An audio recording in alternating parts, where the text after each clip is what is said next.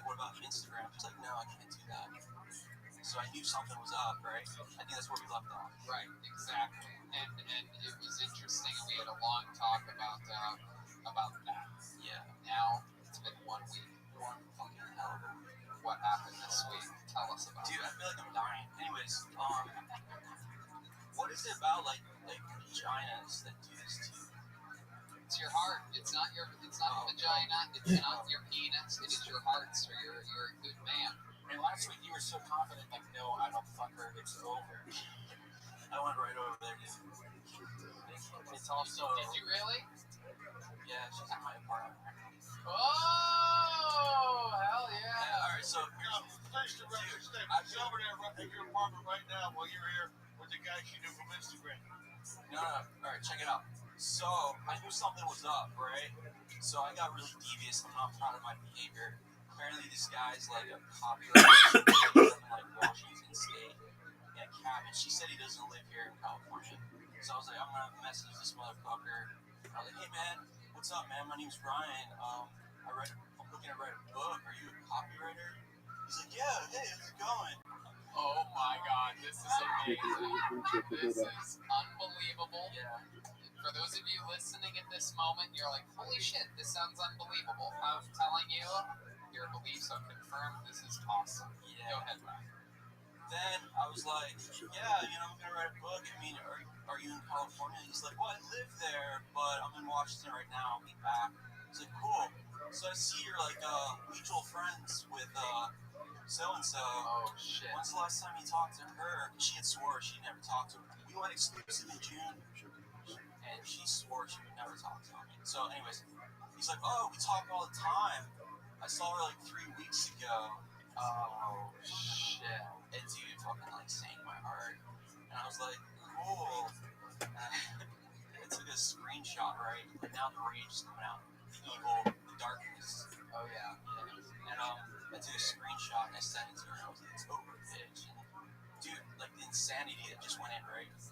So then it starts kicking up, right? And then I guess she messaged him right away, being like, that's Ryan. And he goes like, dude, you're being a psycho control freak, which is kind of true, but whatever. It's their one. And I was like, dude, are you fucking my girlfriend? And he was like, keep fucking around. No, actually, I was nice in a way, because I was like, dude, man to man, like, what's going on? Just tell me, fuck it. Right. I'm not gonna, like, it's over or whatever. And he goes, keep fucking around. And he sent me a picture of my knife. And he's like, and I'll show you. Yeah, Dexter. I know, right? So, yeah, I know, dude. She's like fucking retarded Dexter. Yeah, it is a retarded Dexter to send the person a picture that you can take a picture of and send to the police. Well, that's what I said to him. I was like, dude, and I knew how to use the word so I wouldn't get threatened. I was like, oh, the cops will love that picture, man. And besides, don't ever bring a knife to a gunfight. Oh!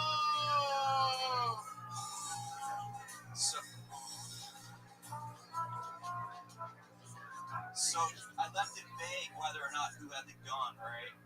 But like, I want to kill this motherfucker still. Anyways, I'm sorry, guys. You don't know the pain. He's been murdered before. You know, we're going up with a girl for 4 months. But dude, it's like, I know. I get it, bro. It's like pandemic 4 months. Yeah, it's pandemic pussy, bro. It's like, I guess, because I felt like it was the only good thing that was going on right now. Right. Because everything's gone. Of course, yeah, it's a global pandemic. You've been fucking a girl for the 4 months of the pandemic. Yeah, it's the only thing that you're used to. It's what you've seen. Let me ask you this $1 million question. I think I know the answer. You said never bring a knife to a gunfight. Do you own a gun? Dude, when Melrose was on fire, I was like, these conservatives are right, dude. Everything they said. And I went and bought a gun. And it's fucking awesome to have one. Yeah, no, I know. I got Fun fact, that night I went and bought another gun. Dude, it's like the best thing in the world. Like, you know that you could just end someone. Now I just sit around. Remember Bud? Red flag. Protect yourself. In a way, I hope they do fucking defund the police, because I'm gonna go to fucking Washington. Oh god, Jesus Christ. By the way, I never believed it. By the way, did he know that I'm joking. I know, we know you're joking, but let me ask you this. Do you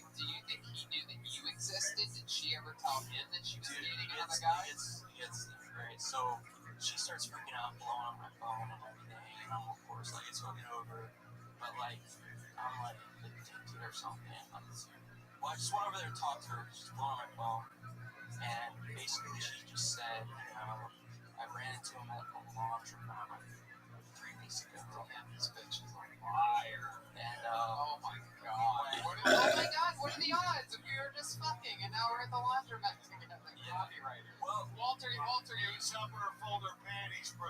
Yeah, Walter, you literally have like 30 times the life experience than all of us up here combined. Have you ever had anything like this happen to you before? You have any life advice for this young man? Well, years ago, my ex-wife faked her own death to escape my marriage. So I can't relate to the quote that you said, crazy. Yeah, I didn't believe her, of course, right? I didn't believe her, so I feel like guilty saying this. It's like, hold on, I have another question for Walter Fig. How did you find out that she faked her death? In the newspaper, she said it was announced that she was marrying my best friend. Oh my god. And it was the morning paper that I was. Oh my god. What year was this? 1942. Oh my god. That's how he found out. That's it. In the year world. Marguerite, how could you do this to me? Is she still alive? Yes, unfortunately. Wow. She was dead when I met her. Oh, you brought her back to life and you're not a Native American? It was a different time. Oh my goodness. she's about to fake her murder.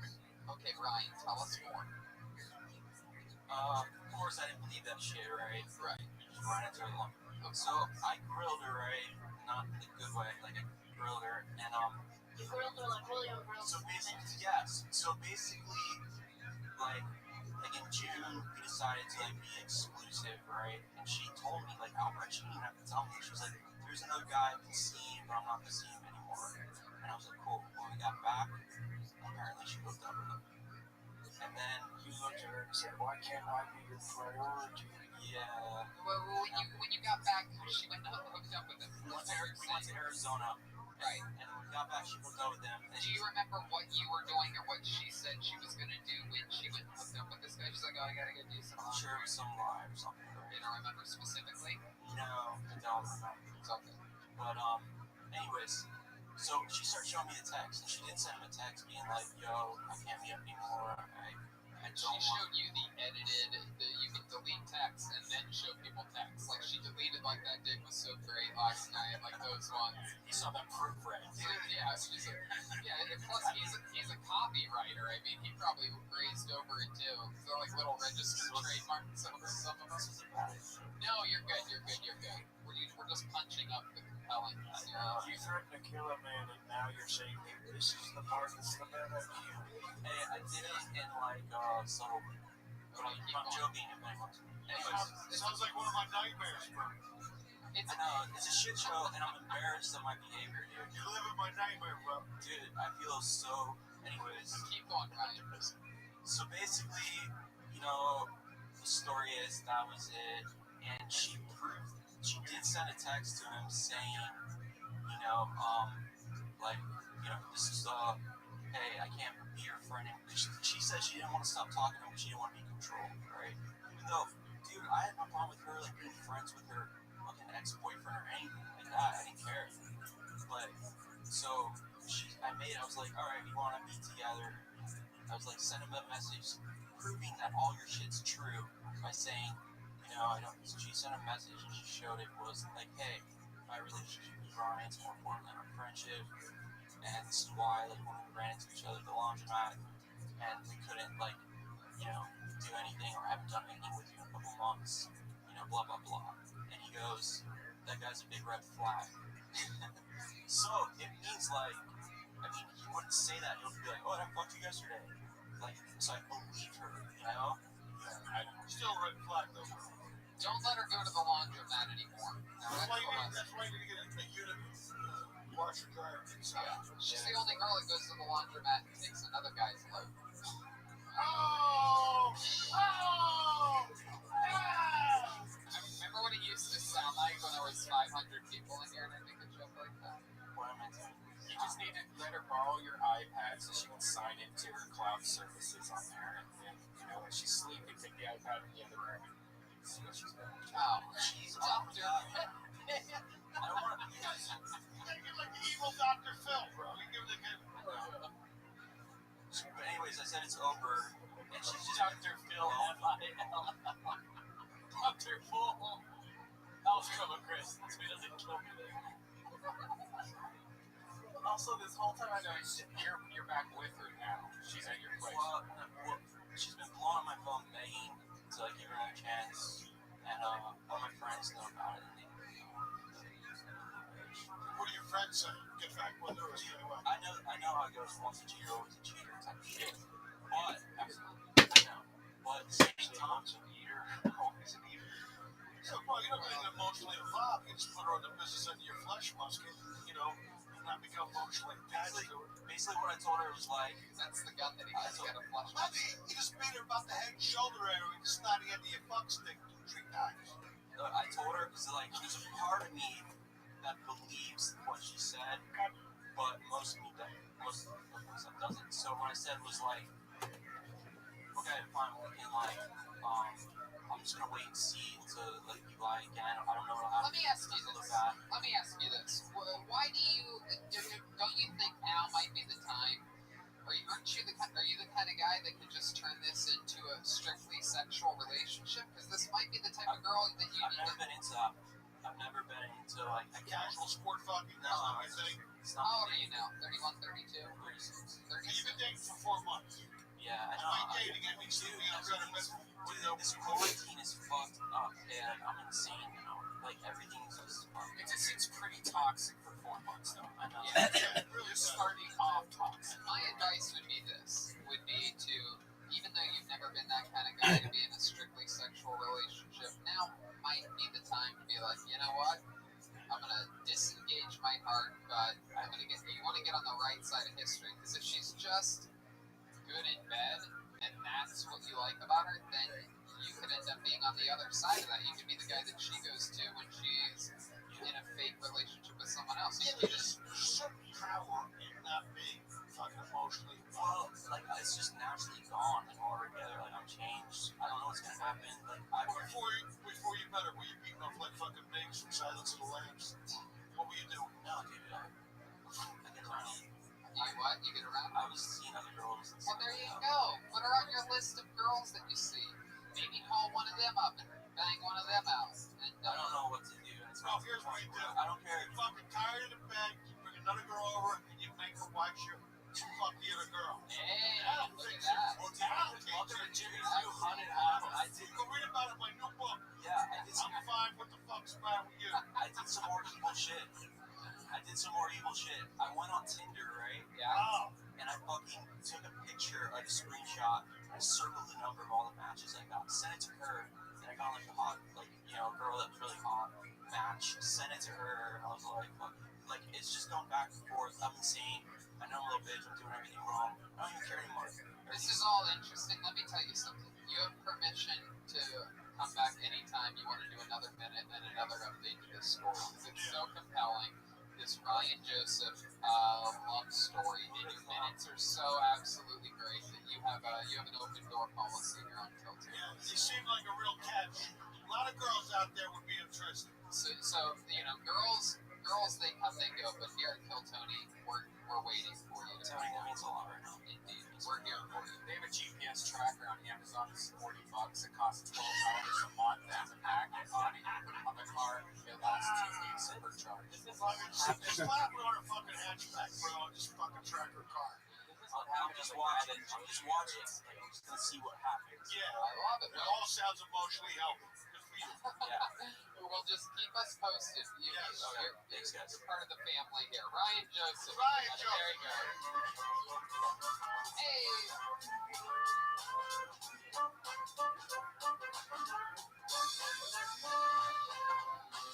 Wow, ladies and gentlemen, how exciting. This guy, an absolute legend around the LA comedy scene. He is a legend of roast battle. He was on Kill Tony a few weeks ago, and because of his interview portion of the show, we ended up getting featured on an amazing site called Fools Gone Wild. This is truly one of the top young rising Mexican-American comedians of the world. I present to you the return of Los Digits.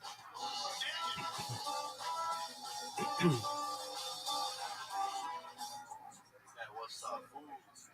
Hey, yo, LA is a beautiful place to live in, man. You guys got crackheads, you got the homeless people, you even got magical prostitutes out here, man. Which is kind of fucking crazy, man, because magical prostitutes make the world go round. Yeah, yeah, man. Fine. Hey, yo, fucking, yeah, man. LA's a pretty good place to be at, man, if you have no money, man. If you ever want to go to Disneyland and have no money, just take some fucking acid and go get your ass to Skid Row. You see all the Disney characters out there, man. You see Goofy, you know, a guy with heroin feet. You see a little Mickey Mouse Salvadorian dude asking for money, you know. It's pretty fucking crazy out there, man. When I first moved to LA, I didn't have no money, man, and I was walking through Skid Row on acid, and some guy invited me to his tent. He's like, "Come in, nephew, come on in." I took a little peek inside of the flaps, man, and I seen what the fuck was a crackless Narnia in there, man. I seen a half man, half crackhead in there. That shit was a magical place under on meth. Los Digits, everybody. I like that. Working out a long bit about Skid Row on meth is Homeless people, crackheads, and prostitutes. hell yeah, dude. There's a lot to it. Fuck yeah. Welcome back, Los Digits. Thank you for having me, man. Badass motherfucker. So And I got fun. delivers mail to my neighbor. Walter does? Yeah, you need to stop going there, dude. Is that true, Walter? You need to stop what? You need to stop going there. You need to stop living here. Oh my goodness, Walter. Is that because he's Mexican? Oh, no, It is.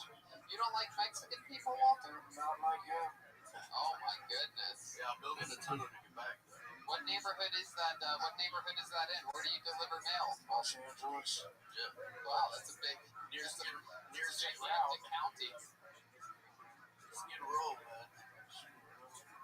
Been there? Downtown Los Angeles. Oh, very good. Wow, Walter, you really know your way around. Yeah, I do. You do? Yeah. You know, Walter has a piece of mail from the EDD. What's the EDD? Unemployment. Oh my goodness. Is that for me? Yes, it is. Sexless material. And guess what? I didn't deliver it, you bitch. Yeah. Wow. It's alright, fool. Your benefits have been expired. We're Joe. Oh my goodness. This might be one of my favorite rivalries ever. Los Digits. You're a mailman from West Hollywood, fool. So you ain't never took a mail, fool. Hopefully I understand that joke in another 2 days from now. Oh my goodness. All right, Walter. Relax, Walter. Walter, are you offended by the words of Los Digits? Hey, pretend my nuts are stamps and lick 'em, you bitch.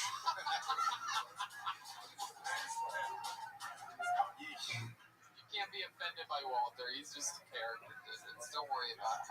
So, Digits, let's catch up about life. I follow you on Instagram. You're one of my favorite people to follow closely. You're in my algorithm. I don't miss a video of yours. If you post something, it pops up immediately. So what's been going on in life? Catch us up the last couple weeks since we saw you last. Well, I've been doing a lot of the roast battles here in the Belly Room now. Yep. And I've been doing a lot of roast battles like England, Australia, Tokyo. Heck yeah. Just trying to get my fucking, I don't know, just trying to get my shit up, you know? Trying to get my views up. Just doing what you do. But other than that, man, shit, working. Yeah, where you been working? I've been working a lot of places, but one of them is a pizza place. Tell us about it. Shout out, shit we're into. yeah, shout out to NYPD Pizza out there, man. Oh yeah. But yeah, man, I just got a job during the quarantine. I was like, fuck it, make some fucking pizza. You make the pizzas? I make the pizzas, I deliver them. You like the dough? Do I make the dough? Yeah, we make the dough in the back. Yeah. Yeah, it's all fucking homemade. You It's were not as bomb as probably that pizza over there, but Right. it's pretty good. Of course. Vito's Pizza Ranch. You know what some guy told me there? He goes, he was another Mexican dude. He said, I'm a professional pizza maker. Where the fuck college you go to? Chuck E. Cheese, fool? Fuck out of here. So is this your first job at a pizza joint? Yeah, it is, dog. It's fucking easy. Of course it's easy. What was the interview process like for that job? That dude just called me. He's like, you want to work? I said, yeah, fuck yeah, dude. Hell yeah, and you got the job. Yeah, I got the job. Very few jobs. They go, would you like a job? You're like, yeah, fuck yeah, dude. But pizza places, that's like a... Oh, that dude's a badass. So. Yeah. So you work mornings or nights? I work nights. Yeah. What's your shift normally, like 3 to 10? Nah, it's 2 to 10, yeah. 2 to 10? Yeah. I like bone pizza though. 3 to 7. I like bone pizza. I make some of that. Really? Yeah, man. I don't work some there. bone something to do. I made 3 pizzas, yeah. You made pizza? I make pizza from fucking scratch, bro. Oh shit. It's more delicious than any pizza I've ever delivered in my fucking life. Do you have the stone, like the oven stone? Yeah, get the oven stone cooked in 15 minutes. Is it better than Vito's?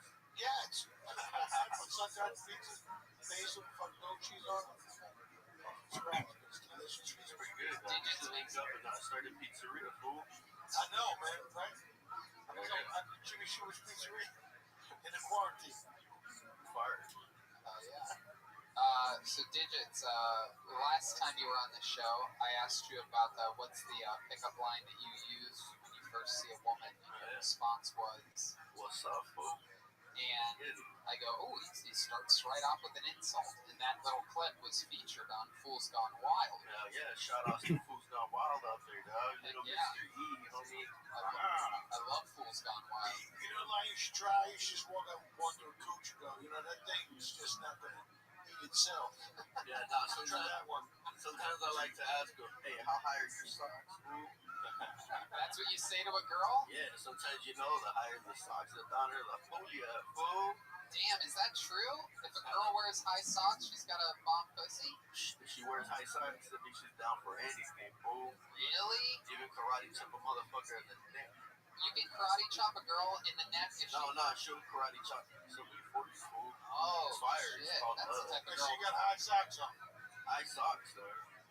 Goodness gracious. Even Tell us more. Even under the pants. Tell us more of these cholo secrets to life that we have no There's idea. a lot of them out there. Just can't be exposed to them. Oh my goodness. Give us just one more. So high socks means that she's a... Oh, like pickup line? Yeah. Oh, man. Well, I mean, this is not really a pickup line, fool, but, Yeah. you know, sometimes when they're, I'll be like somewhere, I'll be like, hey, fool, you dropped that.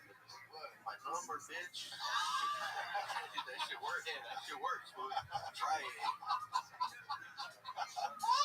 It's pretty fun. It works. I swear to God. I love the bitch at the end. Yeah, No man, it's reason. from. You gotta let them know where they're from. Number, bitch.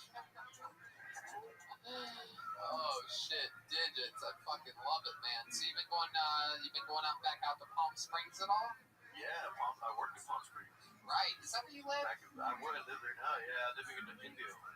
Indio. So I'm going back and forth, and then I party a lot. Go to Vegas and shit. How do you stay cool during the days? It's unbelievably hot. They made this thing like put it on the walls and shit. It's called the AC, dog. But I don't know what you guys call it over here in LA, because I haven't seen one over here, dog. Only at the Momo. What's the Momo? The motel, fool. Oh shit! My God. So cool. I always learn. The irony is that I learn more from Digits than almost anyone else that comes on the show. I learn new words. I learn pickup lines. I'm gonna use that. I'm gonna use that tonight. I'll tell you, you dropped that, and the girl's like, "What? My number, bitch." It's weird when a white guy does it, though. You hear that? Oh, you dropped my phone number, you bitch. You can say puta. Doesn't have any ring to it. Did you ever hear why your name is Digits? I used to be graffiti artist, fool. Yeah, you know, when I moved to LA, I just put a Los in front of it for LA, you know, Los. Oh, cool. So I'm Los Digits now. Formerly known as Digits. Where can we see some of your graffiti? On my website. I mean, not website, on my Instagram. Okay. And then everywhere else. There's one actually, my name up there on the bathroom stalls. Check it out. Oh, don't graffiti the comedy store. No, I didn't graffiti the comedy store. I just wrote my name. That's one way to do it. That's one way to get your name on the wall here. Yeah, you should have done it outside of the wall. Yeah, with white cursive. I'm not allowed outside of the wall. And then your Instagram is, what is it? Los. No, his name's on the wall, it's written in black. Yeah, it's LOSDIGITS. That's my Instagram name. And All one my word? yeah. All right. I'm across all platforms on Los Digits, man. And I got www.losdigits.com. I love it. If you want to see my battles or anything, check that out. Absolutely, we will. Digits, thank you so much. Thank you, guys. Fun times. There you go. It's the great Digits.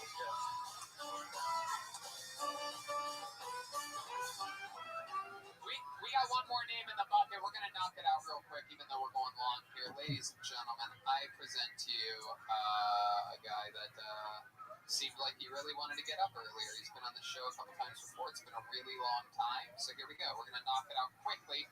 Bando, everybody. Here comes Bando.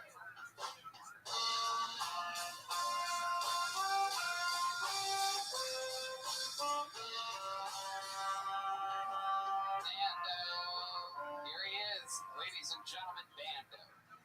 Been a rough quarantine. I caught my wife cheating. My own eyes. Just sitting there, they were eating spaghetti. So I confronted them. How dare you eat carbs? Been on a carnivore diet now for about 2 years. I haven't eaten a vegetable in 2 years. If we're not counting like paraplegics. Anyways, people talk a lot about these masks. I heard people arguing that masks are dangerous when they wear them when they're driving because you can't see the other's face. I don't think that's going to be a problem. They can still tell when they're Asian. Anyways, a lot of people watching Netflix talking about that new Kevin Hart thing. I've never been a big Kevin Hart fan, you know. I heard his new special was a lot of transphobia and homophobia. So I think I'm going to check it out, actually. I don't know, man. I like my women like I like my fish. Battered. Wow, Jesus Christ.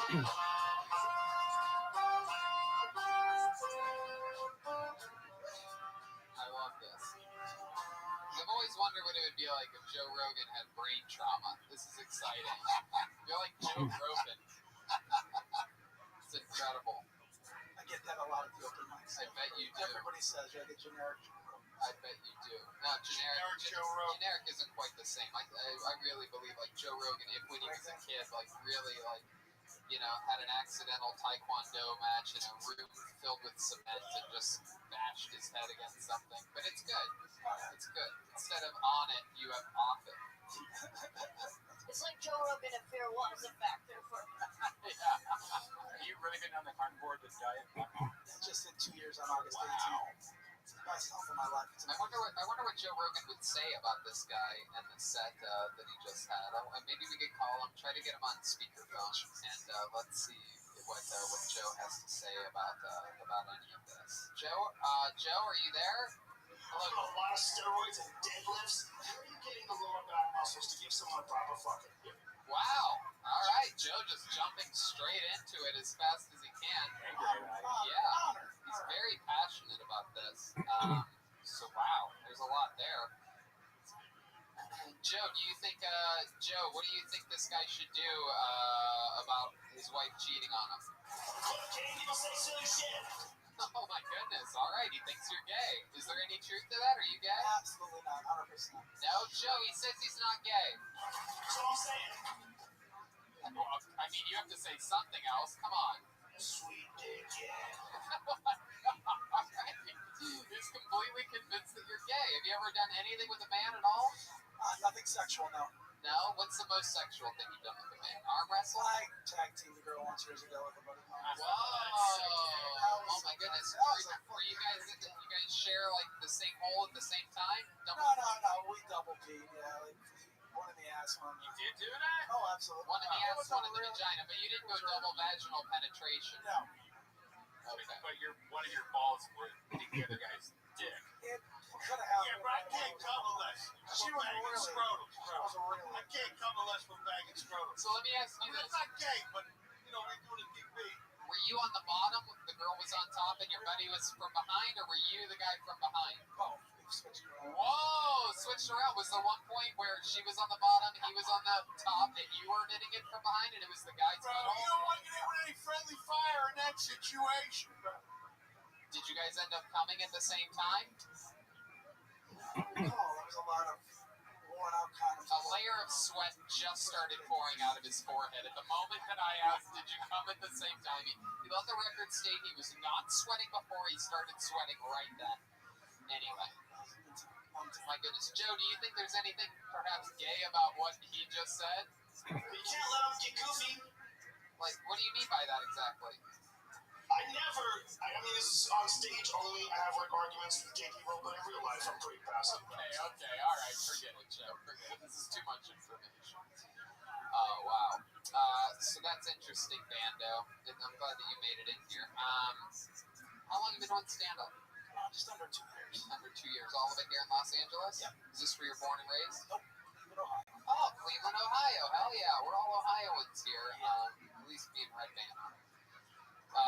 And that's where you were up until 2 years ago?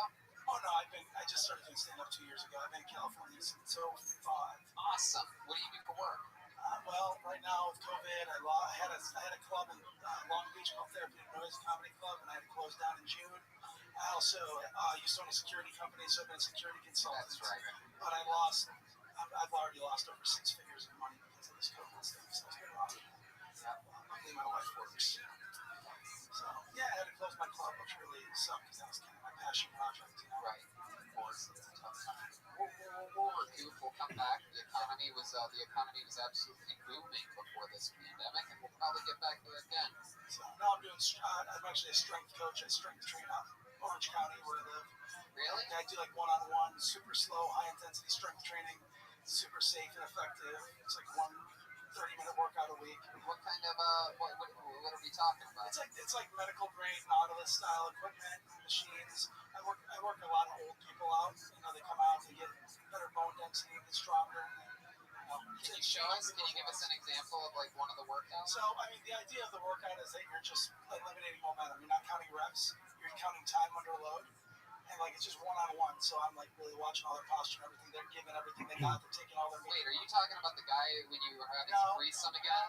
All this talk about posture and load. You know, you get Mitch involved in this. Mitch, if he wasn't in the fitness protection program, you get Mitch involved. Next, he was in the fitness protection program. He said he's working out, he got heavier silverware. Listen, here's the thing.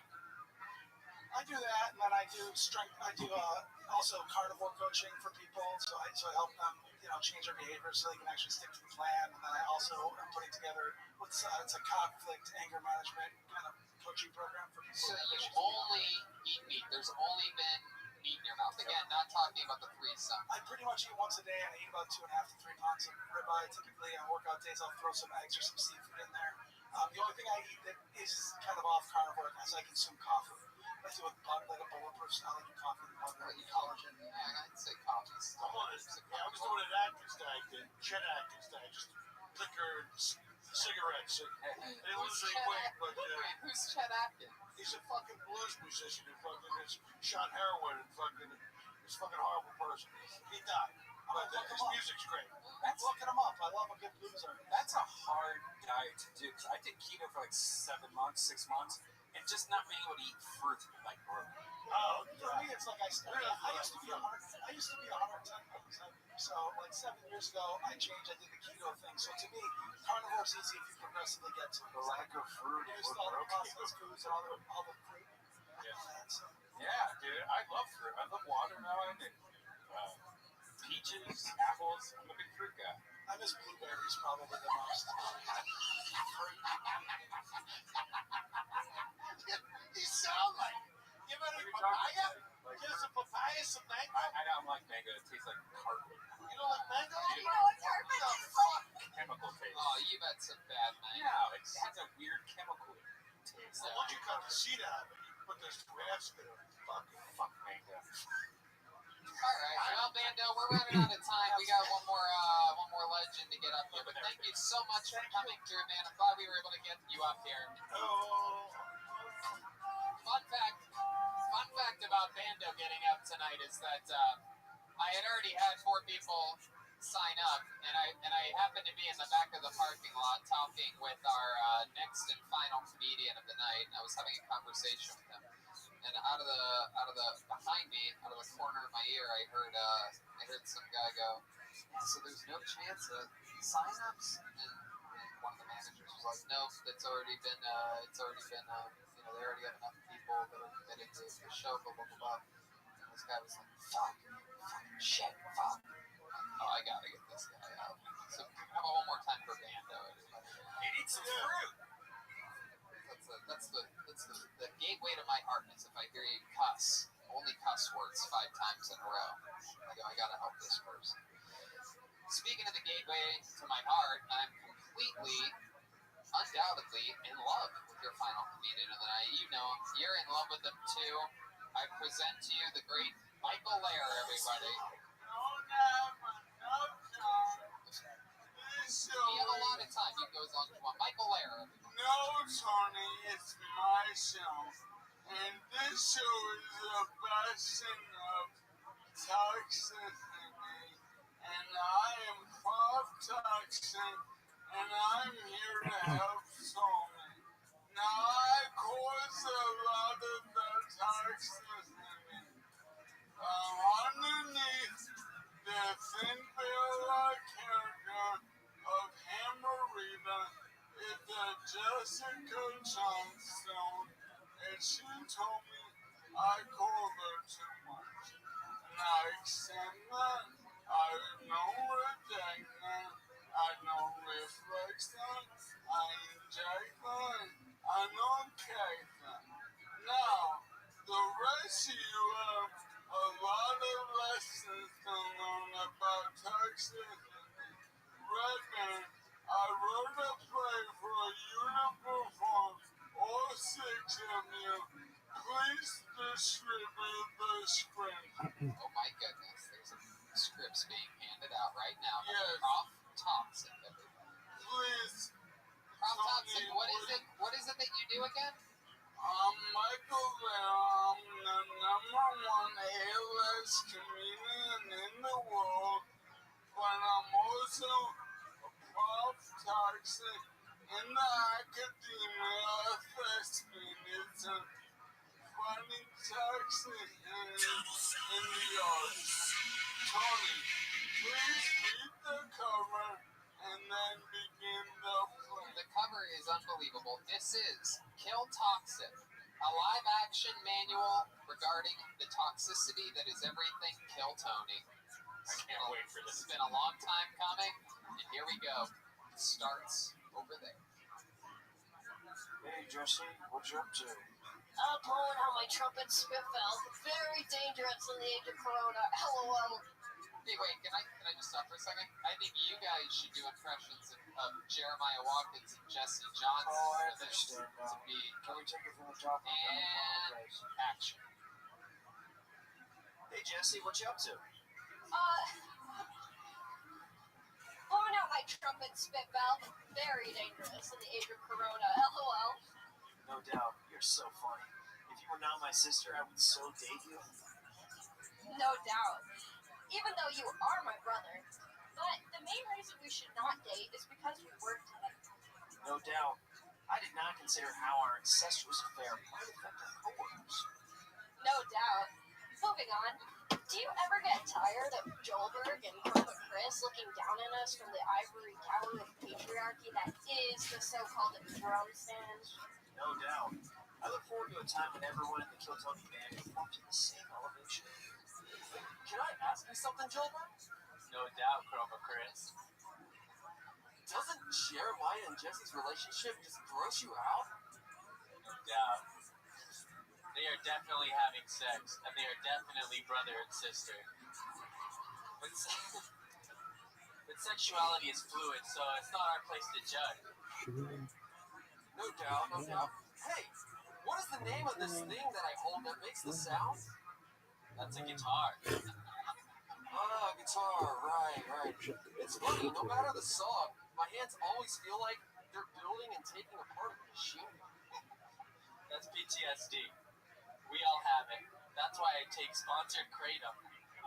My PTSD comes from feeling marginalized by Jeremiah's endless parade of saxophones. No doubt. You know, Jeremiah's tiny saxophone is a personification of microaggression. No doubt. I got a lot of speaking parts in this one, it turns out.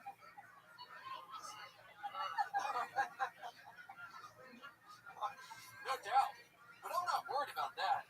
I'm more worried about Tony might be Satan. Definitely worship Satan.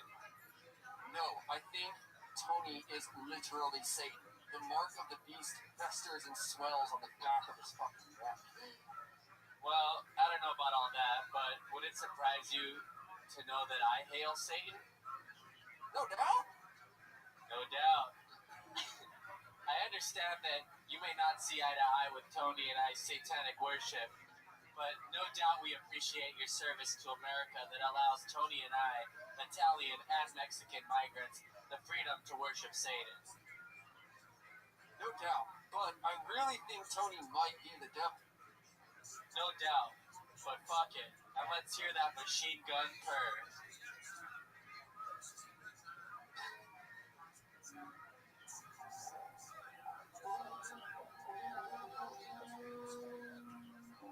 Hey, Red Man?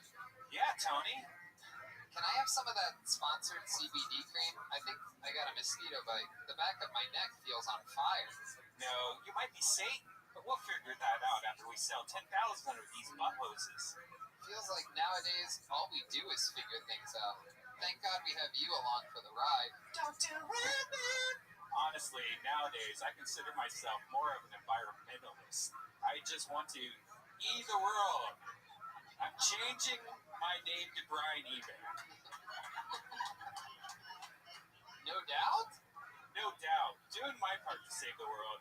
One assisted rotation of my bicycle pedals at a time. Maybe Kill Tony is like one of your stupid fucking e-bikes. We all power ourselves from week to week, but sometimes we need a little assistance. Yeah.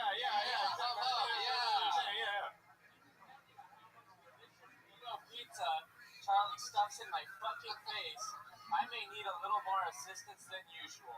Oh, Joburg, good night, and hail Satan from everyone on the blah, blah, blah Kill Tony podcast. Wow.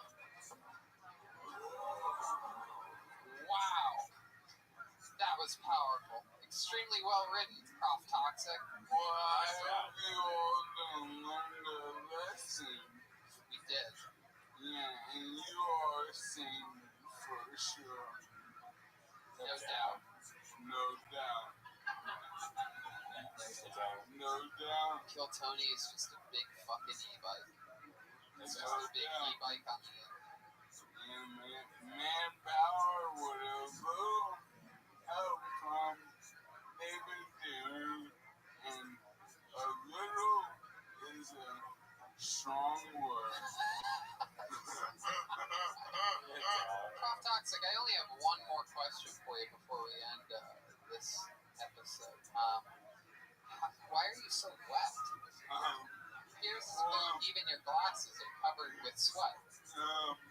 The halls of academia are a nervous place nowadays. No doubt. No doubt. Well, Prof. Toxic, what are you going to do next? I think I'm gonna talk to Low Stitches about getting one of those. Pizza. I wonder.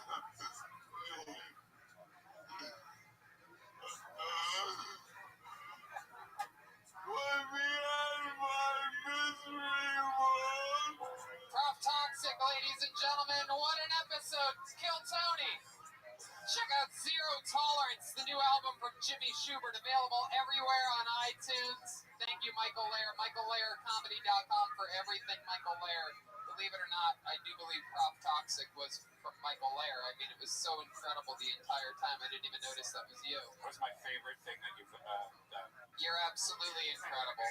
Halfway through that script, I thought to myself, how the fuck did this happen? That this genius fucking came to us. Did you see him doing the I mean, conductor? it's just unbelievable. Well, you know what?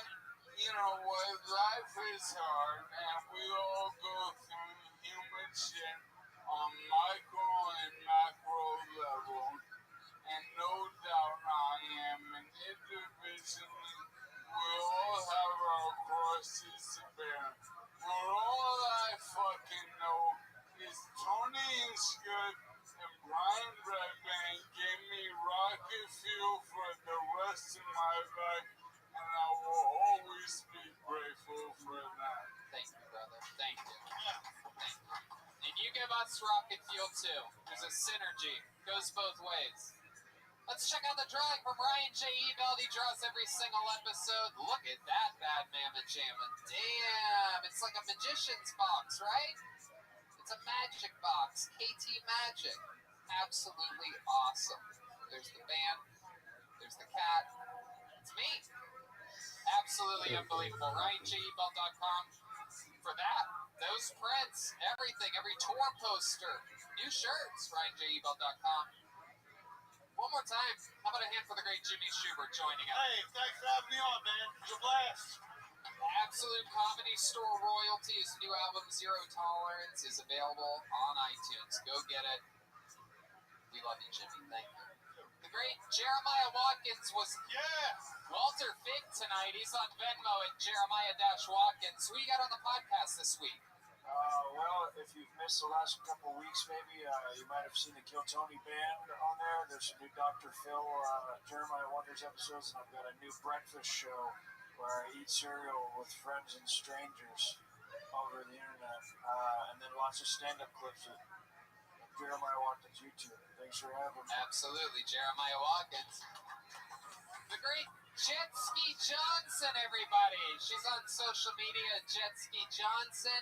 And she's got some new merch that is absolutely awesome. It's actually the coolest thing ever. Brand new Jet Ski Johnson ornaments. You can use them as Christmas ornaments, but they're really what we would call an any occasion ornament.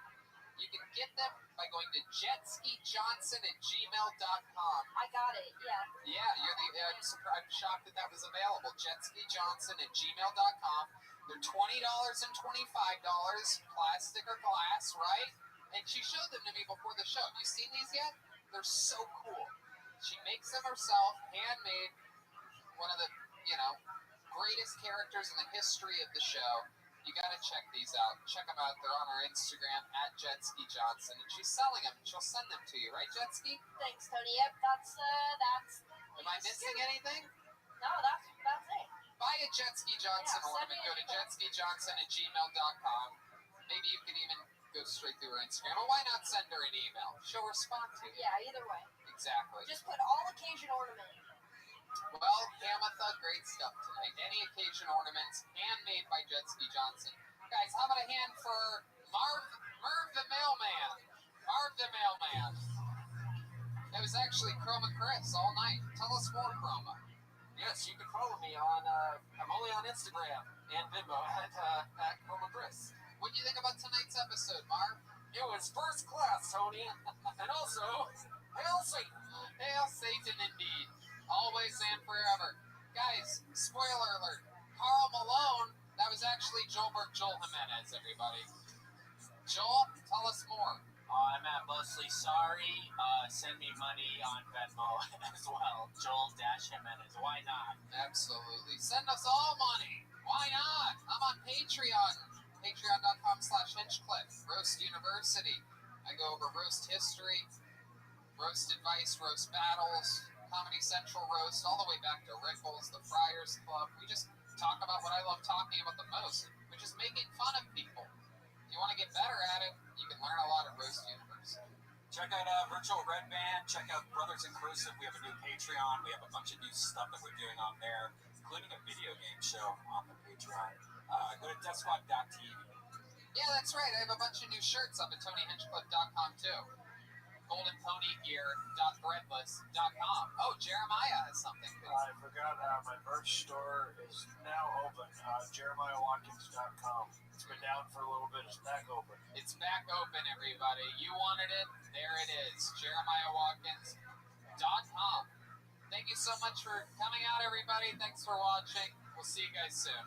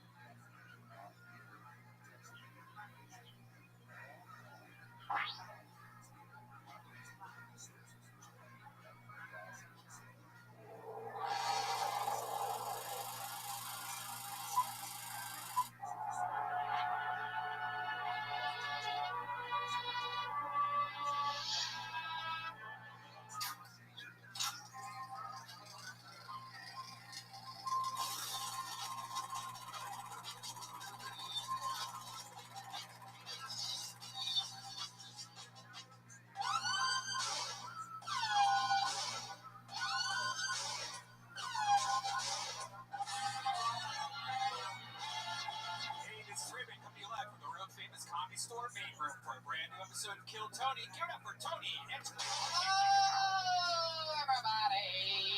Hello, my baby. Hello, my darling.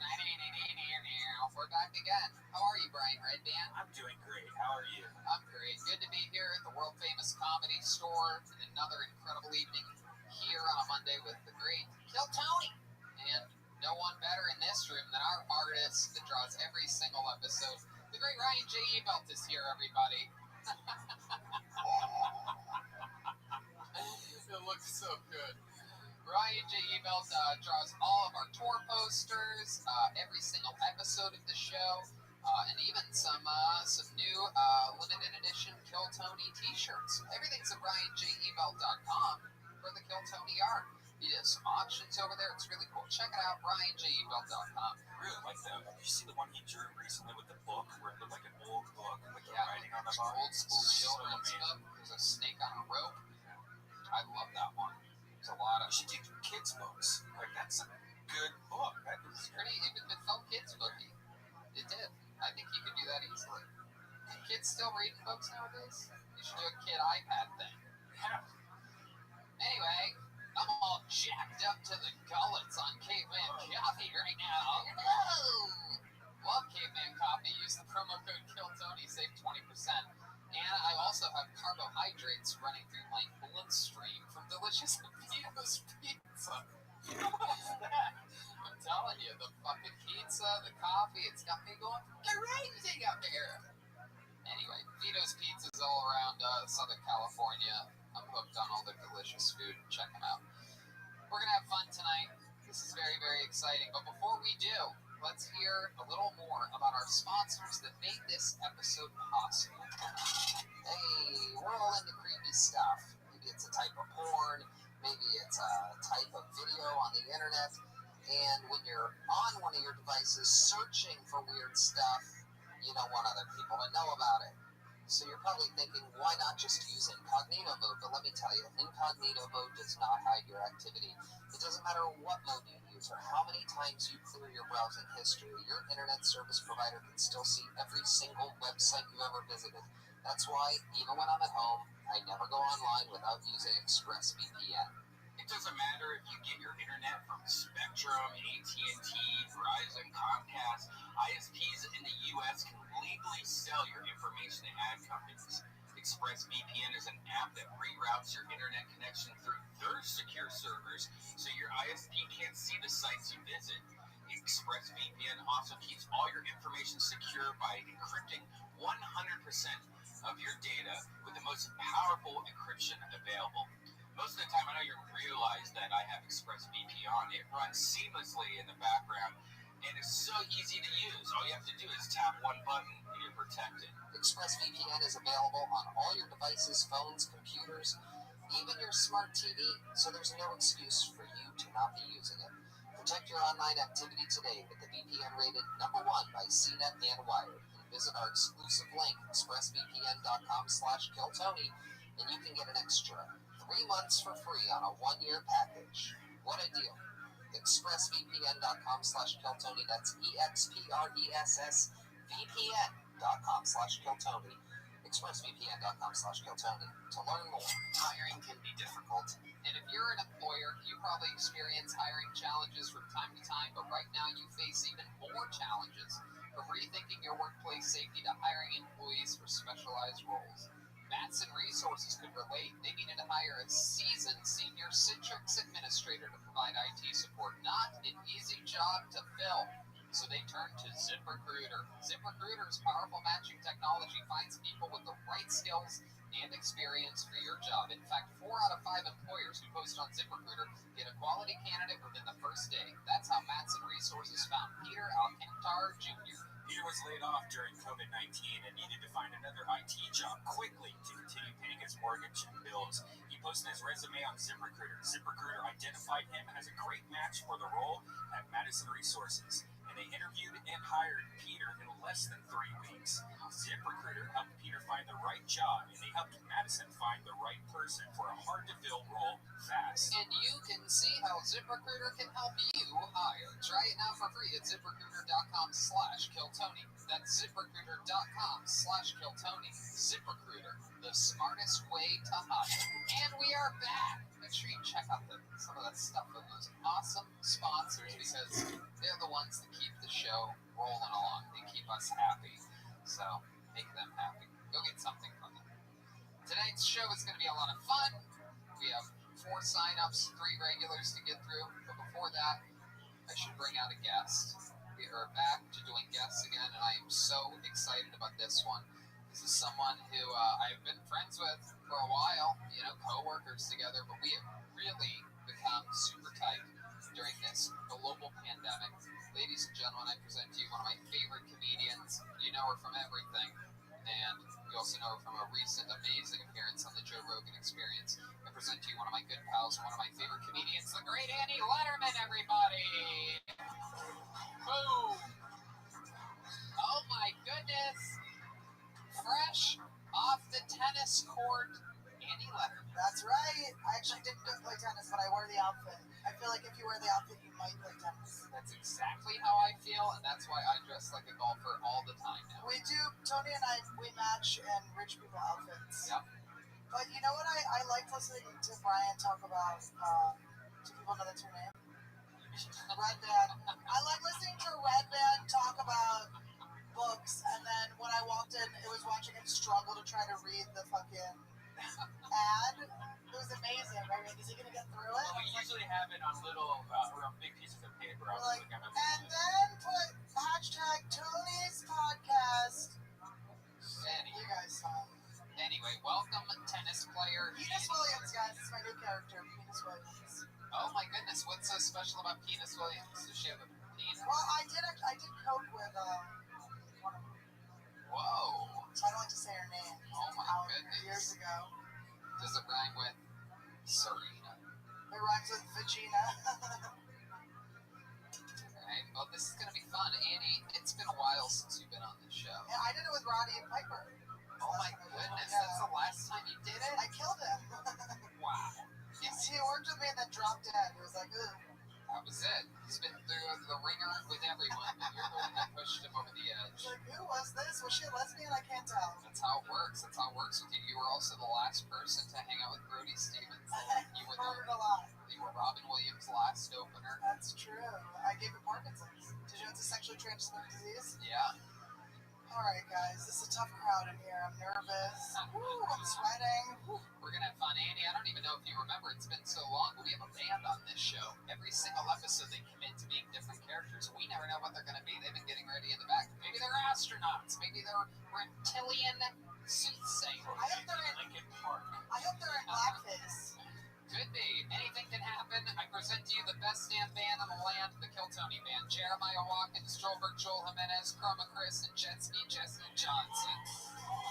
Hi, man. That's pretty Wow. That's pretty good. Wow. The sweet, sweet sport. Oh my God. Wow.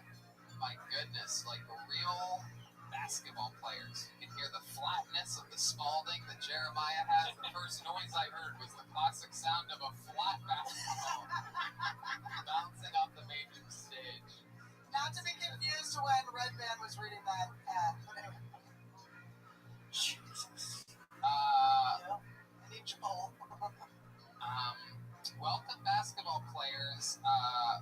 What is your name? Yo, what up? It's a homie T-Switch, and that's my boy Rim Job back there. That's right. I remember you guys. It's been a long time. You've been on this show before. T-Switch and Rim Job. T-Switch. Oh, T-Switch. Okay. That's important. Do you make a lot of shots? Because you look like we wouldn't be able to count on you for a free throw. I'm actually very good at basketball, you bitch. Really? Well, we're going to have to see. Maybe we'll have a little shooting competition later.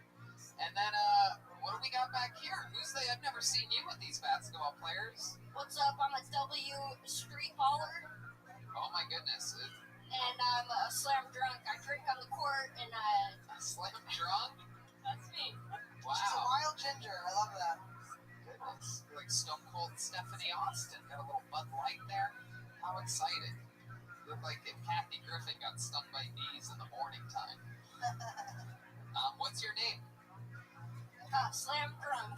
Oh, that's your actual name. Okay, wow. That'd be an odd trip to the DMV. These aren't our birth names, homie. Oh, they're just your your court names? Yeah. Wow, and who's this young whippersnapper back here? Looks like he only shoots threes. Ha ha ha ha, yeah. You know, you got Red Band up front, you got Urban back here, dog. Oh my god, is that your name? Hell yeah, Urban back here. Laying it up, dunking it, shooting threes from downtown. Shooting threes or banging threes? These guys all sound like they've never even watched a basketball game before. You're shooting shots from downtown, Tony. Actually, I have never watched a basketball. I grew up without a TV, Tony, so... Wow, you always wear that mask? Yeah, that's right. I'm Rim Job. I gotta keep my mouth clean so I can eat that ass later. Wow. My goodness. You have a steady girl whose ass you eat, or do you get around a lot? Shit. Well, what is it? Shit. Wow. Eat shit. That's what eating ass is. Rim Job. T-Switch, Slam Drunk. T-Switch, like a switch, homie. Oh, that's right. He's confusing his personal life with switches. What? It's okay. Premise. One person gets Can we switch him out? What do you mean, switch? that's a good cage. Oh, you're the only one that knows the gay term in the room. What's that mean? Like a switch. Like a Nintendo Switch? That's what I thought you meant. Your microphone started to make more sense. I've never heard of those. I've learned so many sexual things on this show. Like, what's the one where you put the pencil in the dick hole? Oh. Sounding. That was the classic one. What was another one? There's another weird one. Switching, like switching positions? I think it's switching like You can top or bottom. yeah. Alright, I don't know. T-Switch, Rim Job, Slam Drunk, and Urban back here. The whole band is here. Andy Letterman. Let's start the show, shall we? This is Kill Tony. Comedians get 60 seconds, then we interview him afterwards. Starting out the show, ladies and gentlemen, I mean truly an icon on the show. An absolute monster. I love him more than anything. Sometimes I give him some good old tough love. Try to squeeze the best out of him like you would with a delicious orange in the morning time. If you're into fresh juices. Here he is. Ladies and gentlemen, what else can I say? Long-time regular, great comedian. Here's William Montgomery. Oh boy, here he is. Don't try to squeeze him. 1 minute uninterrupted from William Montgomery. I haven't seen Jack Nicholson on the sideline lately. That's my impression of a poser Lakers fan. For all the atheists that hate my material, as the late great Rick Moranis said, God bless the haters. Y'all ever notice how every commercial these days has a product?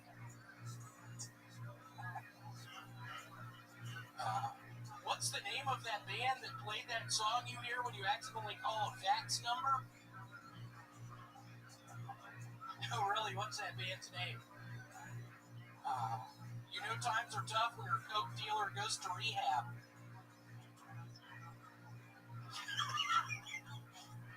No, seriously. Oh, man, Britt in Memphis had to go to rehab. And Scarlett, I just want to say I loved your voice in the movie Her. Thank you. Okay, there's a minute. William Montgomery.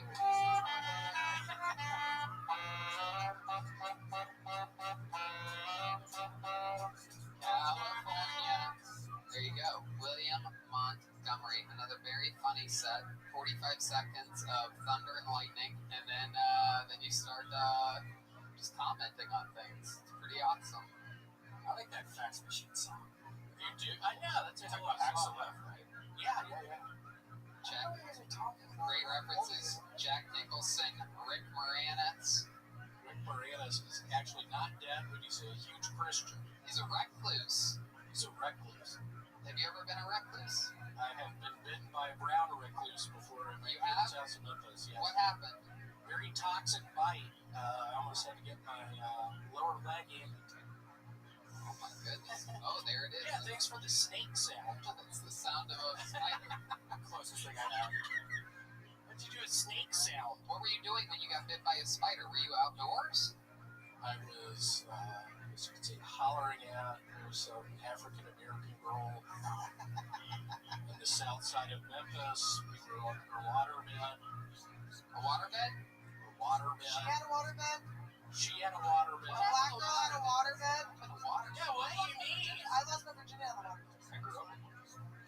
You grew up with a black girl or a African American? The problem with waterbeds is they weigh so much that you can't really have them on the floor. So.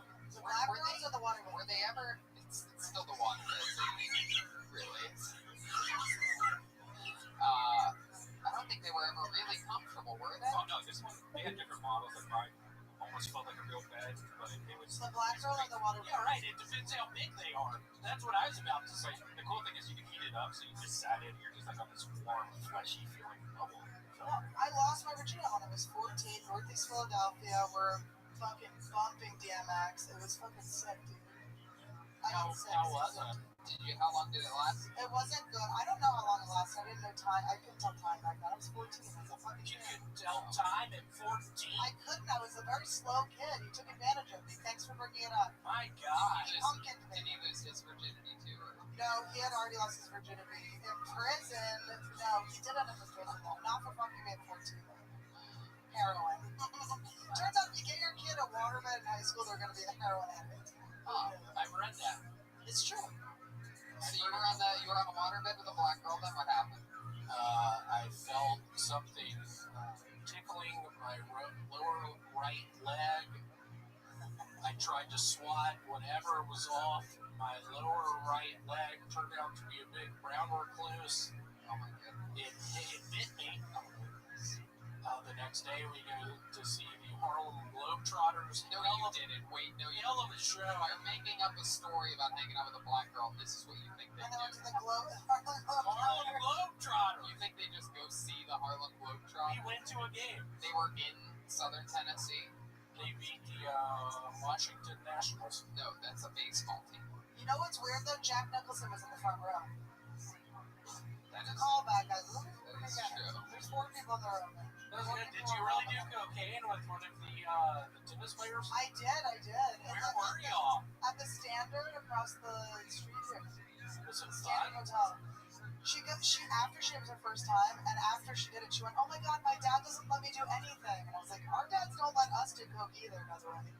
Your dad just made you like the most athletic person on earth. Your dad was right. Ours was wrong." That's incredible. So cool. William, what's been going on this week in your normal real I life? still have the same shorts on. Yeah, very bizarre. Oh my God, A little that's bit the out of them. unusual. How often do you wash those? I've asked you This this. not my dick is my tummy. No, we know that's your tummy. It's a fupa. It's part dick, part tummy. It's the same. David Lucas has this video on his phone of his first time meeting William 2 years ago, and he has the exact same shorts on. No way. Is that true? Oh, Were they broken? These are the only shorts I wear. I did not. I bought Birkenstocks. I'm wearing my new Birkenstocks. Oh my God, Look at that's that. nice. Super comfy. You usually wear Highly flats. recommend. call your dad real quick. Call your dad. Put him on speakerphone. We need to get you some new shorts. Tell me you stole a shoe. My previous plans of having people send you shorts did not work. What size do you wear again? I think we know. I think it's a large. What, a large? Well, it looks like It's you're a wearing a medium. It looks like you're wearing a It's a medium. 36, 32. That's why it's broken. Call your dad on speakerphone real quick. My phone. I don't have my phone. shorts to William. Hey, grab I'm gonna William's get my backpack. phone on my backpack. You just grab his backpack. This is important. Now the phone's on top. Oh, it's on top. We're gonna call Mr. Thanks, Montgomery. Rick. We have to get. Can you FaceTime him? I want to see him. This is the music from that game, the Harlem Globetrotters game that him and the black girl went to.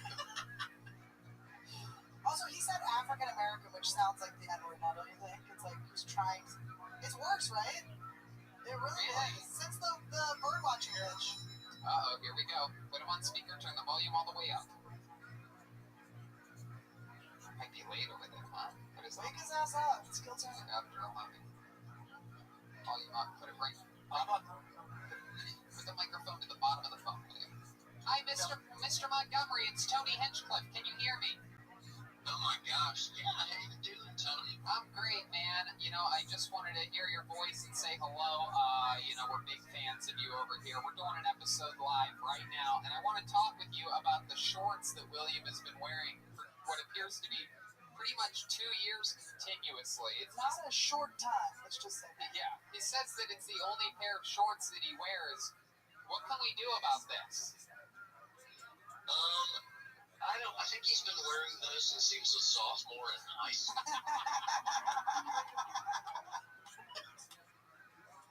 No loyalty to your dad. No loyalty. I love that. And he has, sometimes they've been too big for him, and sometimes they've been too small. Well, we're at the small part, Dad. Oh my goodness, we're definitely at the small part. The front is busted open. He's Louis C.K.ing all of us right now. He needs to invest in another pair of shorts. What do you think we should do? Should we start a fundraiser or something like that? Or maybe we should, Shorts Yeah, I think cost those like things, $20. I think those things set it back originally maybe about $12. We could probably find the exact manufacturer of those shorts and buy a new pair of those shorts. You know what? That's what we're going to do. We solved the problem, Mr. Montgomery. Thank you so much for talking with us. Thank you, Papa. I love you. Aww. Here's some buddies. We love you. We miss you. Come back, visit us soon. We will. We love y'all and miss y'all too. Awesome. Bye-bye. He's the best. Why did y'all fucking do that to me when Papa was on the phone? That was so What did we cute. do? What did we do? Y'all made me look like a fool. No. Your pants made you look like a fool. And your father made you look like a fool. He really upped the ante. He told us you've had those since you were a No, sophomore in it's high not. school. Sophomore in high school. He said that they've been too big on you, they've been too small on you, that you fluctuated weights through your life. It's like your little blankie at this point. What? Is that like your little blankie? Are you scared to get rid of those shorts for a reason? Oh, it's so upsetting how small they are on you. Jeremiah, do you like if I see you lucky, Jeremiah? Is that a plastic bag coming out of your boxers? I see what you're working with. It's tough. Thank you. William. All right. William. All right. You think that if we bought you a new pair of those shorts, would you wear them? Yeah, do you know the brand of those shorts? They're Old Navy. These are Mountain Hardware.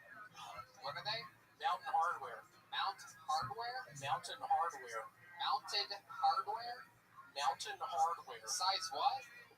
These are probably a 36. Well, what do you need? 38, obviously. 38. No, I got a 40 and they were way too bad. 38. 38. Oh, you attempted and you overshot? I love No, that. I got a 40. I got a size 40. It was sad. I looked like a fucking clown. They were down around your ankles. They were, and I tried to put a belt on it. And then put it on your neck accidentally. Mountain Hardware, there it is. Pants and shorts are one of the first things that comes up. Oh my goodness. Oh, these are expensive. That's why they last so long. Yeah. Look at that. How'd Yeah, you get really these- great shorts. How'd you get the original pair your sophomore year? Your parents or your grandma or someone? I was working in an outdoor store in Memphis, Tennessee, What was the outdoor store? called Outdoors Incorporated. Outdoors Is Incorporated. that when you just put your cup out and people put... Wow, guys, breaking news, they absolutely have the exact same Oh shorts. my god. $38. William, too, the Holy short. So $38. happy for you. I remember around Christmas time when I was working there, Lawrence, the main manager, gave everybody a $100 bill for a Christmas bonus, and he didn't give me one. Why? And I wanted to cry that night. I feel like I know Why? why. Why didn't he give you a bonus? I don't know. I don't know. What exactly did you do there? You agreed? I worked, and at that point in time, I worked in the, what is that place called? It's like a big enclosed building with where you have a bunch of products in it, a warehouse. I worked at the warehouse. Yeah. What'd you do at the warehouse? I got clothes. I stole a bunch of shit. What did you do? Sure. What did you do for work at the warehouse? People would buy stuff on the internet, and I would find their products that they were looking for, and I would get them, and Lawrence didn't give me $100 Christmas bonus. Do you think it's because you were stealing from them? He didn't know. He knew. I mean, we have it all rung up here. It's on sale, in fact. Spoiler alert. But men's Jade Tree short is on sale for $45. What's the pocket? They have free inseams though, 7, 9, and 11. What's your inseam? My guess is yours is a 911. Because it is a You're do both 7. falling. The twins are falling. it smells like hundreds of innocent corpses. Okay, all right, that was too far. Come on. The 3/9/11 jokes got laughs before that. You say innocent corpses one time, everybody gets all warning in here. Oh my gosh. Yeah, the pictures they have of these shorts. William, what's your see your butt, what your butt looks like in these shorts. There is a hole in the... And there's a hole in your... Oh my God, there's a hole right in his butthole. Can we get someone to measure William's things? Have you ever pooped out of the hole? Yes. No, come on. There's a hole underneath it that goes right to Let me the butt. see. Check Let's this out. see it. Sit down on that table behind you, William. Yeah, And then do the Sharon zoom Stone. in on this. Do a Sharon Stone. Yeah, just lean back. Oh my Get God. in there, What is Zach. it? Like a... Look at that. Oh, that's a big hole. Oh my It's God. a vaginal hole. Oh my God. Huge hole. That's a Move baby your hole. hand. Just picture me with the black girl in Memphis. Just on her water bed. William, move your hand. Yeah, don't hold it like you're holding your Wait, camera okay, holding no, a vagina hold open. Hold it again. Lean back. What a good song. Spread your legs out. Spread your legs. Lean back. Let the light get in there, William. It's very dark. Oh God. Wow. Oh no, I see red hair. Oh no, that's my pubes. Okay. All right, you can zoom out, Zach. Let me shoot the basketball now. I know I can make it. Uh-oh, What the slam fuck drunk. did you just say? Shoot that basketball right in that hole. Oh God. Slam drunk is talking some smackery. Yeah, what happened there? All right, William. Well, so much fun. Great set, great interview, great talking to Pops. There he goes, the great William Montgomery. R.I.P. Jack Nicholson.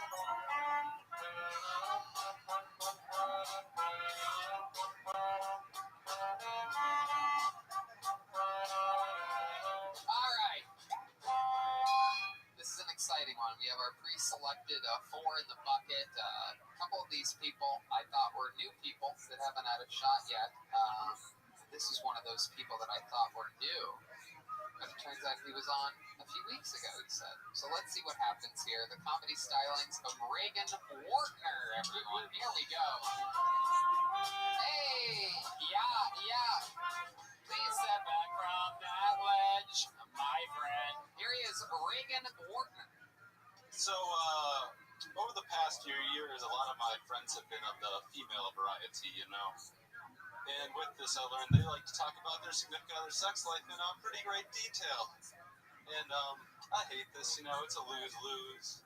They're going to lock in on one big flaccid disappointment, or they're just going to write me off to begin with. I mean, I can't have you spouting all our dirty deeds to the whole world. I mean, I think that's why Bill Cosby did what he did, you know? I mean, everyone knew how much he hated the dirty joke. So, San Diego Comic-Con just got canceled, you know?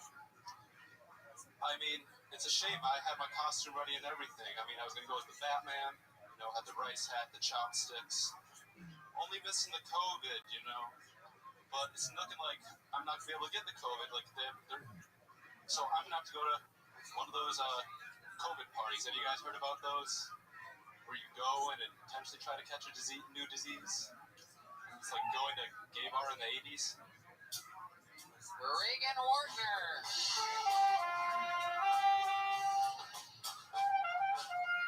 So Reagan, let's talk about it. How long have you been doing stand-up? About a month. About a month. No better month to start stand-up than this month. The craziest thing I've ever heard in my life.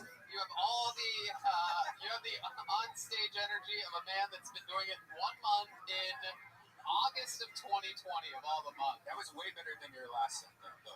That they didn't remember, that they forgot you were here. So that's probably good. It was definitely good. It was a little bit frightening when you started talking about how women talk about sex. You don't want them to talk about your dirty deeds, and then you went straight into a hardcore Cosby joke.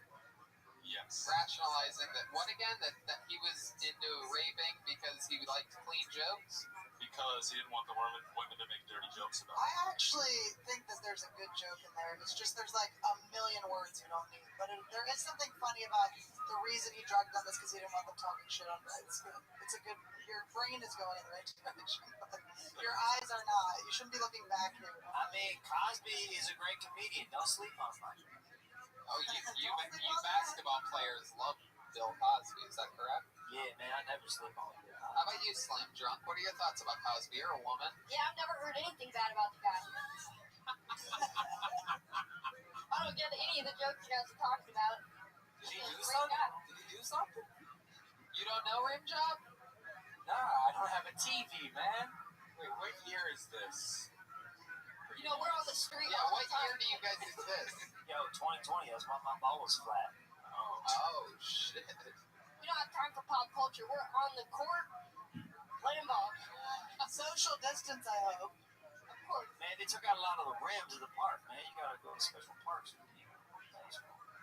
Reagan, Fix those rims. where are you originally from? Minnesota. Minnesota. How long have you been in Los Angeles, California? Moved here during the pandemic, so. Oh my god. Wow. Moved here during the pandemic. Did you wait? Can I These are ask? the hardest laps of the night, by the way, that anybody's Yo, done. I've seen a lot of traveling in my day. That might be the worst. Now, did you move out here because you were watching Kill Tony and you were like, I want to come out and start doing stand up? Sure, why not? Yeah. Oh, don't lie to us now. So, when exactly did you move from Minnesota? What month are we talking about here? Pre or June. post George June. Floyd? Right after George Floyd. Oh, that's Right right after after George Floyd. Yeah. Were you close to that incident? I wasn't working in that area at the time, but I lived right by there. Is that your favorite cop? So you live? How far do you live from where he where he passed away? About 40 minutes. Oh, sure, murder for all the That's right. for all the Or he people was that have, gently, for all the people that have marched and whatnot. I guess I'll say the word he murder. gently passed into the night. I mean, I guess. He did fall asleep first, I'm not gonna lie. He did fall asleep. He died in his sleep. He passed away from natural causes on that street. Jesus. I'm kidding. This We're second all episode here, by that the you stayed way. on. Maybe it's him. Maybe it's him. Nowhere. No, I'm about to call it technical on this show right now. So how far away did you live from there? About 40 minutes. Oh, 40 minutes isn't Yeah, close so- at all. I mean, yeah, not super. Wow, you're trying to be close to the drama. That's weird. Goodness. Yes, it Seems seems like you're bringing up Bill closer to like Cosby jokes. Stephen Avery's junkyard than George Floyd. He's in Wisconsin. So what do you do for work? I'm a Postmates driver now. Did you inherit a bunch of money from a recently dead grandparent? No. Have you or has someone you loved recently been diagnosed with mesothelioma? Did you save a bunch of money on your car insurance by switching to Geico? That's what happens. You get bored after 480 episodes or something. Have you or someone, alright, tell us something interesting about you. So, I found out I have a $515 claim against me yesterday. What kind of claim? So, apparently I didn't cancel my gym membership, and so they're trying to put a claim against me. Get the fuck out of here. You had a gym membership? Look at those biceps. Of course he I'm does. just kidding. I mean, that's like mostly steroids. This was in Minnesota, Yes. and you didn't cancel? Well, I called them and canceled, but they needed it in writing because they couldn't go there during COVID. Oh, you Yeah. don't. Well, then they lose and you win. I mean, I'm not going to pay them. So. Yeah. Fuck that. Oh, you did. Yeah. But you have to make sure that, Yeah, don't fuck your credit up, though. yeah, you have to make sure that you take care of it with them. You should be very straightforward with them. And this Take is care of it, sponsored by or else it's going to affect your credit. CreditReport.com. No, they wouldn't. They already brought it to like a debt collector. How, But they never even told me about it. how much is your monthly gym membership? It was $50. Well, they did $20 $25 every 2 weeks. Yeah, that is cool. So after like the first month of not paying, they just said, "Oh well, we'll just keep on charging him for it." Yeah, no. During COVID, they kept on charging me, and so I tried to stop it because I'm like, you can't charge me during when it's not open. So then That's the they reason why Red blocked Man my credit hates card. Jim. And That's why I won't go there. This is why I won't go to the gym. I'll only go to that pizza one. That's Planet Fitness. They actually have pizza. Now, So you have a claim against you at the gym. What else is going on in life? So just moved to a new apartment out of a co-living place, which is awesome. What's co-living? So Roommate? That's a cool way of saying roommate. It's much worse than that. Share a It's bathroom? like 8 rooms in one room. Oh! Yeah. Shit! That's not Tell how us it's done. more. Explain it. 4 bunk beds? No, so they have like these holes in the wall, these pod holes. webcams. Climb into. They do have webcams all in the house. Okay, keep telling us Not about the best. I think you watched the show Big Brother and you didn't realize it. But so there's like about 8 pods in a room and then 1 bathroom, and yeah, it's really bad. Oh my god. How much is your rent? That rent was $800. What? We've had somebody on the show before Yeah, that no, I stayed on remember these watching a pod show places. that someone did that. $800 a month. So now, is that what you did before, or is that where you're living now? I just moved out of there. I only stayed there for So a month. now where have you moved into? Now you have Well, what? apartment right by the shittier side of La Brea.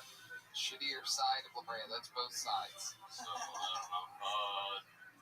La Brea and Right what? in the middle of Hollywood area. The Hollywood area. Willoughby. Willoughby. Yes. There you go. What's the number? Willoughby's a great street, tucked snugly between Santa Monica and Melrose, I do believe. Tony also is an Uber Eats driver. Yes, I deliver food all the time. I will be at Willoughby in Santa Monica in 8 minutes. Whoa! All right. So, what's the craziest thing that's happened to you while you've been delivering Postmates or whatever that you do? Yesterday I had to leave, and I just left because there's this crazy meth head who wouldn't get out of the way of my car. Did you say oot? Out. Wouldn't get out to the. We're close to Canada. Yeah. The Minnesotans. Yeah, they get weird like that. I didn't even know they did it. Very passive aggressive. Minnesota. Yeah, but so she just kept on going all around my car and wouldn't let me leave. It was a girl? That actually happened to me recently. I had a crazy guy that was on meth, and he started, he went on I was at a meter, busy street, we'll say Beverly Boulevard, right? And I was at a meter, and I get back into my car. I'm on a phone call, too, at the time. And so I'm not really moving, but I prepaid the meter, so I'm like, I'm just going to chill here. And the guy has no shirt on, one of these ripped fucking Latino, I mean, totally methed up, though. Totally, like, Breaking Bad, like fucking Tuco Latino guy. You know what I'm talking about back there.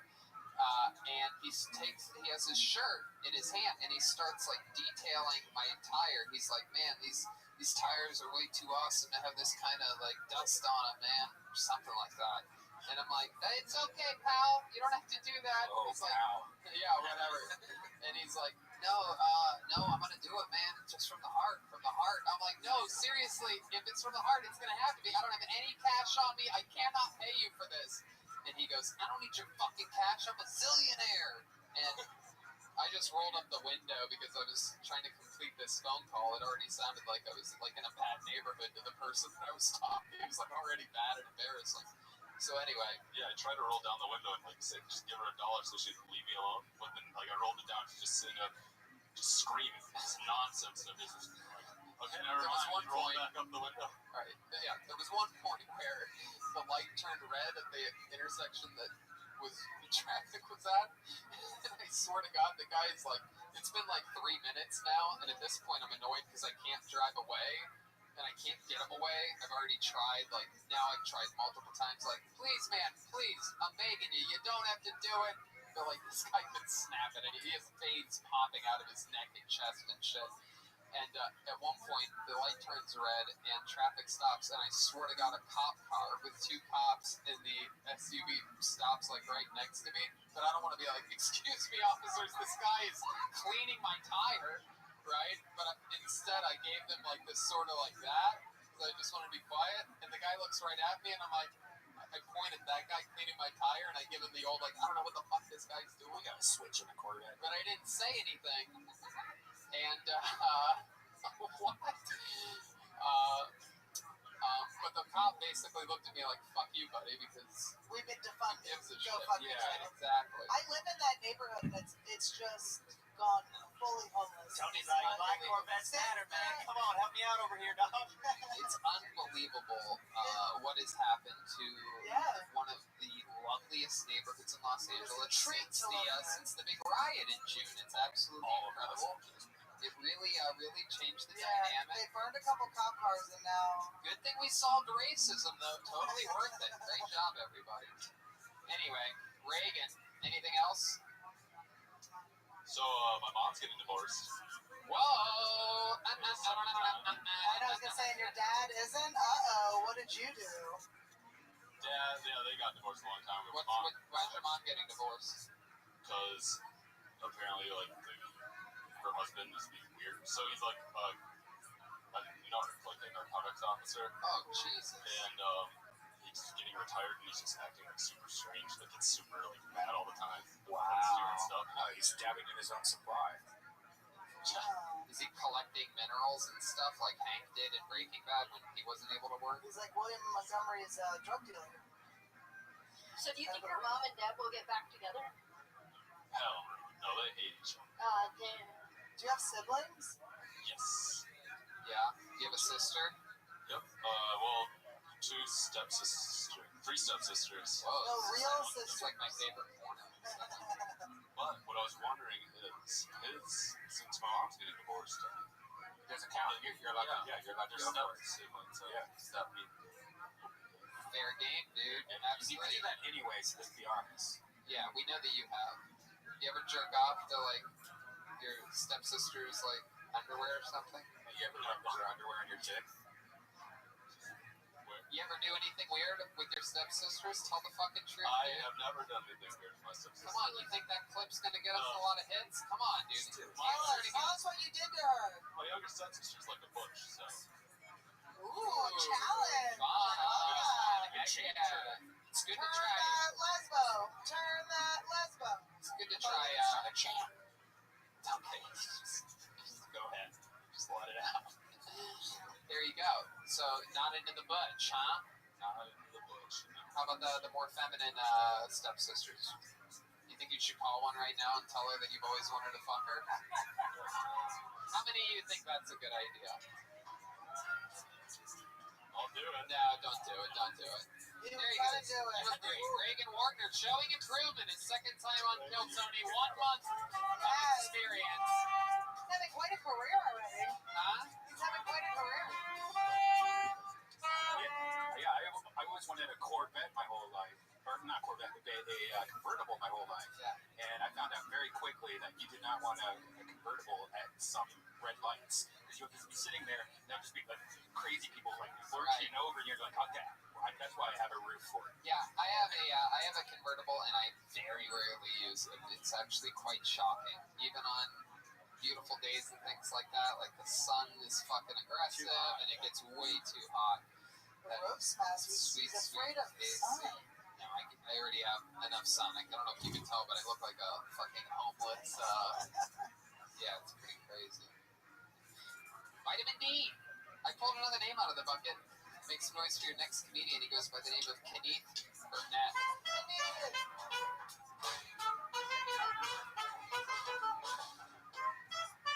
What's up, Joe? Tony, make some noise in this bitch.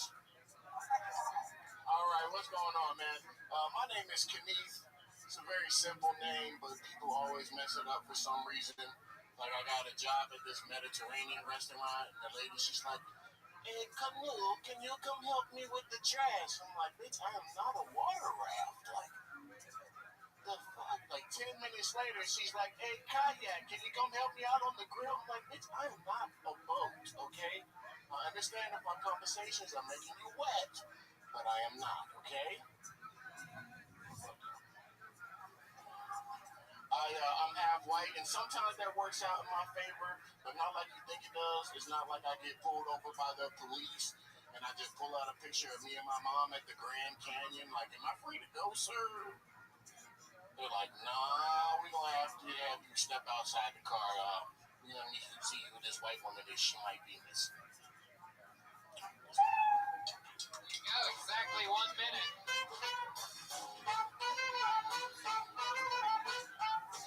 What's up, Tony? You got a white mom? Yes, I do. She has a black name, though. Her name's Regina. Oh, shit. My goodness. My brother once had a black girlfriend named Regina. He said it more black. It was like Regine. Well, she says it like Regina. Ooh. She tries to be My Italian. mom used to be a little Parmigiano Regina.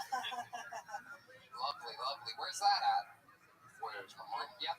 My mom lives in North Carolina. I'm from North Carolina. Oh, nice. I moved to California like 8 years ago.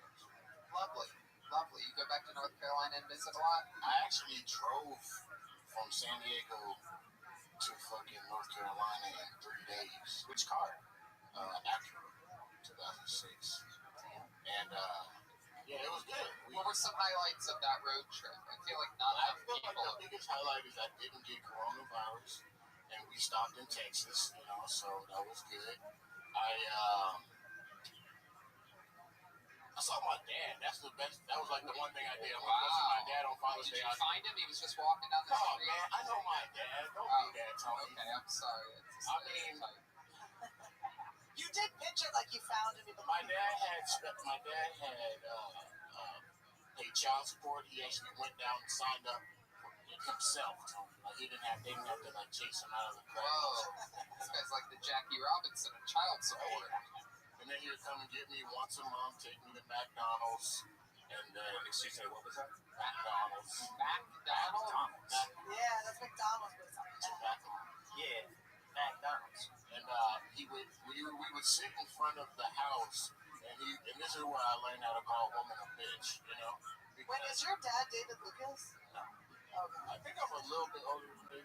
Why do you think you call it McDonald's? I'm from North Carolina. North Carolina. Did they call their most popular sandwich a Big Mick? Is it like Switch or is that? Last time you guys roasted me because I had on a red shirt and you guys said I looked like I worked at McDonald's. Well, now you look like you have the Jay Leno collection shirt on. The old J.J. Leno collection. I broke into Guy Fieri's house and I stole this shit. Sorry, Guy. That is awesome. I like your style, man. I do. You lived in LA for 8 years? No, I lived in San Diego for like 8 years. I was living in LA for like a year prior to the coronavirus, so I've been out here like a year and a half. Okay. It's been good though. How's the I've had some good coronavirus shows. been treating you? What have you been doing during this quarantine? Well, I fucked the stimulus money up. Like, yeah, what'd you spend it on? Like Miko said, you get the bag and tumble it, I fumbled the shit. Right. I fumbled it. Tell us some of the fun stuff you Well, spent. I was doing dumb shit like buying $90 pre-rolls, Oh, God. Like, I just did that. I literally just think I would have had Jordans before the coronavirus. No, this is $170. Wait, was that from one of my favorite shoe stores on Melrose? Did you get those in June? I got these here. These are like the best shoes they had in Greensboro, North Carolina. Okay. Wait, I think they look good. They look good. Yeah. It's worth it. Did you think at all on that one wild night about looting at all? Looting across the night? I wanted to, but like, I mean, I people over the car. It did. I was watching it live on the news, and I'm like, I could get there in 10 minutes. Not only 10 minutes by e-bike, that's fast, man. It is. I mean, Rick Kostick, my neighbor right there, and I actually weathered that storm together. We walked out to the intersection. What you guys started the George Floyd Fairfax? No, the night of the big LA riot, though. Rick is my very close next door neighbor, and we're very neighbors. I'm like far away next door neighbor. Jesus Christ. Okay, way to squeeze that one in there, Joe. I have YouTube comments back there. My God, yes. Yes, anyway, and for example, the Trader Joe's was wide open, and the paper source, these are behind, anyway, it's right around where we live. I've been arrested once. I don't want to be arrested again. I spent exactly 12 hours in jail, and that's enough. That was enough. I learned my lesson. Did your butthole get it? Actually, you know what? Once you get past the fact that you can't leave jail, it's actually kind of relaxing. It's actually kind of relaxing. In 12 hours, you got there? Man, that's like being on the bench and just accepting your fate as a player. Well, they brought me in around 11:30. I was like in my I guess room by midnight, and then I was down at noon. What jail was this? North Carolina? Yes, Okay. Is it maximum security? home of the first sit-ins. What happened? Maximum security. Is it McDonald's? I didn't think it was. Yeah, I agree. Oh. It was mix 'em up. But I enjoyed it. As opposed to far away, I'm kind of nervous. You guys had a white woman on stage, and I'm not gonna lie, you guys kind of make me nervous. No, you're good. I You're like good. your honesty, but you don't. I do. Like, Your I was honesty traumatized is by weird. one of them. What? Really? Yes. Did I traumatize you? It's always You're me. not a white woman. I mean, I'm I wish it pretty was close. me. I wish I am the voice of a white woman. In high I'm the school, sensitive sound. this white girl liked me. Another white girl lied and said that I touched the white girl. The white girl said I didn't even touch her, and I still got suspended from school. My dad took me home. You should have had your mom pick you up. You would have gotten off. You didn't even get to touch her? I didn't even touch her. You know what, Annie? You should let him get a free. I'm kidding. I'm just joking. I was ready to. I was like, these are my reparations. Let me Here put we my go. mask on. I'm with you. Have a grab. But no, so my dad didn't say shit to me on the way home. He got me home. He sat down, turned around, and he did slap the shit out of me. He was like, "Boy, don't you know you can go to jail for that type of shit?" No McDonald's for 3 months.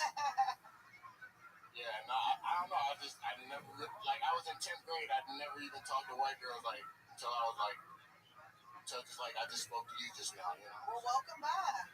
Are Not you? all So liars. you haven't talked to white girls? No, I'm joking. Oh, yeah. Look, I'm looking to start having sex with them more, and maybe not marry What do you them. mean by more? How many white girls have you had sex with? I've had like 4 white girls. When's the last time? Yo, one more, you're out, dog. 2018, I fucked this girl because she was like 19. I just Wait, say that again? Say it again? 2018, I was 27, she was 19. Wow, look at you. Okay, you sound young. I like that. walk the line. I walk the line. I checked the ID. Oh, very good. Good job. Well, that's fun. So it's been that long since a white girl? Real question, because I always am curious when I hear that you, like, that people, like, check IDs and stuff. Like, how long before you had sex did you check the ID? Was it a casual thing? Like, Do that while you're You eating gotta every do some time. Mac You should, shit. like, give it the one eye. You gotta pull some Mac shit, and you gotta be like, "Hey, babe, go in the store and buy this for me." So you don't ask them for it, Right.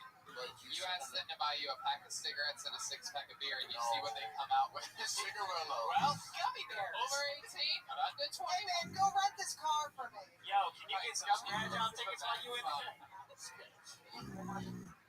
Yo, you want to go get a tattoo real quick? Pop out real quick. Yo, vote for me. I only got this mama's milk. All right. I said get beer, not Gerber. Yo, Tony, I gotta talk to you about something. I walked up on you one night and I asked you about Me? Yeah, I walked up on you. I want the wine. It was like 5 minutes late, by the way. No, but he just said walks. Oh, Go ahead. And I told you I wanted to do a rap battle with your boy in Arizona, Right, Tristan. good guy. And you said, yeah, sure, set it up. Oh, Jesus, why do I have to sound like that? That's what you sound like. That's what you sound like. Everybody's goddamn impression of me. And I hit him up, and he was down with the shit, and then coronavirus hit, and then I hit him up, like, after, like, yo, let's go to the store now, they're doing it. And I ain't mad at him, but I feel like he ducked. He's in love right now. I know, I was in love, too. Tristan's in love. He's in love. He's making sweet love right now. Yeah, I ain't mad at him. He's a good guy. yeah. But I'll tell you this, when things get up and running, I know I want to for do a that. fact, I want to do that. you know, Tristan, when the pressure's on, big audiences, that's when he shines. So he's probably waiting until the energy's back. I'll watch the floor with him. Set it up. Hey, man, I can't wait. I'm pretty sure I'm not going to lose a rap battle to a white boy in the middle of civil rights movement. I'm just not going to do it. Well, what if you? Now I want to see this. I just can't do that shit. We have to have behind Unless Tristan I like a wanna go Confederate viral. flag and like have it really be real. This is it. There's a Macklemore joke here somewhere if you guys want to look for it. Oh, I like that. Get it? I think you just did it. And I can't give myself a rim shot, you fucking idiots. Rim shot from rim job. There you go. All right, Kenneth. Well, so much fun. Great fucking interview. Have a good night. What a great guest. Great flow. Kenneth Burnett. All right. It's one of those times right now where I get to bring up one of my favorite comedians, guys. This guy, for sure, knows something or other about being an African American. Am I right? I love this guy. We're good friends. Hang out all the time. Here's David Lucas, everyone.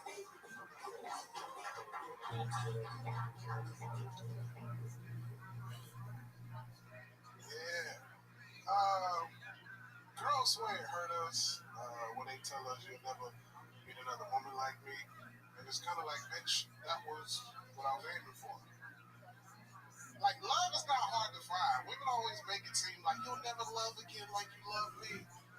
Like, I convinced myself to love a dog, and all that nigga do is piss and eat. So it won't be too hard to love a bitch that fucks me and get on my nerves.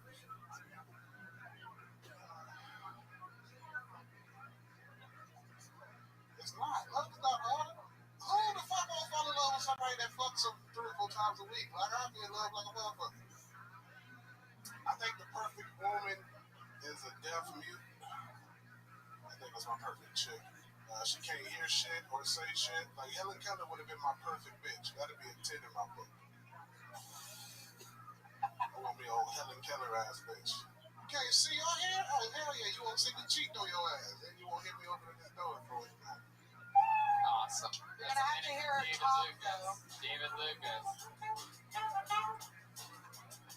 I gotta hear her. Let me just tell you, my insight on a set like that is that I don't even think you would have gotten through 40 seconds of stuff that you talked about, because I think if there was an audience and a pause after you won't meet another woman like me, after you tell a girl you don't want to be with her anymore, that's exactly right. I mean, that would just be, that's one of those slow builders that starts sort of like boom, and then it just builds. I've seen it enough times to recognize it. And then the dog part, like, it's interesting how weird the translation of well-written jokes and the timing and everything, it's so off. But if you have an ear for it, right. So that's extremely smart. I haven't heard that before. You won't meet another woman like me. Like, why did they say that if you're breaking up with them? Because Yeah, it's a beautiful blessing. Thank right, you.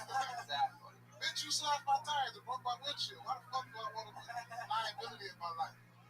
I love it, man. Real quick, I want to give a shout out. Comedy store icon right here in the room right now. A guy who has, I believe, okay, he's walking away. He just walked away, everybody. A comedy store legend, the great Jeff Scott is here, everybody. Oh my God. House piano player at the Comedy Store for well over 2 decades, almost 3. A guy who is extremely respected and loved by absolutely everyone. Absolutely. And you know, Jeff told me a piece of advice because, as a lot of people may or may not know, door guys get the opening spots on a lot of the main room and original room shows.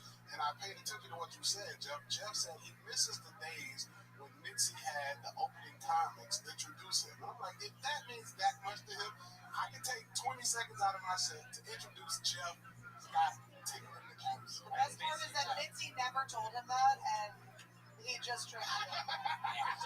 Yeah. You got Jeff. He's playing me like a fool, dude. Man, Mitzi used to make all the opening comedians give the piano player $100. And a blowjob.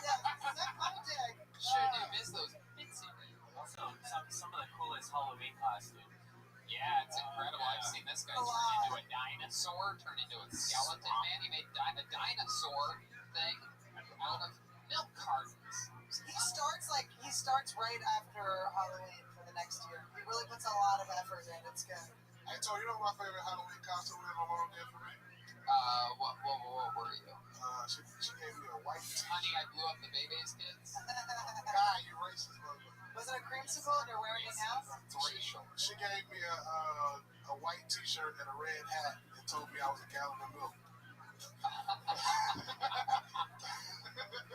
You'd be a Trump supporter now, which is amazing. Or good burger. Yeah. That's funny. What's gonna be for Halloween, Tony? Oh, you know me. I'm gonna be a gay guy. You're gonna be a toilet seat. Yeah, that's right. You know me. You know me. You're allowed to just sit on me, and then you can either take a number 1 or number 2. Or just pee on me. Sure, absolutely. You pee on the toilet seat? What the fuck's wrong with you? Yes, he does. Look at him. Oh, well, you know, He actually, makes Helen Keller clean it up. it depends on if the toilet got stains in it. Because if the toilet got stains, I pee on the stains. Oh, you try to get rid of the stains? That makes sense. That's I'm upset. I like going to the bars that got the little soccer balls in their Euros. Oh, where are those at? I'm trying to think where the fuck those at. Maybe at the Denver airport. Oh my goodness, little soccer balls in there? Yeah, I think where they have little games, so when you pee, you're like, whoa, I'm playing Oh my god, there was anything in the girls' room for Yeah, that. you guys just have to sit down and let it There's like flow. dildos in the toilet for us to sit on. It's not fair. Tony went in there before you. What? She said there were dildos in the toilet. All they do is they put these dildos that go up and down in the toilet at the Denver airport. It's not fair. Stop stitching on that nigga. Are those pilot wings on your shoulder? Yeah, you earned those Microsoft Yeah, I The earned, Trump wings. I earned my wings. You let the pilots in. Yep, that's it. They call me the cockpit. Alright, what else is going on in Davis saw your wings, he got hungry. Hey man, shut your broke dirt and whiskey looking ass up. Alright. Okay. What else have you been up to? I'm going deep sea fishing tomorrow. Oh my goodness, really? Are you gonna just jump in the water? You just sink? I don't think fish like dark. Oh my goodness. Where you going? Long Beach. They always have Groupons for that. Where you can go. Well, here's the story, dog. Alright, so I'm like in negotiations of producing my first movie in Georgia, right? So the guy asked me to be a producer, so he just called me tonight. He's like, "What are you doing tomorrow?" I'm going to the fish trip. I'll buy you a ticket right now. Pick up at 4:30 in the morning, and we can discuss everything. So I'm like, "Oh shit, that's good." Murder you, deep sea. Remake Free Willy. Why You might catch a marlin, brother. I'll share my location with everybody who killed Tony the whole time. Well, it doesn't really help when you're out in the ocean. But I mean, at least y'all know where I left from. So He's gonna try to fuck you or murder you. Yeah. I'll take my pistol. I'll take my Glock. Oh, Can you imagine if David drowned and the police find him and they're like, his body, found his extremely bloated body, and I'm just like, he's only in the water for 20 minutes. Like his Glock was weighing him down. He sunk to the bottom because he had a gun in his pocket. What if it's because you bring the gun, the guy tries to fuck you, and then you're like so startled that your gun fires into the boat's bottom, and then it sinks because of the hole you You shot? gotta squeeze the trigger. It's a Glock, not a high point. what if one of your rolls just went in there? Oh my Right, god. man. You wanna talk about rolls, motherfucker? I know you. If you ride a fucking motorized I broomstick, like nigga, fire get your ass rolls. out of here, boy. Fire roll? Yeah. You guys talking about sushi? Yeah. What fire rolls? Oh my I god. know between your shit smell like a California roll. No, that doesn't make sense. I dated an Asian girl. It should smell more like an Asian That's roll. why she like it, nigga. Yo, I was at the airport this week, and there was a Wendy's next to Panda Express, and I thought of you, dog. Wow, that's like I like Wendy's. You guys take it so seriously, so it's when not. the girls working there, it's like, Oh, I see. I don't They don't got no Asians. They got Mexicans at Panda Express. Hey, we're up, Brian. Oh, hey, can I get an orange chicken? You want that little me? No, yeah. everybody sounds like, what's her name that sings the song? Oh, that shit. That crazy. You know my name. What's her name? No, man. She's a legend. Oh, what is it? It's Nicole Tran. Yeah. Tony is the boy. I miss Nicole. Yeah, Nicole's the shit. We gotta get Nicole back soon. Did we talk to her over the quarantine? I think we did. We had a pandemic talk with her, yeah. Yeah, bro. So shit. That going deep sea fishing and started at the MMA gym last week. There you go. That's why I wasn't here because I fucking fucked my neck up. Really? Yeah. Day one. But that's my first time being on the mat in like 10 years. You know, I used to wrestle in high school, so I ain't really like wrestled or grappled or anything in like 10 years. And then how long did you wrestle for? How long were you on the mat for? Yesterday? Last week, we did 3-minute rounds, and that shit felt like I ran for 2 hours. Right, yes. It's extremely hard. Hard to not vomit after 3-minute rounds straight on. Yep. And then one time he caught me in the stomach with a knee, and I felt like I was really dying. Like when you already like at the point of it. So it made me like earn a new respect for like UFC fighters. I'm like, these guys are exhausted, getting choked out, arm bars, and not tapping. Right. That's a lot of fucking heart. That's crazy. They do usually tap in the arm bars. And two things you can't really get away from is a real rear naked choke and arm bar. Am I right? My jiu-jitsu specialist back here. Yeah, I can't watch MMA with people who don't like respect that because they're always like, "Why don't you just stand up and knock them out, dude? I would have stood up." You ever play basketball? Because we need a big man. Yeah, I can shoot like a motherfucker. Really? Is that true? Yeah. My goodness gracious. Who do you think shoots better, you or I'll not shoot anybody on stage. Okay, let's grab a trash can or something. Somebody want to grab the trash can out of the main green room? Trash can. It's gonna be our first. I'm right here. It's gonna be our first ever Kill Tony shoot off. It's very exciting. Not a shootout, a shoot off. That's right. Shooting this year. Here you go. That's good. That'll work. We don't. Yep. Here we go. Okay. Now pretend the ball is your sperm and this is a fertile egg. Okay. Make it happen. Good luck. Let me get the stand with David. I'll put it out on the edge. There's no way basketball fit there. Give me a fucking basketball. Don't be like Jesus. No, it's not. What are you talking about? How bad are you? I'm gonna make it right now. Yeah. Make sure I don't break anything. Oh, right up the front of the rim. So close. My rebounder actually somehow let the ball roll right through. Hey, there it is. Yeah, put it over there. Put it over there. Put it over there. It's been a long time since Brian's been near basketball. He thinks that they fly multiple feet in any direction. Put it over there. Okay, take the trash bag off. It's okay, Brian. Relax. It's all good. Play the Harlem Globetrotter. Oh, you look at home. I love Take it over there. Play the Harlem Globetrotter music. This is perfect. This is our first ever Kill Tony shootout here.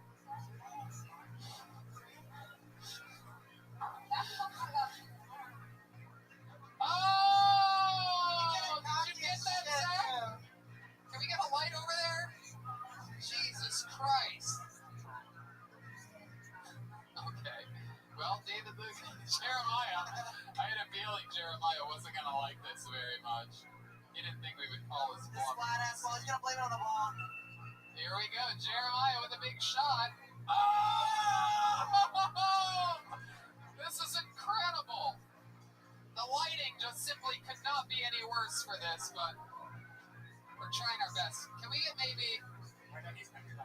Can we get like all... Yeah. Sure.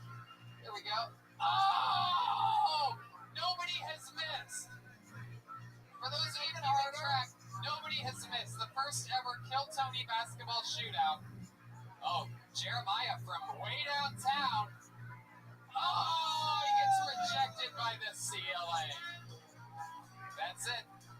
For those of you paying attention, the game is over. The black man won the basketball game. Oh, there it is. All right, all right. All right, see, should have quit when you were ahead. Okay, that's it, everybody. There you go. Jeremiah not taking this loss easy at all. This is so fun. It's over. It's over, Jeremiah. It's over. All right, this is the last one. There you go. Good job. That's it.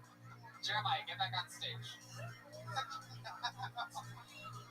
There you go. He missed.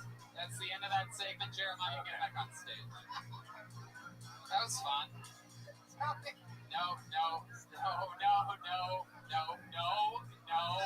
David, no.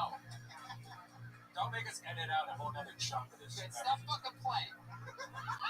Jesus fucking Christ, bunch of goddamn animals in here. Oh my god. Tony trying to get Jeremiah to stop and he's like, good job, buddy. Okay, it's over now. Hey, the round's over. Bouncing the ball off Segment's the done. ceiling. Great work, bud.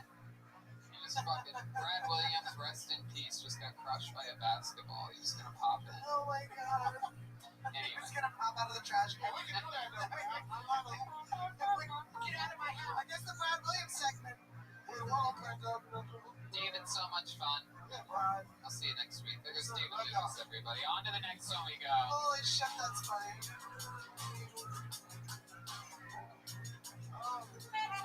Some great shooting. David and Jeremiah could not miss until they started missing. Yeah, I would like to actually see Not them gonna play. do it. Yeah. One-on-one. Yeah, we might have to. I love how clean your guys are The being. Kill Tony Olympics could start any day now. Yeah, I'm better at not playing with trash cans. All right, this is exciting. This guy has had a ongoing storyline on the show, and he's great every single time he's ever been on. So he's back again, ladies and gentlemen. Ryan Joseph. Here we go. It's that time. Alright. I installed security cameras during the day. It's usually feel like paranoid women that are afraid to live alone. I'm thinking about getting a job doing it too. I just dreamed that my stepmom died last night, and my whole family was crying, freaking out, and I just woke up drenched in my own semen. This brother, he's adopted from Africa, and recently came out of the closet to my parents, and we're all pretty upset because we really try to make that closet feel like home.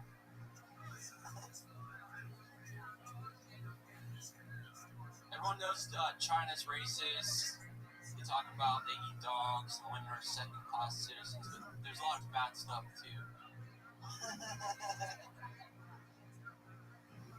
There's this construction crew next to my house driving me crazy every morning. Made reports, yelled at them, but I still hear them speaking Spanish. Ryan Joseph. Alright.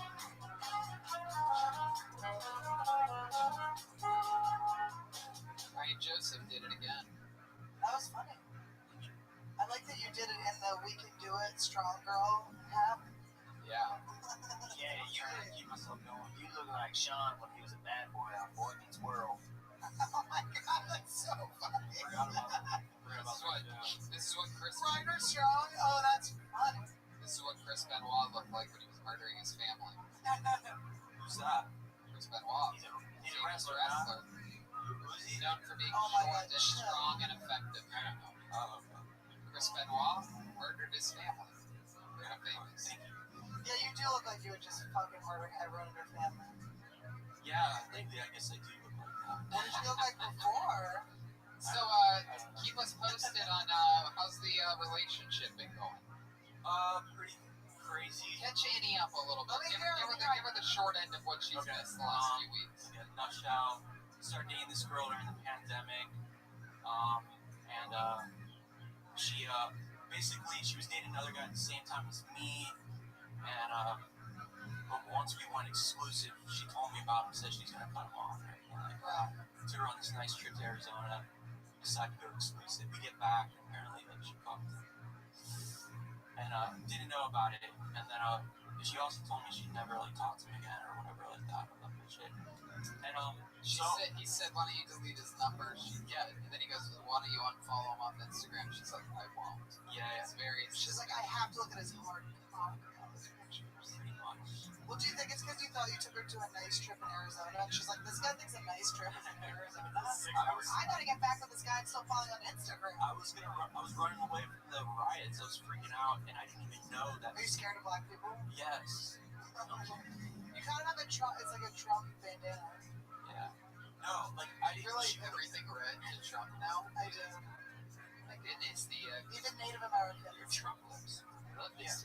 Peppermints are white and Trump. Yeah, I got a Trump spot in my panties once a month. He's a good marketer. He's a good marketer. You know how pink is for breast cancer, red is for Trump. It's Wow, good marketing. It's like probably like at least the third or fourth most popular color in the world. He took it from fire engines. It's no longer from fire. Wow. You mean Trump engines? Trump engines. Trump man. So, I wonder what Donald Trump would say about, being recognized for the color red, but I guess we're not going to find out because we don't have a soundboard or anything. How hard would I have to set this up exactly? Let's see if we can get him on the line. He's a big fan of the show. Donald Trump, Annie has... Oh, boy, Annie. Okay. All right. Mr. President, Annie Letterman has stated on this show that... do you know Annie? So probably I'll sue her. This would be fun. Oh, my goodness. Wow, he's going to sue you. You want to get my period, I think.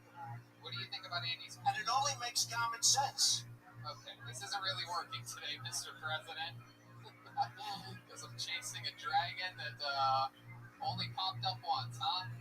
Thank you very much. That's really nice. Thank you. Good to have you on. Thank you. That's the President of the United States of America. The owner of the color red, Donald Trump. It's true. Okay, so what's happened this week with this girlfriend?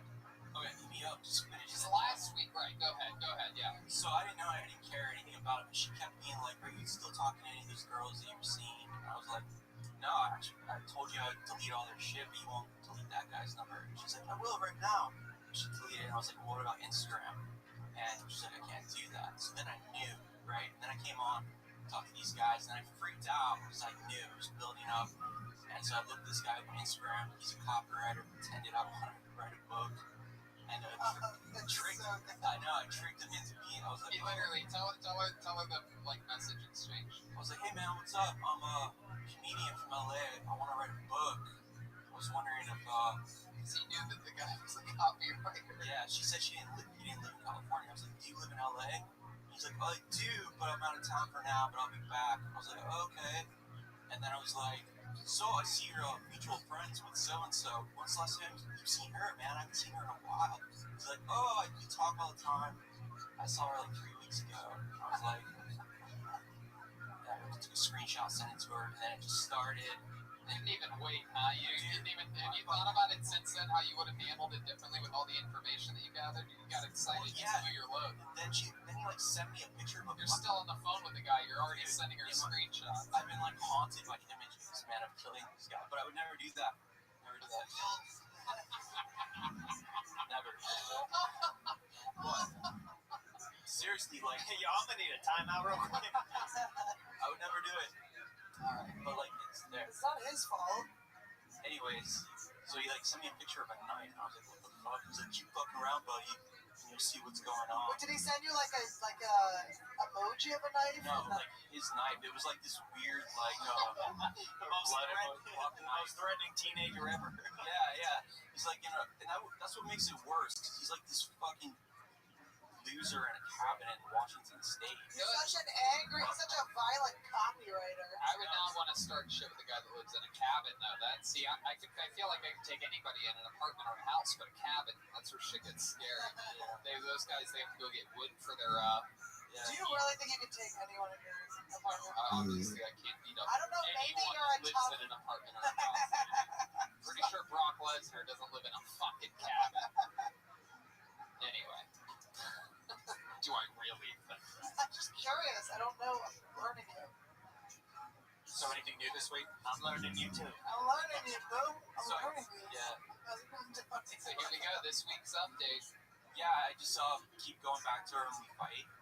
And then What do you do? You make love? Yeah, it's like really hot, like jealous, hate sex. Yeah. Which is nice. But then like, we'll try to like get it together, and then I'll be like just having images of him like fucking her lying to me. You like it. I'm telling you, you're into this whole thing. This is how I'm actually getting quite. You want a girl that's also wanted by other people. You're not used to that. In your past, you're with a lot of overweight girls with like frumpy eyes and things like that. Am I right? When their eyes get fat? I was only with like one Did you become really swollen? They had swollen mornings? No, one semi-fat chick. She came to my window and asked me to have sex with her. She came to your window? How did What do you have? Jesus, was a sliding door? Yeah. Dude, it's when I used to like do drugs, right? What'd you say, Red Dad? She thought it was a drive-through window. Pretty much. It was. Red Dad. I'm from Florida, and it's when I used to do drugs. I was doing like Adderall and Coke the whole night. Wow. She shows up and she's like, "My boyfriend just broke up with me. You can do whatever you want." And what'd you Should I do? put you on a diet? I was like, Get you to the gym. Let's go jogging. You just started personally training her. she had a pretty face. Did I was like, come did you have sex with her from behind and then like you try to put it in her butthole and she's like, back on violation? But dude, wow, when you're on those kind of drugs, you can't get it up, right? You can't. Like, I thought I already saw you take the longest shot. I was gonna say. Nah, man, that's half court. Get ready for full court, dog. yeah. Okay, what did you do with the big girl, and what was different than sex with a normal, Normal, shape I couldn't get it up because I was tweaking so bad. So I was like, "Do you have any weed?" She's like, "Sure." I like smoked all her weed the next night. And then I was like disgusted with myself, and I slept on the floor in the living room. Right. And why do you think you felt so disgusted? I wasn't really attracted to her. I was attracted. How big are we talking about? Like David Lucas or William Montgomery? Or? No. Are we talking on a one to red? No. I like petite, like thin girls. The girl I'm dating now is Latina, right? Oh, dude, you're never gonna get her to stop fucking people. She's gonna have other men's children while you're dating her. You realize that, right? There were red flags. I got slapped by a bum on our second date. I went to pick her up.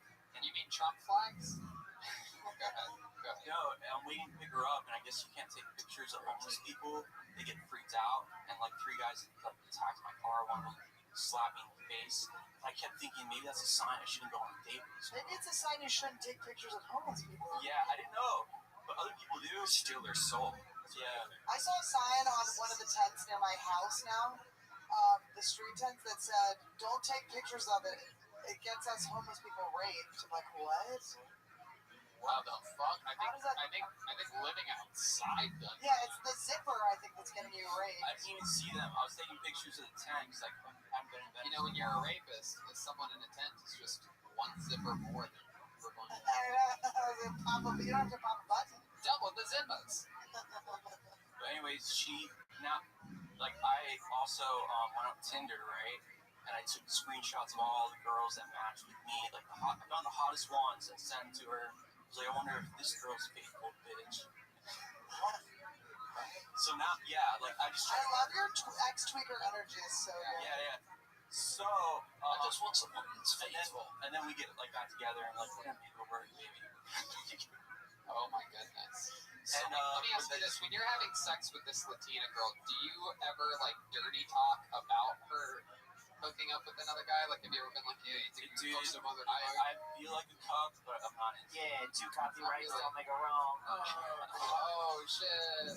He's been holding that one. Yeah. Well, that's the thing. It's like I feel like a little bitch because I took her back, and Boy, that guy's gonna take her back eventually too. Correction, you don't feel like one, you is one. well, the thing is, like She's gonna take her back, pay her I back. told her I wouldn't talk to her, and I didn't until she like sent some text saying like, "Don't ever message again."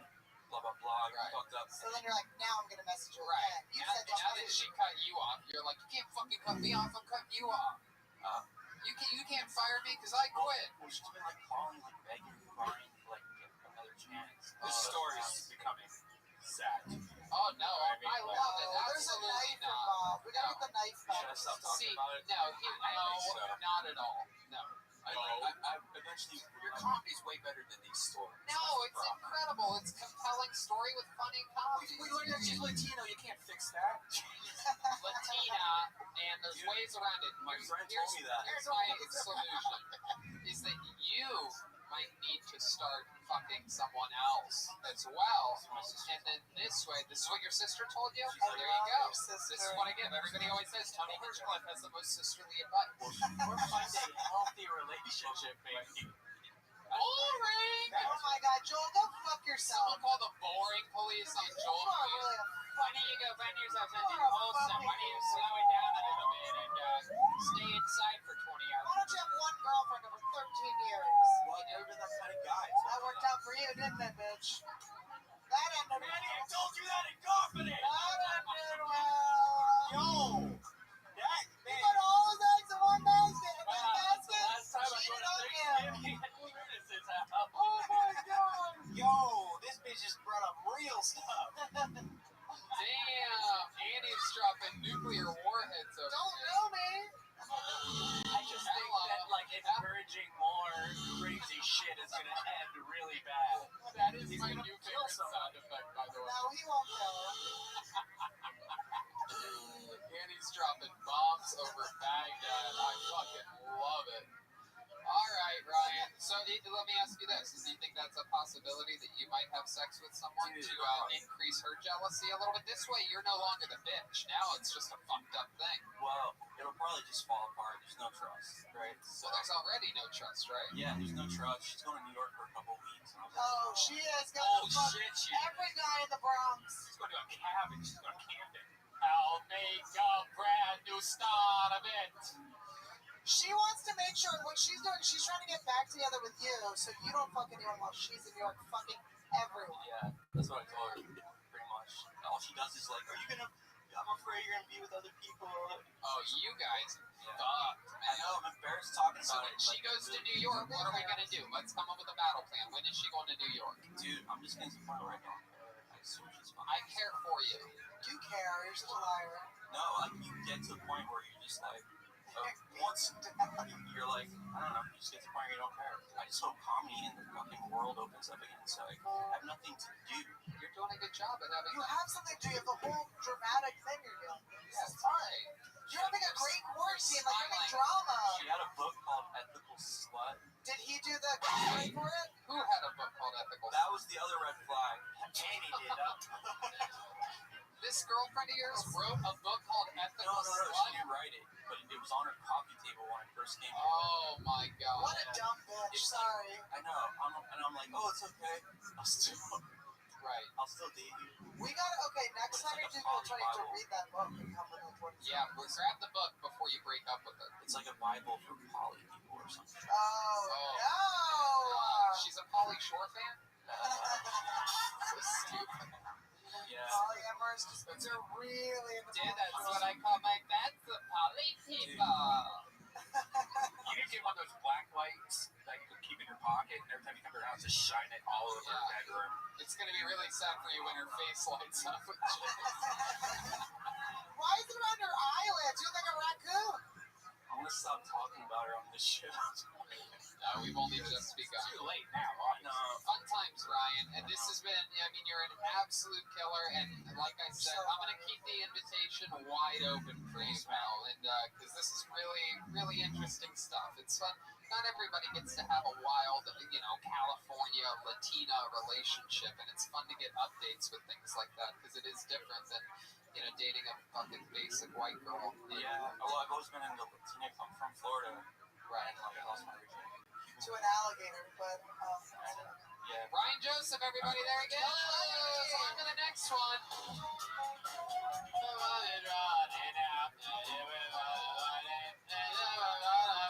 Step back from that ledge, my friend. there was only one more in there. This is it. One more of these. I like that you searched around for so long. Well, no, because you have to get it. You have to find this little piece of paper. I thought you were trying to make it like I there's got a so couple many in Sharpies there. in there, an extra jewel pod. I gotta make sure I grab the right thing. All right, your final bucket full of the night goes by the name of Castle Wolf. Castle Wolf. And this I know for sure. Hey, hey, hey! There you go, Castle Wolf, everybody. I've been on a plant-based diet for the last 4 years now, and this shit has really opened my mind. I'm at a point now where I'm not opposed to the idea of sleeping with a transgender woman. I figured I've been eating Beyond Meat all these years. What's the harm in trying Beyond Pussy?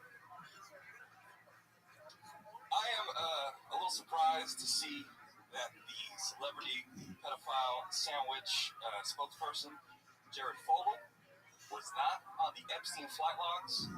Come to find out, he was forced to take the subway. I found out that Tinder does not have a sense of humor. I was very drunk one night, decided to change my bio to Islam on the streets, jihad in the sheets, and I was banned postings next morning. That's my time. Thank you. There you go. That's a minute.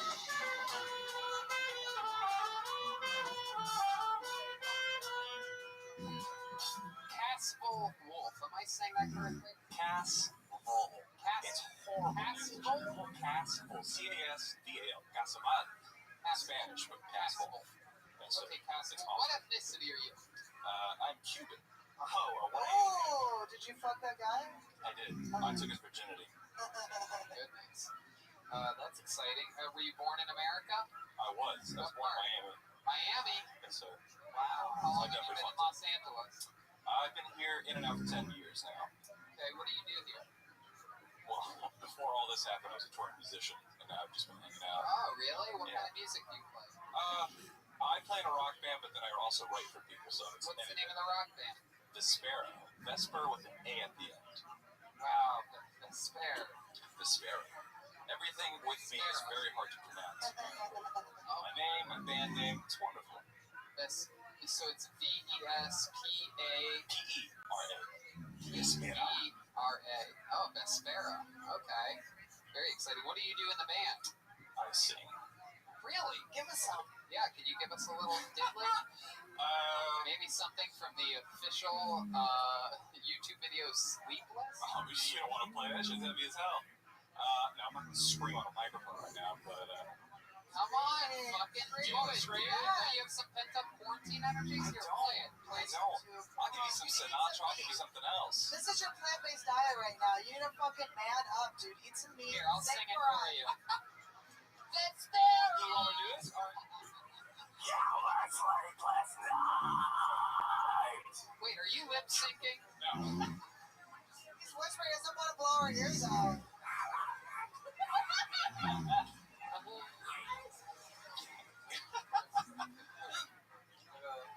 I fucking like that. That's Oh my good. goodness. That was one of the laziest performances I've ever seen. Dude, quarantine's fucked me up. Man, that was the quietest screaming I ever heard. Sing Sinatra. Let's go a cappella. I want to hear this Sinatra that you said you could do. You guys want to play something? When I was metrosexual.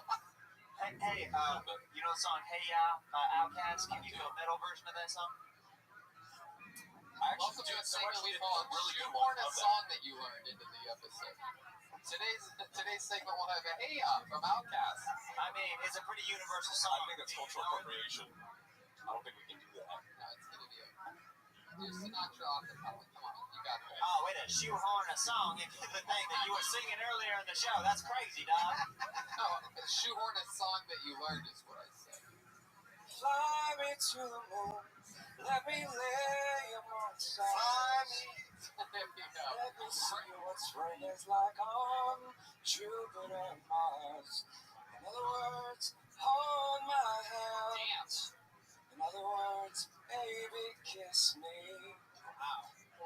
Look at that. Beautiful. I have a girl for you. I actually have a girl for you. It's Ryan's girlfriend. That was a lot better. That was a lot better than I thought it was gonna be. That's what Jeremiah thinks his singing sounds like. Yo, Amy just double dribbled in her panties. Yeah, dude. Yeah, and I'm hard as a rock. You have everybody excited. I want to hear Jeremiah try to sing it now. Yeah. Since he's going up against everyone. Jeremiah's like, I gotta redeem myself from Try those it, it's your basketball turn. shots earlier. I don't know the lyrics really of that song. Fly me to the moon. Is it Frank Sinatra? I just know Fly Me to the Moon in other words. That's the only part I know. Sing that part. Really try. It's a Justin Timberlake. So sorry. Everything I It's a moment when your time is Stop it. Oh my goodness, it's working. Alright, guys, I'm from kiss. Miami. I don't know this song, unfortunately. Kiss. Okay. Alright, this is beautiful. Jeff Scott wants to see you guys kiss. I can tell by his laugh. Like Cottonmouth. Alright. Castle, tell us something else interesting about you. What else in your life? You get a lot of girls being the lead singer of a cool hit band. You have tattoos on your wrist. You have a nose pierced. You seem like a good-looking guy. You're Cuban. You probably know how to romance them. You can make like a rose pop out of anywhere or something. He's Right? like the Saul Bennett. Yeah, dude, I grew up on I Love Lucy, so I just pull those tricks. It's worked so far. So what else? Jesus, quite the adventures going on over here. What else? What else do you do for fun? Wait, do you have long hair you're hiding? I do. I'm like in that awkward phase as I sort of grow up. Let's see it. Shake it out. Oh my God, it's so different now. Whoa. Hello, everybody. It is me, Casper Wolf. So You see the wolf now, wow. it's horrible right now. So what are we talking about? Girls, boys? What are you into? Oh, I'm straight. I date women. I just got out of a relationship with a month ago, maybe. Yeah, with the Latina girl that No. is currently Black No. girl. I wish. I lived in she an Miami. ethical slut sitting on her coffee table. I think it's embedded into her, maybe. I don't know. Why'd that relationship end? You know, when you get into enough emotionally abusive relationships, you kind of pick up on the patterns, and you're like, you know what? I'm going to walk out of this before I end up like Ryan Joseph. So I was just like, I was out. That's it. Just walked out before I got fixing it something. How long were you together? 4 months. It was a quarantine. That's a good move. Thanks. What's your favorite thing in the bedroom? You have any special sexual maneuvers that you do on a girl? You give them the Cubano, I call it the... That's why you put a sandwich over there. Yeah, you put a sandwich in her butthole, and then she poops it out of her mouth. That's so good. You ever give a girl the old Fidel fucking Castro? What I like to do is I go into the room and I just grab stuff in the living room and make a makeshift raft, lay them on it, and then have sex with them. Oh, Elian Gonzalez. He's hot. Honestly, Elian Gonzalez grew up to be fucking smoking. Is that true? He is my celebrity crush, dude. He is fucking banging. Wow. Look at that. Sorry, it's true. We talking about the baby on the boat? The kid on the Yeah. boat? They got hot as shit. The dolphin saved him. Yeah, that baby's Come on, the dolphin saved him. They probably raped him. You can talk about dolphin rape. He's a grown dog. not a baby anymore. It's all grown ups. Alright, Castle. Yes, sir. How about any other hobbies? How do you kill time in your place during the quarantine? I am very fortunate to have a studio where I live, so I've just been working for the most part. Wow, you just make music all the time. Yeah, sometimes I learned how to make cold brew coffee on my own. It was fun. Wow, you just put it in the refrigerator for a couple Yeah, days. dude, I was blown. Well, the filtering part's the worst part, dude. It takes so much time to make it. It's pretty hot. Jesus. Yeah, it is pretty hot. Wow. Yes. That's what Like, for what he was, a young boy to a man. Inner tube immigrant. Yeah, exactly. I hear he still has the marks from the raft on his back. Wow. Where the rubber meets the road. Do you play any instruments outside of singing? I do. Like what? Everything that's here. Whoa, really? Except trumpet. Batters on that? Yeah, I suck at the woodwinds now. I think I got out of that when I was 6 How about drums? Can you play drums real quick for us? I started learning how to play it during quarantine. Nah, that's not good. Well, That's not good enough. You can't even beat me in a Mexican drum. Wait, I'll take a bet on that. actually, I would like I to would. see that. I'll take a bet on that. I'll take a bet on that. White drama versus the Cuban guy. Oh my God! I can't believe it's going good for Kim Tony for the first time ever. This is the craziest thing I've ever seen, y'all. We going into overtime right now. We gotta keep it moving. There goes Castle Wolf. Thank you very much. Castle Wolf. There you go. Maybe episode 500 I'll do a Mexican drama. He's got to go in practice. Tony gets good at things. Stay tuned for episode 500. Because if I do a Mexican drama, it's gotta be against Joel. Yeah, this was the And then, one if, and then if he wins, he gets to take my job for an episode, and it'll be an episode of Kill Joel.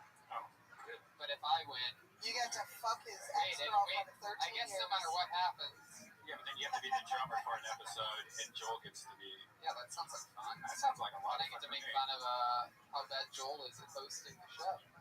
He just has to shower before. Do you remember when Jeremiah hosted it? Yeah. It was like 30 minutes of ads up top. Yes. Sorry, I don't know why I was throwing it. Yeah, dog, I love you. What happened, dog? Kids. Well, Dude, you ain't crapping it up on that side. Why you crapping on me up there? Ladies and gentlemen, it is that time that I look forward to every single week. An absolute genius is amongst us. A guy, I don't know if you've ever seen Moneyball, but this guy bats 1,000. He slugs 1,000. He gets on base every goddamn week. Ladies and gentlemen, I present to you one of my favorite comedians on the goddamn planet, a creative genius. This is the creative force of Michael Lehrer. Love the shoes. Here he is, live in the flesh, a joint in his mouth. He is rolling around. He is getting in his zone. We've seen this before. He's away from the microphone. He's approaching the microphone. This is Michael Lehrer. Originally from New York, through Chicago, and now here. Okay, here he is. Before I start the minute I'm not gonna do, I'd like to say I'm the house cripple, but I'm also the house ombudsman. And this has been an amazing episode! And Annie, you're a big part of that. Like, you brought a great energy today, and these fucking basketball players, and one white chocolate over there, I feel you, homeboy. Annie, those bamboo earrings. Yeah. I took them actually out of a black girl's ears. Yeah, I'm a big LL fan, so, and I'm from New York, so I recognize those earrings. But, Tony, shut the fuck up. Alright, so, obviously Hollywood's all up my ass. They're like, Michael, you're so good at writing. We need you to be in the next Dick Wolf. I'm like, what? Like, we need you to be the next Dick Wolf. I'm like, what? Like, Dick Wolf. You got the cop shows, you got the firemen, you got the doctors, but when they're fuck, what do we need to show up on now? The nurses. Tony, pull out the box. This is a box that was given to me before the show by Michael Lehrer. I'm opening the This box. is my Dick Wolf. Oh, wow. Alright? Oh my goodness, there's scripts in here. Here we Yeah. go. Pass out to everyone, Benny. Thank you. Because no one tells me anything, so I have no idea you care. What do I do with all these? Pass them out. Pass them out. I have some of these. Yeah. Yeah, there's where'd you more get this? Pass them to the band. They still make this? fine. Are we all supposed to use them? Yeah, what's the name of the show? Smoking nurses. Yeah, what are you holding? Cigarettes. These are candy cigarettes. Alright, pretty intuitive, right? Yeah.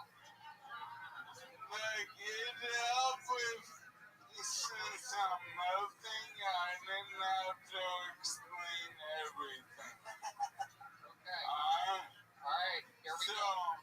Tony, is everyone ready? I think so, and I think the This band. is my Dick Wolf. Everyone in Hollywood is like, Michael Lehrer, write the next Dick Wolf. And I'm like, okay.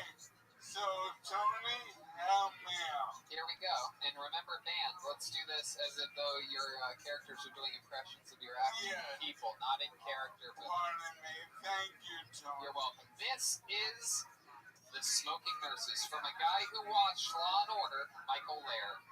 There's Tony, and here we go. Theme song in 3, 2, 1. Frontline, Overtime. They smoke, they nurse. They are the Smoking Nurses. The Smoking Nurses is filmed entirely behind the hospital where the nurses go to smoke cigarettes. I am so burnt out. Frontline better turn into Fun Time ASAP because Nurse Redband needs to get F-U-C-K fucked. At least you have fucks to look forward to. Nurse Redband, I lost 7 patients to Corona this morning. I courageously offered each of them one last chance to bust a nut. Nurse Jeremiah, that's a violation of your nursing. To heck with those. This is the rapture, honey. These men deserve a final nut blast. One of the men who died was only 40 years old. No one's safe from Corona. Well, he also had gout and gangrene from abusing crocodile. Corona! Man, I hope this plague never ends. Nurse Jessie! Fuck y'all. I love living in isolation. Away from my rotten kids and son of a bitch husband. Watching reruns of The Sopranos and drinking farts. With no commentary from my rotten kids or son of a bitch husband. Time to ourselves is important. Some of these patients were the last people they'll ever talk to.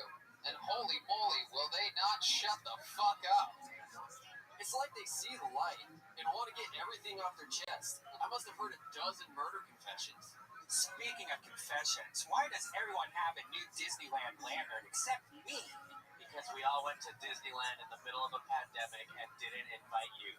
You nurses are a bunch of Rudy Tuesdays. We didn't invite you because you wear scrubs on your days off. It's embarrassing. They're the ultimate in comfortable clothing. Why would I wear something less comfortable? That you're naked under your scrubs. Well, excuse me. It is a health code violation to not wear underwear with scrubs. Probably. Fair. Yeah, you better not wear scrubs to the chief of staff's wedding. Canceled. Half of her bridesmaids killed themselves from exhaustion. She thought the ceremony would be in poor taste. Suicide. The ultimate party foul. Next week on The Smoking Nurses. I thought you quit. Smoking? No, nursing. You wish. I do wish. When you're gone, I'll be the charge nurse. That's the nurse in charge. I know what a charge nurse is. I am the charge nurse. I'm just saying, you leave, I'm the charge nurse. The nurse in charge. We all know that the charge nurse is in charge. The week after that, on The Smoking Nurses. We all got the GD Corona. How? We wore the most protective clothes. It's getting in through our shoes. The average pair of Crocs have 40 dime-sized holes. Damn you, Crocs. The end. There you go, The Smoking Nurses. I ate all my cigarettes.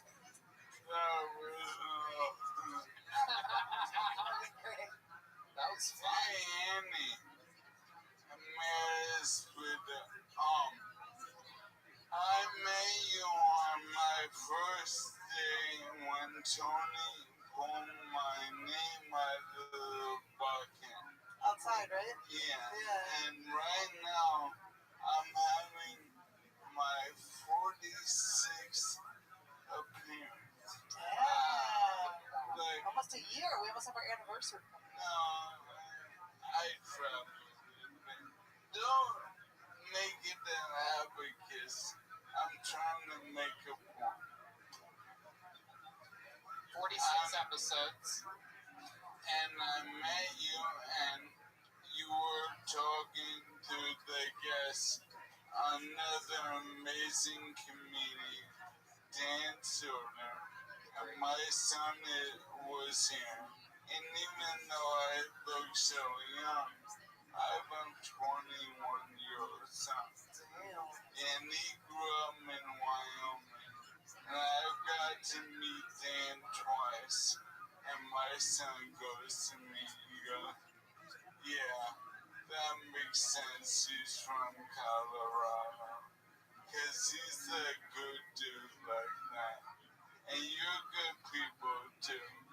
And I look at your earrings and I think about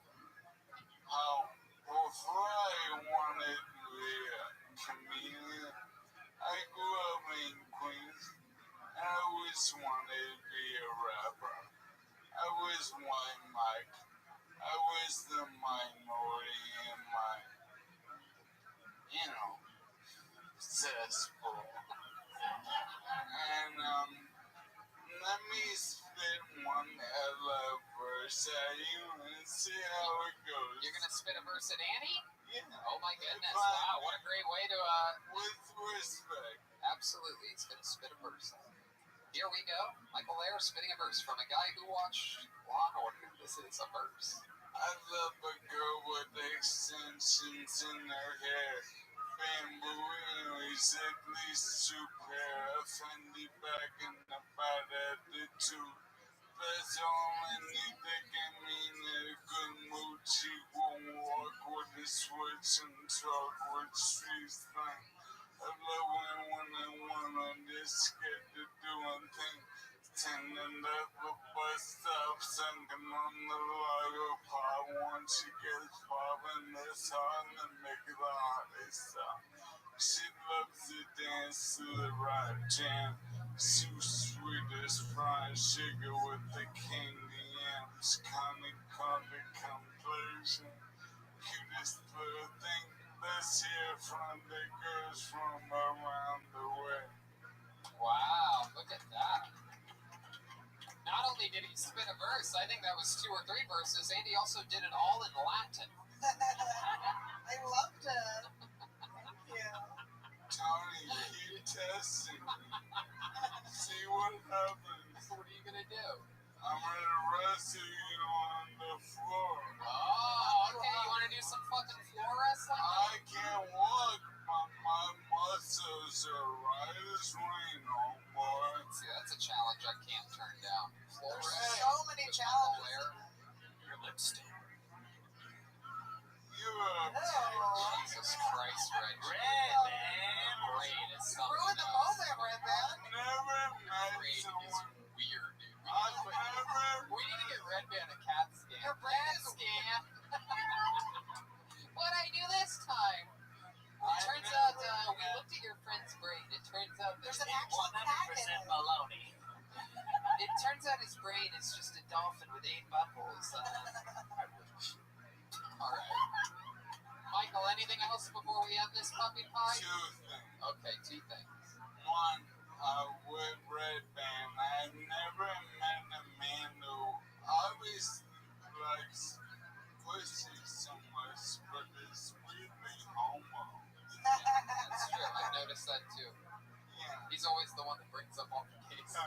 He knows a lot of gay terminology. Yeah, yeah. Oh, you don't know about And then he goes, I think that's what it means. That's It's like you were very confident. It makes me laugh.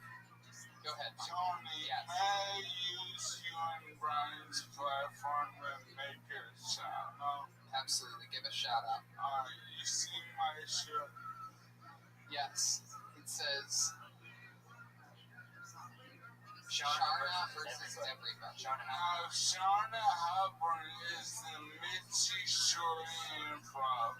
And for 40 years, she fucking invested her life in comedy in ways you never fucking know. And the bug maybe ended this, but I love you, Shauna. And thank you for making my dreams come true. Like these gay guys right here. That's right. Thank you, Charna, for giving us the great Michael Lair. MichaelLairComedy.com for everything Michael Lair. Tons of merch, tons of awesome content, tons of awesome everything. Michael Lair is the man. And we'll see you next week, Michael. Here comes a drawing from Ryan J. Ebel. Let's see what we got tonight. Ooh, la la, we're all playing basketball, it seems. Extra John Watersy type of vibes, sort of a scary movie. It's unbelievable what you're able to accomplish. Andy has her outfit on. In this amount of time. Ryan J. still showing explosive advances every week. Unbelievable. You got everybody in that thing in an hour and whatever this was, 50 minutes or so. Well, we did it. A lot of fun stuff happening, guys. Fun. Andy Letterman, thank you so much for being Thank you here. for having me. It was so fun. What's Thank going you. on? What are you plugging? You have podcasts? Plug on my podcast, Me Inspiration, comes see it on YouTube/Annie Letterman and other stuff. I have a Patreon also /Annie Letterman. ANNIELEDERMAN. One D, no T's, one D. And one N at the end. Yes, one N. Letterman. LEDERMAN. And follow my Instagram. At Annie Letterman. Yeah. Awesome. Absolutely great. Jeremiah Watkins was the leader of the band. There you go. Venmo at Jeremiah-Watkins. What else, Jeremiah? Tell us about the work that you've been doing. Man, I got a new breakfast show called Eating Breakfast with Jeremiah. I tried to request in the other day. I was eating a sausage, egg, and cheese biscuit driving to go play golf. Eating a sausage while driving? Not since I was in middle school. I requested in and you wouldn't even take me. I was watching you talk to normal people. I didn't see it then. All right. Somebody trolled me as Tony Hinchcliffe spelled differently, and I accepted him, and then it was a bad impression of you. Oh, shit. So I thought he kept requesting me. I didn't know that was the real you after the fact. That's so funny. But yeah, I got a lot of Jeremiah Wonders out with like Dr. Phil, Mr. Fumnar. The band was on recently. I'm doing a lot of cool, nice Jeremiah Wonders. And then I want to give a shout out to Kenny Brown, who's a local comic in the OC area. He passed away recently. And I want to shout out to his friends and family. That's right. He's been on the show. He passed away. He's no longer with us. Yeah. We don't know what happened. But I was hanging out with him right before it happened. Really? Is that true? Oh, it's a callback to the beginning of the show. That's right. The great jet ski Jesse Johnson was here. Absolutely killing it as always. She has brand new ornaments for sale, and you can get those. They're like Christmas ornaments, but I like to call them anytime occasion ornaments. Anytime, any religion. She hand makes them. Every single thing is handmade by her. I've seen them. I actually bought one off of her. I have it hanging. It's the first thing you see when you walk into my place. It's just dangling by a string. So your name is more Etsy than Jetsy. Whoa. Oh, I'm learning from Tony. Yeah, that's right. That's my style. These ornaments are unbelievable. You can get them by hitting up jetskijohnson@gmail.com. Or my new website, jetskijohnson.com. Wow, Jetski, I haven't even gotten to go there yet. I can't wait. Expect some traffic. And real quick, Comedy Store YouTube page, check out Through the Looking Glass with Vic Burrow and I. Annie was on it, Red Band, Tony. I was on it. We had a lot of fun. Yes. And, hey, everybody, that was Chroma Chris back there this whole time. Chroma, what do you think about tonight's episode? Yeah, it was ballin', Tony. What else, Chroma? Tell us something else. You can follow me on Instagram, @ChromaChris. I've recently been writing, coming up with some new music that I will hopefully be putting out soon. So keep look out for that. We will be on the lookout for sure. Follow him on social media. Guys, I know you're not going to believe this, but the entire time, rim job, that was actually Joel Jimenez. Joel, what's going on back there? You got Mostly Sorry, the podcast. What did you do this week? What's going on? We're on hiatus because David's out in Chappelle Land, so I'm waiting for him to get back. Oh. So we'll see. We'll be back. That's it. Mostly Sorry. I love you guys. All right. Well, Red Band? Check out Virtual Red Band, my virtual reality show, and also check out Brothers in Cursive. We got a new Patreon. And Dead Air with Brian Holtzman, DeathSquad.tv. Right. A whole bunch of new merch at TonyHinchcliffe.com. And there's the Patreon, patreon.com/Hinchcliffe, where I go over everything roasting with the writer's room of all the roasts, all the meanest people. We talk about us being mean to people, making jokes, of course, and honoring the ones that we love. Oh, also, wait. I have masks for sale. That's right. Where can they find those masks? You can find them if you go to my Instagram. It's in the bio. Hit them up. They're fun. There you go. Absolutely. They're selling out. Thank you to everybody.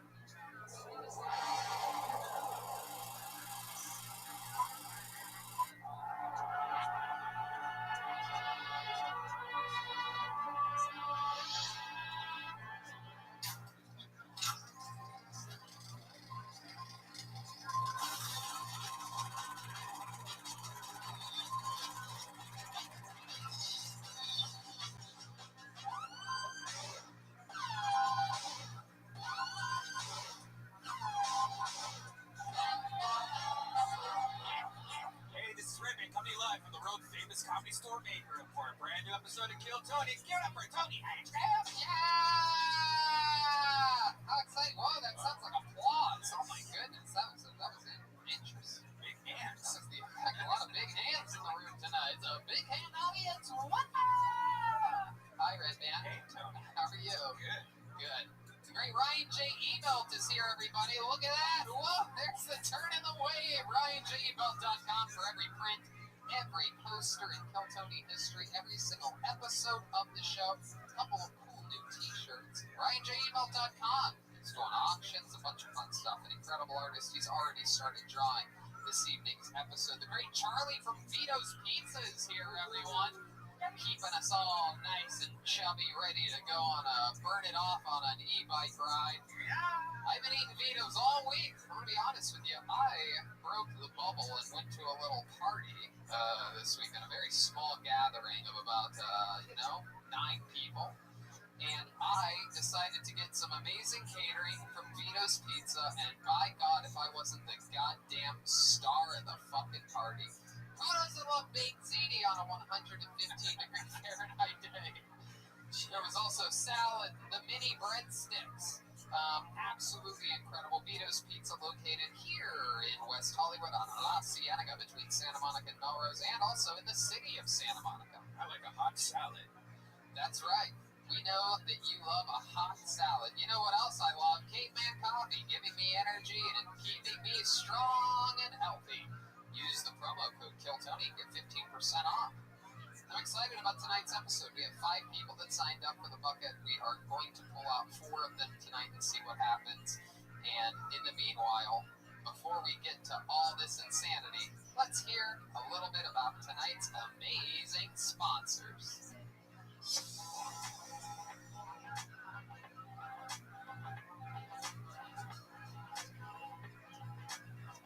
And we're back! How exciting! We have a guest tonight, and I'm excited about this guest. Fresh off of America's Got Talent. This is a guy I've been doing stand-up with for over a decade, roasting around and with for over a decade, a roast battle defender, and again, I mean, absolutely killed it on, the best of America's Got Talent. Ladies and gentlemen, here he is, Alex Hooper, everybody. Yeah! It's Alex Hooper! Alex Hooper is back in the saddle again, fresh off of America's Got Talent. I watched this most recent performance. It is incredible how you handle that big giant stage, sitting in a throne, greeting everybody, roasting nursery rhymes. You lit these people up. It was so great. Love the Simon Cowell e-bike jokes. We have a lot of running e-bike jokes here. You made fun of someone that I've actually roasted before who handles it so well, the great Terry Crews. Yeah! One of my favorite humans. And you were just ruthless. I mean, some of it was truly real incinerator roast jokes. You were going for some of the oohs and the ahs. I was surprised that they let me get away with some of that. And some of the things that they turned down, that they said were too harsh, I was like, do you understand how much worse what I'm about to say is? Yeah. And they're producing, they're like, nope, the executives say, don't say Columbia has a cocaine problem, just make fun of Sophia's face. Right. I was like, what? How is that better? It was incredible. The executives have no idea what's going on in the world. They are completely out of touch, and that's exactly the vibe that I got. I'm like, oh, they probably told them not to do other jokes, and that's why this seems more evil than it even should. Yeah, 100%. So, exciting stuff. Perhaps one of the greatest roast performances in America's Got Talent history. And what, you've been on that, 2, 3, 4? That was my 3rd performance Wow. on the show. Yeah, I got kicked off in 2018 with a pretty, got buzzed the entire way through. 3,000 people screamed at me for 7 straight minutes. Came back this season for redemption and made it all the way to the live shows. Yeah, that was the one on last Tuesday was live in front of 10 million people with jokes I've never told before. Wow. I would have loved to have seen what you had up your sleeve for more, because I could tell if you're going to say, I have more for the next round, I'm like, oh, fuck. I know what that's like, to have something up your sleeve big and just hope that it's going to take you to the next thing to win it. Are you getting recognized now everywhere? That seems like one of those shows that Only the top half of my face. Nobody can recognize what's going on down at the bottom, but they're like, I think I know your eyes. And you have a really popular pug calendar that was on Ellen and stuff like that. Yoga's pug yoga, right? Yeah, for sure. I have a rescue Korean pug. Her name is Kimchi, because of course it is. Isn't that don't you have a rescue Korean as well? Oh yeah, but she's 26 female. They came from the same litter though, so. Well, I'll tell you this. Speaking of calendars, I know who some of the worst calendar salesmen on the planet are. They are also the band here on Kill Tony. They chose 2020 to debut their paper calendar. Of all the years, 2020. I believe there are still hundreds available. Anyway, I'm going to bring them out right now. Every single episode they commit to being different characters. We never know what they're going to be. They've been in the back the whole time getting ready. Ladies and gentlemen, they're going to be in character the whole show. Can't wait to see who we're hanging out with tonight. It's the best damn band in the land, the Kill Tony Band. Jeremiah Watkins, Joelberg, Joel Jimenez, Jetski, Jesse Johnson, and Chroma Chris. Here we go. Whoa! Oh! Okay. Whoa! Serial killers. I know these guys for sure. This is Jack the Ripper, without a doubt. One of the most famous serial killers of all time. A famous Kill Tony character who's known for saying, I'm Jack the Ripper. Here he is. Jack, how are you doing today? I'm Jack the Ripper. Okay. There it is. Glad that you're back. One of the most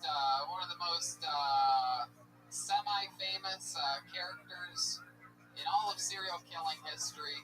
There he is. Jack the Ripper, a.k.a. the Penguin from Tim Burton's Batman, a.k.a. the Babadook. I just watched over the serial killer roast yesterday, actually, for my Patreon roast master class. I went over character roasting and talked about you. It was a lot of fun. That was a good Don there, wasn't it? I was Jeffrey Dahmer. Yeah, you are very convincing, Jeffrey Dahmer. All I had to do was wear glasses and part my hair to the side, and it was frightening. I know this young lady. I know everything about her. I always did. I love your movie Monster, and on top of all the research that I've done on you before, a brand new Gym Can't Swim came out last month about you, the great, the powerful Eileen Wernos is here, straight from hooking on the streets of Florida, murdering innocent Johns. How are you, Eileen? They were innocent, motherfucker. I've never heard Eileen giggle like that after calling someone a motherfucker. Chroma Chris very clearly is evil Jesus Christ tonight. Hey, Tony, it's your buddy Charlie. Charlie. Yeah, I had to come back because I heard the world was on the brink of that race war I was trying to start. Oh, wow. So what do you think about it? Are you having fun in it? Hell yeah, Tony. Hell to Skelter, baby. Okay, very good. Absolutely. That is what that guy would say. And then clearly back here, very, very famous serial killer, everybody. It is Jennifer Lopez without makeup. Here she is. No, I'm kidding. This is Richard Ramirez. Am I correct? That's right, Tony. Hail Satan.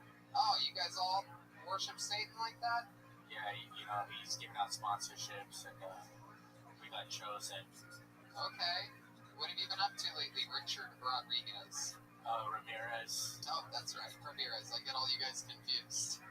Oh, you know, there's not a lot to do in prison, but a lot of reading. Yeah? That's about it. Okay. Well, welcome. Bunch of serial killers here. Alex Hooper, Red Band on the soundboard, Ryan J. Everybody's in position. So let's start the show, shall we? Yeah, everybody! Yeah! All right. I could go to the bucket, but instead I'm going to start the show with a big red bang. Everybody, this guy, controversial character, loved by us. A lot of people write handwritten letters to the Comedy Store pleading for him to no longer be allowed here, but we throw those in the trash before management can read them, because I absolutely love this guy. I fell in love with him the first time I saw him, and here he has been being groomed and built like a young child in a pedophile ring here at the Comedy Store. but he's being billed artistically as one of the longest tenured regulars in the history of the show. So who else can we count on to start the show? Like the Big Red Machine, the Memphis Strangler, the great, the powerful William Montgomery.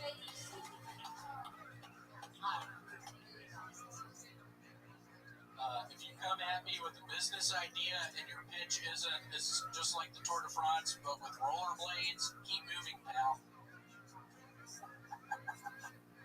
The coolest thing about Bill and Ted is that they both turned out to have incredible careers. Research shows more kids are being homeschooled this year rather than being enrolled in public and private schools. This is not good news according to the nation's school shooters.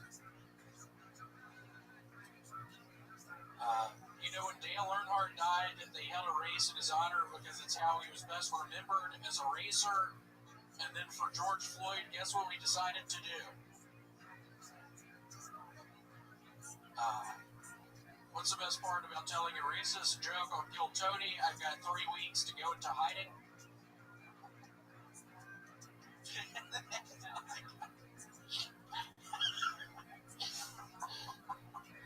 There you go. Ooh, that's a minute right there.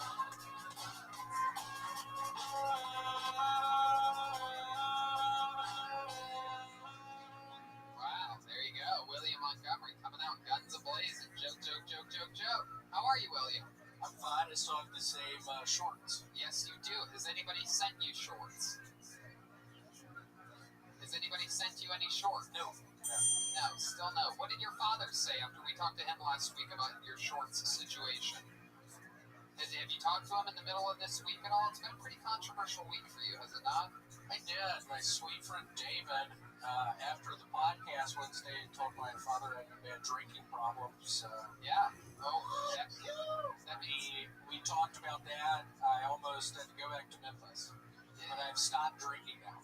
Oh, you completely stopped? I'm done. Why are you sweating so much then? Because he stopped drinking. Yeah, because I stopped drinking. When's the last time you had a drink? Be honest with us. We've always had your back. Be honest here. This is an honest chamber. What is today, Monday? Yeah. Today. Saturday, maybe? What time Saturday? Today? Saturday, so like late Friday night or into Saturday. Early into Saturday morning? Early into Saturday morning. And then when did you stop drinking? Probably 4 a.m. Saturday. 4 a.m. Saturday morning. And then what time did you wake up Saturday afternoon? 7 o'clock. P.m.? P.m. You slept to the evening time. I did. It was hot as shit. And then what'd you do when you woke up at 7 p.m. on Saturday? It seems like there's only one thing to do. My mom sent me a crock pot. I actually ate leftovers from the crock pot. Wow. Those are meat sweats. They're chicken meat sweats. He's lying to us. He made moonshine in that crock pot. Liquored up right now. I once cooked an Asian woman's head in a crock pot. Is that true, Richard Ramirez? Because I'm pretty sure you just killed your parents. No, that's the Menendez brothers. Oh, that's right. Well, you know so much about the white murderers on this show. You think you'd give... Richard Ramirez was sort of overrated, though, right? Didn't he only kill, like... He was cool. I liked him. 14 people. A serial killer with a gun is And I tortured a bunch of us. Shut the fuck up. How many people did he kill? Only 14? Oh, wow. No, I'm the overrated one, Tony. I killed nobody. Yeah, you had a bunch of young people do the dirty work for you, didn't you? You're like a Bernie Sanders type. Yeah, just fill them up with acid. Hell yeah. All right. Why'd you put that mask on the microphone, you bitch, before you spoke into it? William, be nice to Luke. I know. Well, we got into a fight yesterday. So You did? sort of lost some respect for him. Did your dad really almost make you move back to Memphis? Yeah, and It sounds like a Bruce Springsteen song. Moving back to Memphis. and almost took me Birmingham, Alabama. And David hasn't talked to me. David, you need to talk to me. What's going on? Did your dad watch the episode I talked to my father the other day. He said, you're moving to Memphis. Come my way. Fun fact, I hate Bruce Springsteen. I love music, and I despise Bruce Springsteen. Jesus. Is that a Bruce Springsteen song? On the run. Oh, God. Yeah. That's Okay. the one. Yeah, you played just as horribly as he would. Yeah, Bruce and Rick Springfield, like the two, like they were like almost clones. Hey, Rick Springfield has Buffalo Soldiers. Buffalo Soldiers. I loved Rick Springfield's. He was a Buffalo soldier coming to America. Hey, here we go. Let's wait for Jeremiah to find that note again. Hey, there you go. All right. There you go. We got it. All right. Did your dad listen to that episode though? I don't think he did. Wow, isn't that? Maybe he did. I don't know. Did you listen to it sober? I never listened back to anything I've ever done. Oh, I should have done that one. That's good. Huh? You should have listened to that one. Why? Because then you would know why everyone's upset with you. What do you think you did wrong, William? Just to give people the Cliff's notes here. I threw up on one of Red Band's microphones. I kicked over one of his tripods. I messed up one of his cameras. What did you do to Eric? I kissed Janice. You kissed Janice? Yep, we made out in the bathroom. Oh my goodness. You didn't know that one, did you, Red Band? I did because she was screaming because you were forced on top of her. Oh, I wouldn't say that. Okay, this is getting creepy. I wouldn't say that. William, where do you write most of these jokes at? Where do you find yourself? In a bathtub? Are you driving somewhere? Are you at the storage facility? Where do you tend to do most of your writing? It's mainly in a backyard setting. Backyard setting. So you're sitting at a patio. Correct. Do you Sitting at a normally table. write while drinking alcohol? Because that could be an interesting Sometimes. storyline. By sometimes, you mean You've heard his jokes, right? yeah. You mean Come on, Alex. You gave up the frowny face. Uh-oh. We know what that sound means. All right, William. That's how you write the back play. I do love some back. I actually got word this week that Beck's a big fan of you. Did you? He actually emailed me. Yeah. So that's cool that you heard as well. What did he tell you in the email? He told me to come to the Church of Scientology.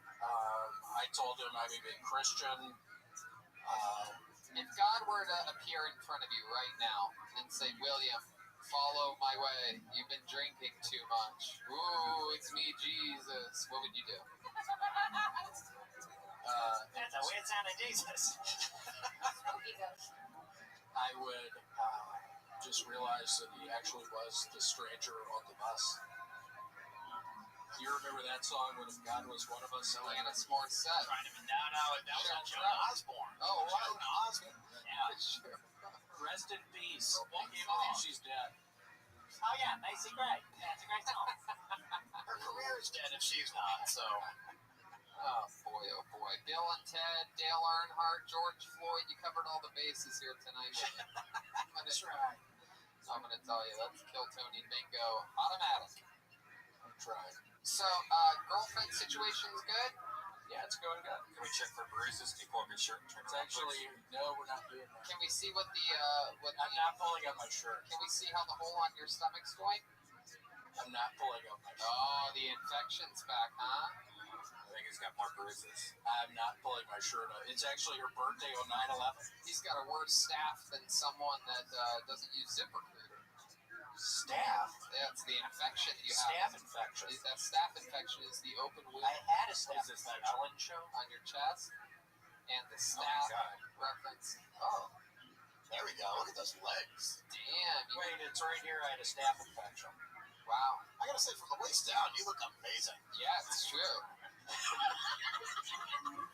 Thank you. I used to be a cyclist. I was a state champion cyclist. That's right. He actually was. I was a junior Olympic champion. Now he's got that e-bike body. I wouldn't say that. A lot of His body is breaking away. It's a great bike movie. Yes, it is. He went from the Tour de France to the Tour of Italy. What is that? What is that restaurant? Oh, I got it. Even Olive Garden. Yeah, let's get Olive Garden. You ever get a breadstick that? Huh? You ever get a breadstick that all about it? Hey, we did. You ever get a breadstick? Hey, did. There he goes, William Montgomery, everybody. Another fun week with William Montgomery.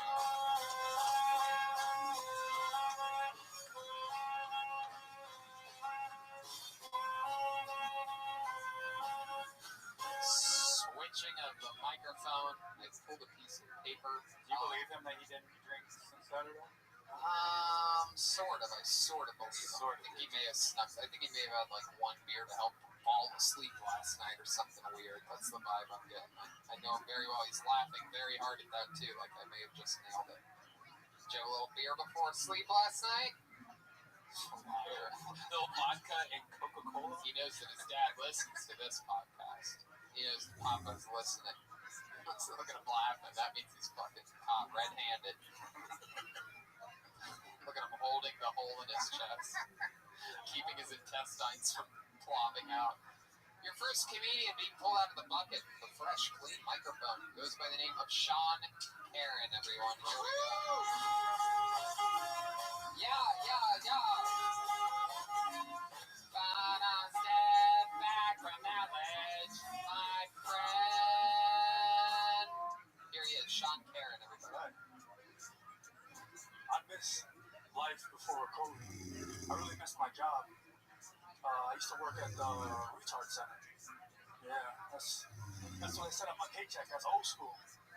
But I learned a lot from my clients.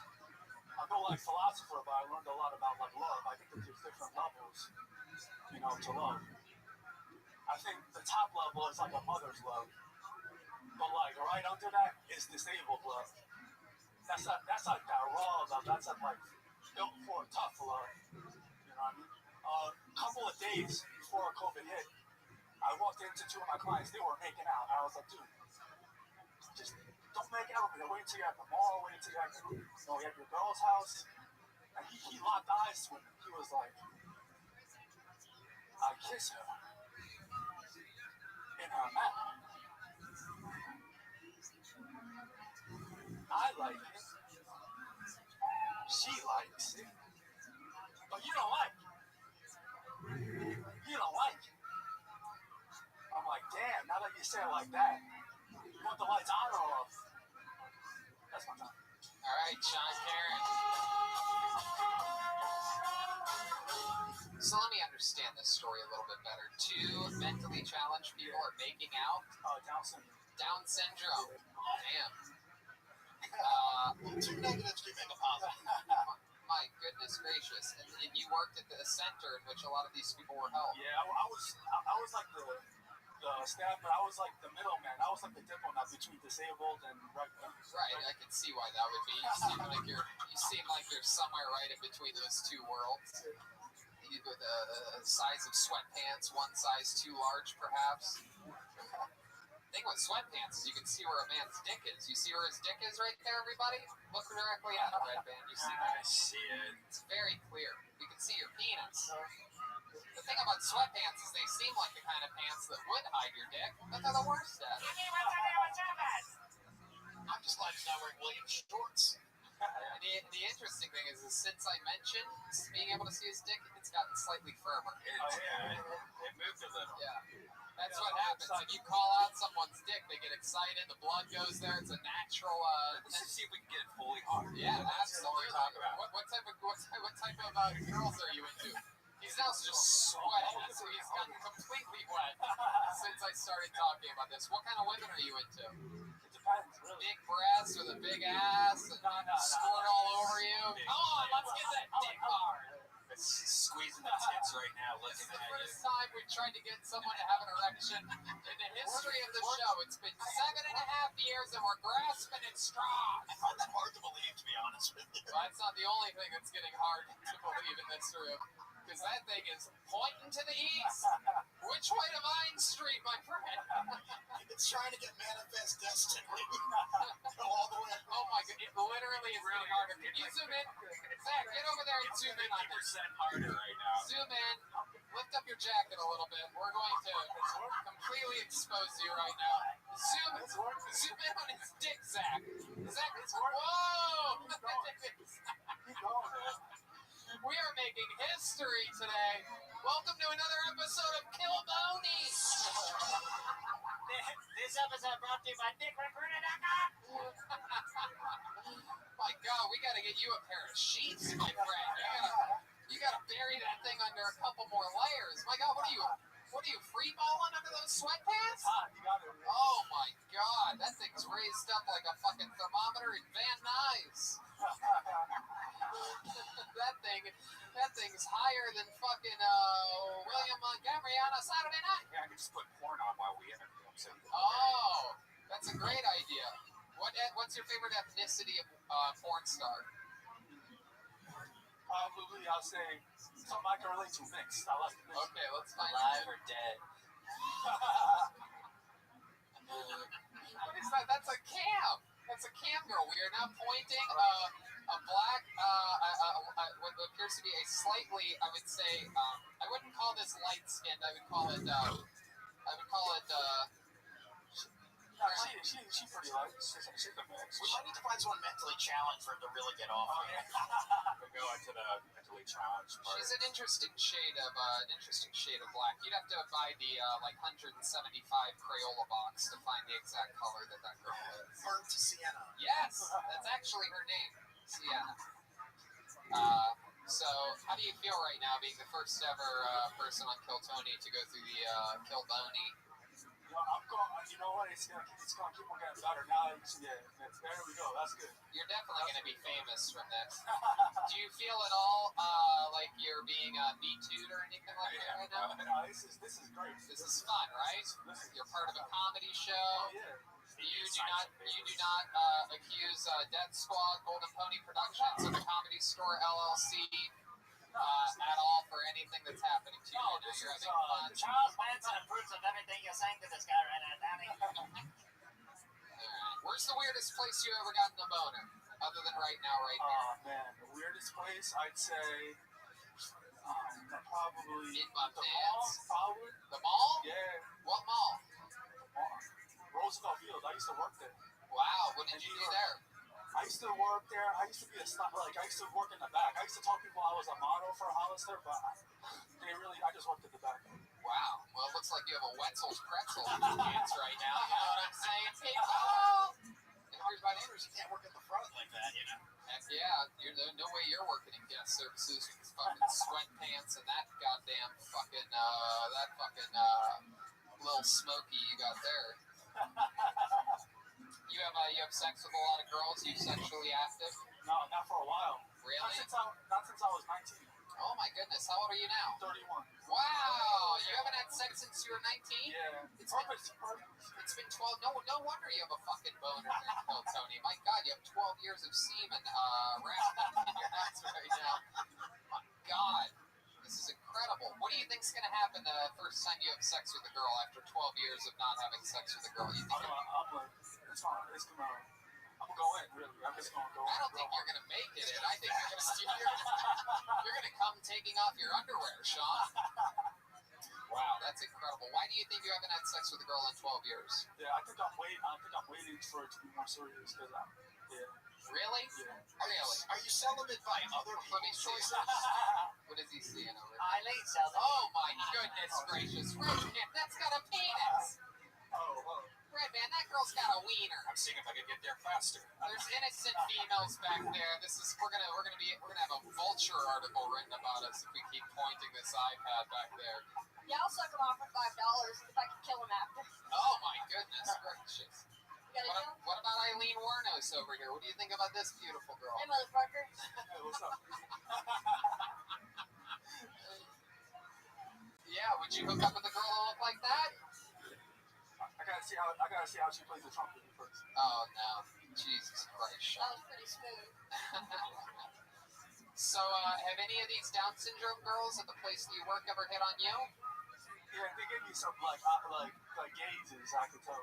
Really? Yeah. Are you sure that they're like sexual gazes, or are they just mentally challenged? You could tell. No, you could tell because some of them are nonverbal. So I see what they do to other a girl and a guy. How the girl like because they don't know how to speak. Right. So they're sharp. They know how to give like a bite their lip to other dudes. She's a girl with Down syndrome. Yeah, they'll start rubbing. I had to break it up. Like I don't know. They get sort of wired down stuff up. I've made that joke on this show before. I'm not proud of it, but I had to do it. That's actually, we've been counting. That's actually the 10th time you made that joke.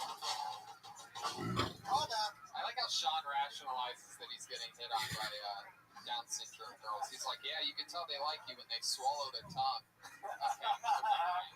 No one knows what's going on there. So. It's now dog humping. Okay, just dogs humping. It seems as though it is increasing his erection.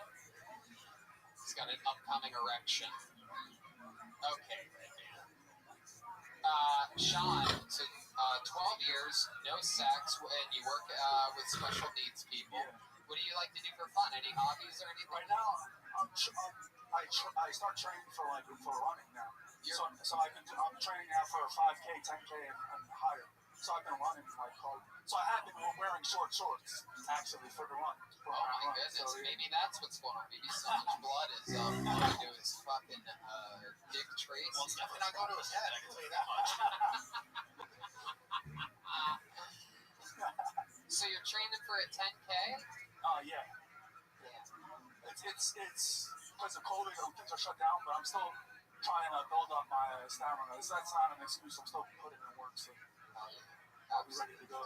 What else? What else do you do for fun? That's pretty much it. I've been doing that comedy all the time. I got a podcast up. I've been focusing on that, and I've just been writing a lot too. So I've just been doing that. And I'm looking for a job, but I don't want to do. It's kind of hard looking for a job because I don't want like a full-time job where I get comfortable. I don't want to do that. So I want to find still a part-time job. Right. So hey, that makes sense. Well, you know what? Maybe one of the listeners to this show are looking for someone for their company, someone that gets boners easily while wearing sweatpants. That's on a lot of people's hiring list. I mean, Redman, who's going to get hard watching this? It's a dog with a dodgeball stuck on its head. Back here, baby. Oh, shit. That dog's about to fucking... Are you into dogs with dodgeballs stuck on their head? Yeah, it's like a bondage thing. Oh, here's some chickens fighting if you need some chicken. That guy's already got enough cockfighting going on in his pants. Okay. Sean, you are one of the first people to have a semi-boner in the history of Kill Tony. We appreciate you coming on. Fun set, man. Talked about the pre-COVID. There we go. Sean Karen, everybody.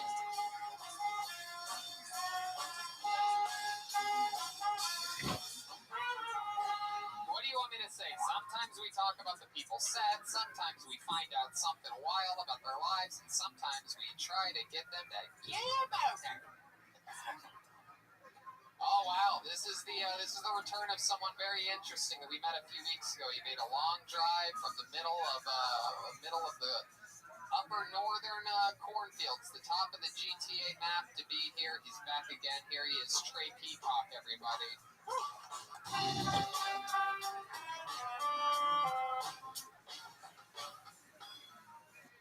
What's up? So I wrote a poem for you guys tonight from the bottom of my heart. It goes like this.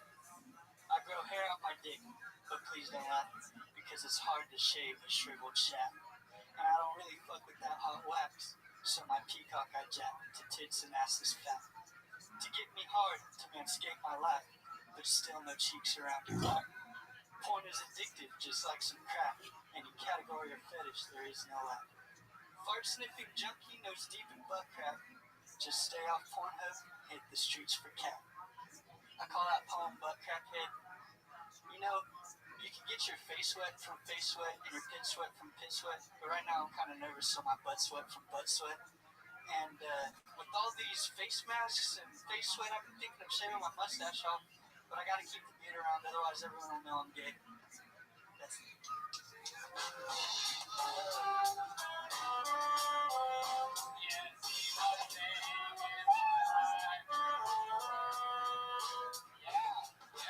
Killing me softly with his poem.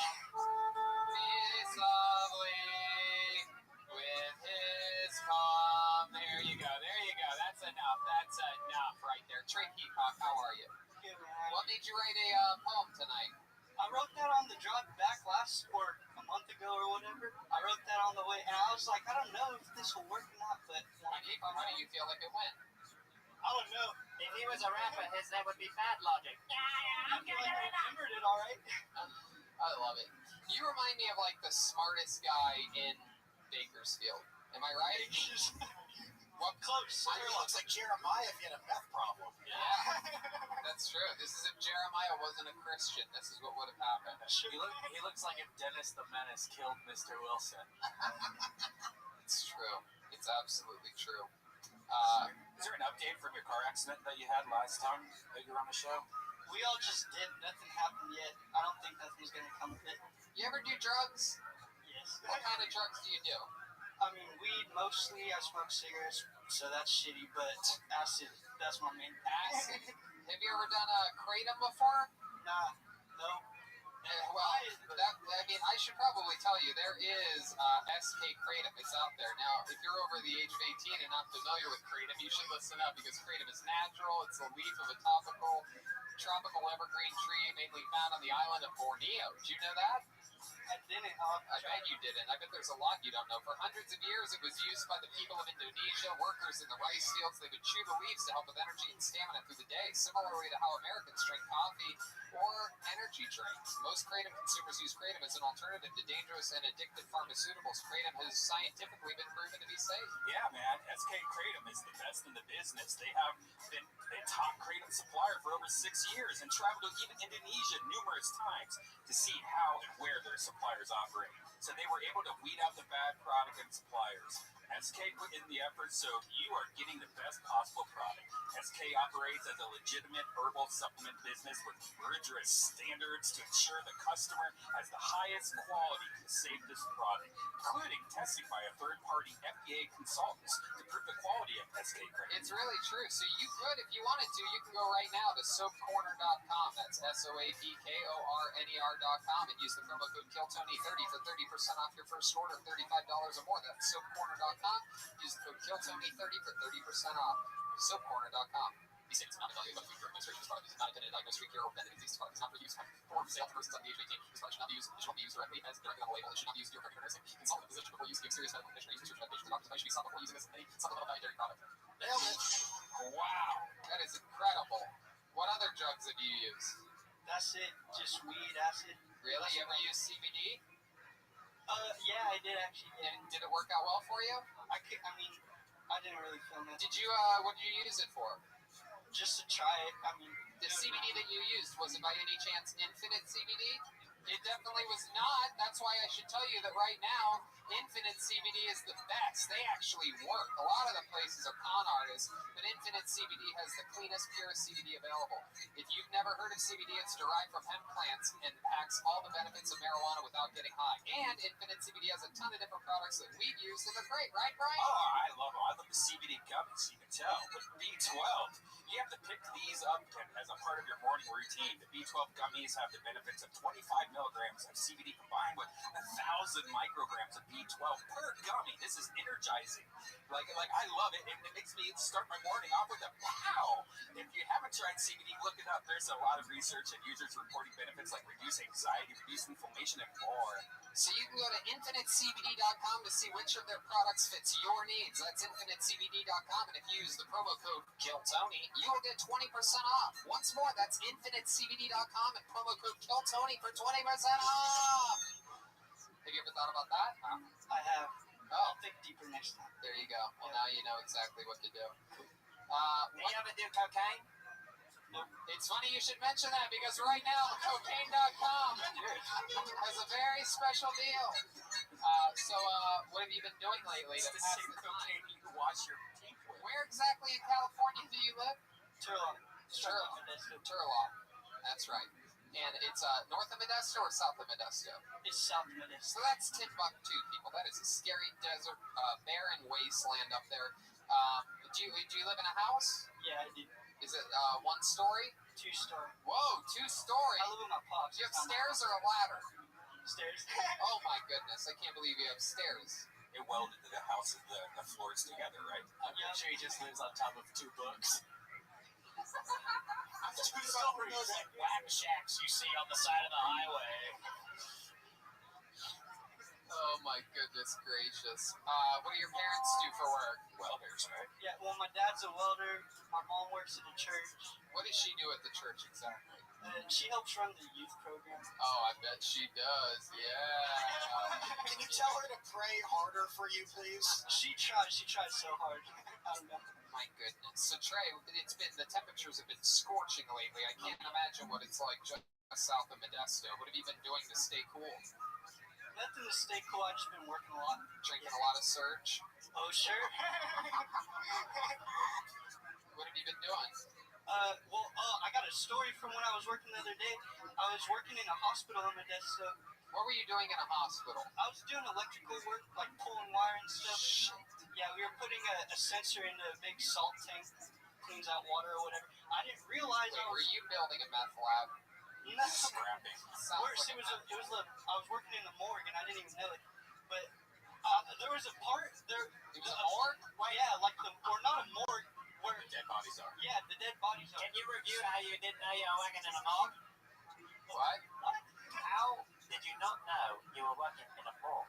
Well, because nobody told me. My coworker said, "Hey, I need your help." I headed out there and nobody told me, but I found out. Hey, could you get something for me out of the frozen aisle? Yeah, I found out because I saw a guy, he pulled up with a van and got out a stretcher, a gurney, and was putting blankets and pillows on it and everything. I was like, all right, they're gonna wheel someone out. And then they brought out somebody in a body bag. I was like, what the fuck? Okay. And then I'm like, well, why do you take all the time to put the pillow and blanket in the bag? He was in a body bag, they just set him on there, so.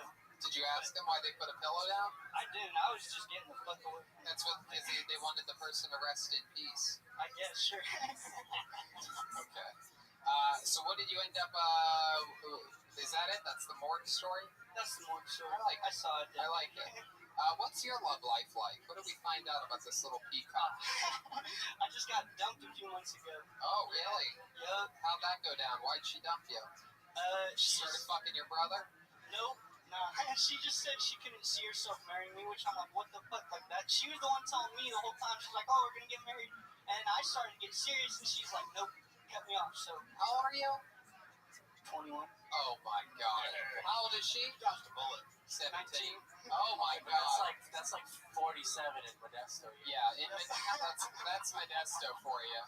I know you're 21 and I'm 19, but I can't see myself marrying you, Trey. Yep. And I'm getting rid of the baby too. I've been seeing someone and it ain't a dentist. Yep, something like that. My goodness gracious. Do you think she's already hooking up with somebody else? I know she is. Did it break your heart? A little bit, but I was like, no, fuck that. How many Newports did you smoke that night? Probably 3 times. Oh my goodness gracious. I stopped smoking cigarettes though. Oh really? Yep. Did you end up stopping by going to Lucy.co and using Lucy nicotine gum? No. Oh. Well, in that case, jeez, you gotta pick up the cue, Trey. Yeah, a lot of people have been doing that lately, and you can absolutely do it too. It's super duper easy. You just go to lucy.co and use the promo code that everybody knows, including myself, and that promo code is KillTony. The smartest way to hire. What's another interesting fun fact about you that we should know before we let you go? I forgot to tell you guys last week. I'm part of the 3 nipple gang. I got 3 nips. Whoa! Shit! You got 3 nips. Wow, we gotta get a zoom on. Here we go. Zach's going over to the camera. Whoa! Oh my god! Wait, what's this? What's stuffed in your crotch? That's my strap. Don't talk about it. Wait. Lift up your shirt again. That's my strap. What is it? What is that? It's a ratchet strap. It's a what? A ratcheting strap. It's a strap. I thought that would work. My bad. You had an actual strap. Yeah. I was driving by Home Depot on the way here. I was like, I got it. That's on my slack line. So you put a strap in your penis area, not knowing that the guy before you was going to have a boner, and assuming that we were going to ask if there's something shoved in your crotch, you were going to say, I'm strapped, pull it out like it's a gun, but it's actually just a strap?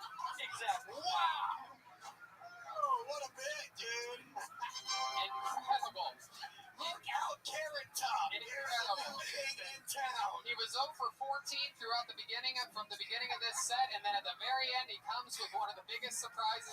history of the show, a giant strap in his crotch. Where'd you buy that broken Home Depot? Oh, come on. You could say he strapped my cat now. You know what I mean? You can bomb the whole night, but if you close strong, you won. For the audio listeners, he pulled out like a strap that you would like tie shit on your car or something like that, right? Like one of those. That's true. He went to Lowe's to get that. Kind of freaked me out Lowe's though when is he also started pulling it out. income that his family needs.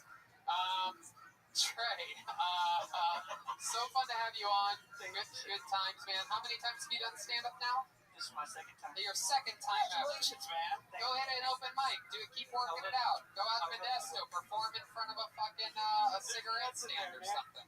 Trey Peacock, everybody, there he goes.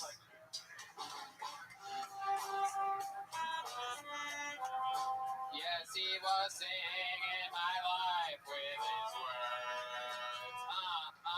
Killing me, Tony, with his heart. Killing me, Tony. All right, your next comedian, a super regular on the show, one of my favorite human beings on the planet. Great comedian, great roaster. Here he is, the great David Lucas. Live in the flesh from the main room of the Comedy Store. It's David Lucas. Yeah.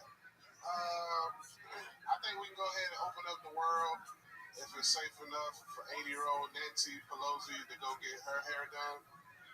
But the crazy thing about Nancy Pelosi getting her hair done, when she left the salon, nobody knew she got her fucking hair done. That bitch left the salon looking like a salamander. Well, what the fuck is going on? This bitch is ugly and 80 with a lot of money. A lot of people are mad because they just released that gyms have been open in government buildings during the whole quarantine. And the crazy thing is, I haven't seen one gym open in the projects. So I'm trying to figure out what government buildings had gym opens.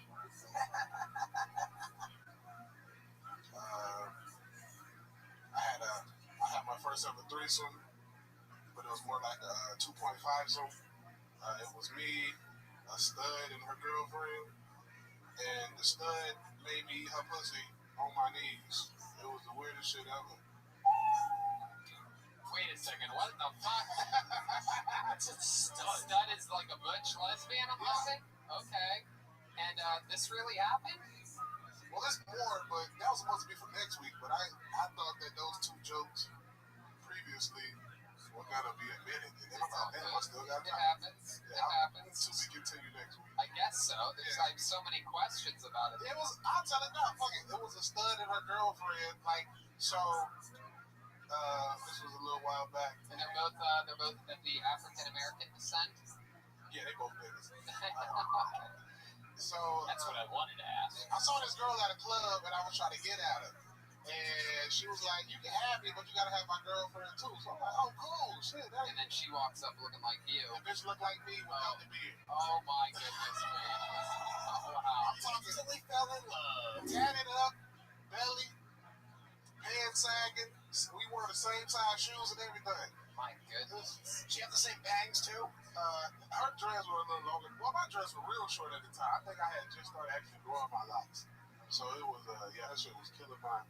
And yeah, she made me feel like the bitch in the room. She made me literally get on my knees, eat her pussy. And she like hovered over you? Yeah. Sort of just like dipped her pussy in your face? Yeah, bro, like slapped me across my face with her clit. She had a big clit though. Oh, deep throat that pussy now. She had a big clit, like her thing was she puts her clit inside of girls. Oh, fuck. But I mean, this is a stud with a big clit. Are you sure this wasn't a dick? No, it was a clit. My goodness gracious. So, yeah, I mean, she said something the clit in the vagina and the balls started hitting up against it. Alright. It's crazy. So, did you end up having sex with her and her girlfriend? Nah, I couldn't do it, bro. You couldn't do it? You tapped out on the pussy eating part? Too much, bro. It was like this. You're a pescatarian. Was that the fishiest thing you've ever had in your mouth? Nah, if it tastes like Lunchable, mate. There's some hoes out here you really can't go down on because as soon as you take their underwears off, you like, fuck. Had you been drinking? Yeah, I was lit. I was lit and turned it down. Yeah. But you were lit and you turned it down, but you didn't turn it down until you were already on your knees. Oh, yo, fucking you had already paid your dues. You had nothing but the home stretch ahead of you. It was the disrespect. Just be honest. All you wanted to do was eat the The masculine lesbian's pussy. Did she put her hand on the back of your head when she were going down on it? I did watch them fuck though. Oh, okay. The shit. I'm glad I didn't fuck her because she pulled out a strap on like 2 times the size of my dick. Oh shit. I'm like, I would have been. There's nothing I could have did to this girl if you fuck her with it on the Didn't that get you like crazy horny and be like, fuck, I'm joining this party? Like, how could you not? I probably dodged a bullet because I already had like tequila dick. Was the lesbian like, I'm gonna pull out a strap on, and she pulled out an actual strap? No, the bitch had a fucking. I ain't bro, that nigga almost had me going to the car. Me too. I freaked out. Is it a turn on? Do you have to be dominant, or like can you take the submissive role? I'm a dominant nigga. Like if a girl chooses to fuck me, it ain't gonna work. Right. Yeah, I'm the dominant. When you say chooses to fuck you, do you mean like fuck back? He's a power top. Yeah. You don't wait. So if a girl's on top, what are you saying? I gotta be in control of her. Like she can't do it. I ain't gonna let her go. You don't let her like bounce up and down. But I gotta tell her at the speed.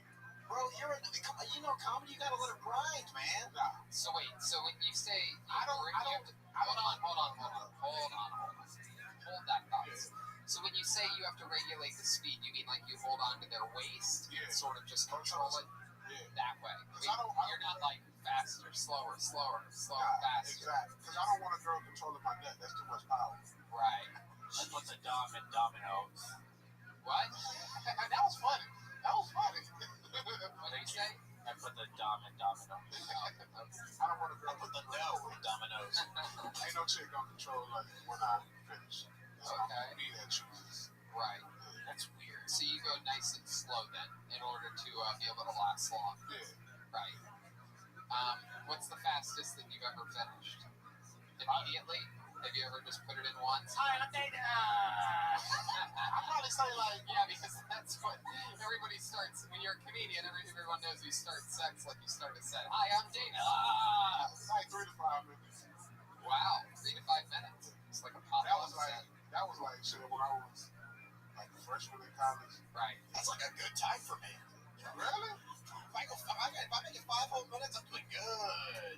Yeah, 5 minutes. 5 minutes can be, depending on the emotion in the ocean, could be a good fuck session. Depending on the girl too. Like I've faked a lot of orgasms. You faked orgasms? What do? You just have a little mayonnaise? You have a little mayonnaise packet that you keep in your pocket? Spit on their back. A little Hellman's? Just bite the corner off? You spit on the back and said, why'd you just spit on my back? They don't know, bro. You're saying you gotta do it like you gotta be and then just take it out like drip of it. You can't like did you fake an orgasm when you were eating the butch girl's vagina? Were you like, nah, I'm good, ladies. I already came from eating that sweet pussy. She was just too aggressive. Way too aggressive. Right. It was like, bitch, I'm the nigga. You're not. Right. My goodness. Well, I really hope that they secretly took video of this and send it to us here at KillTony.TV. When I first got popular on ADD, girls tried to like, and I'm like, nah, baby, turn that shit off, put your camera up, put it in my bag, actually. Okay. Yeah. Can I ask a question? What did they say when you were like, you were on your knees and you just went, nah? Like this I was on my knees, but then like halfway through, I was like, man, I can't be out here like this. But what did they read? How did they read? They didn't care? They were like, all right, then sit in that chair and watch. The stud didn't care. I don't think the film cared either. It was just more so about, I don't know. So how did that make you feel when you were down there? How long do you think you were down there for? Drunk, like regular time, probably like 20 minutes. Drunk time, like 5 minutes. My goodness, 25 minutes? I said regular time, probably 20 minutes. Oh. But drunk time, it felt like, drunk time is a lot faster than it actually is. Right. Did it like affect you think, being down on both knees like that? Do you think you're going to be able to perform? It took a little bit of my manhood.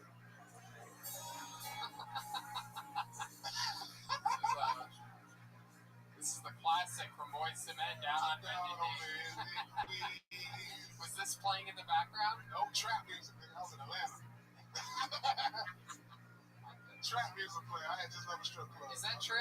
Yeah. Was one of them a stripper? No, she was a security guard. It sounds like a paint stripper. She was a sex worker. I love it. She was a sex worker. That's great. Wow, really? Damn, David Lucas. I follow people for their person. I mean, but like, I don't care about all that shit. You know how to have fun, man. I dated a stripper, I dated a porn star. Like, that shit don't bother me. It's all about your personality. Goddamn right, you're a fucking rock star. Yeah, you know it, bro. I'm Jiminy Crickets. Can you believe this guy? I 100% believe it. All right, David. Well, fun times, fun story. We'll see you next week. There you go, the great David Lucas, everybody. We're gonna get you. We're gonna get you one way or another. All right, this should be fun. I've seen this young man lingering around the show for the last few weeks. He has signed up. This is his time. Ladies and gentlemen, here comes James Walters. Here we go.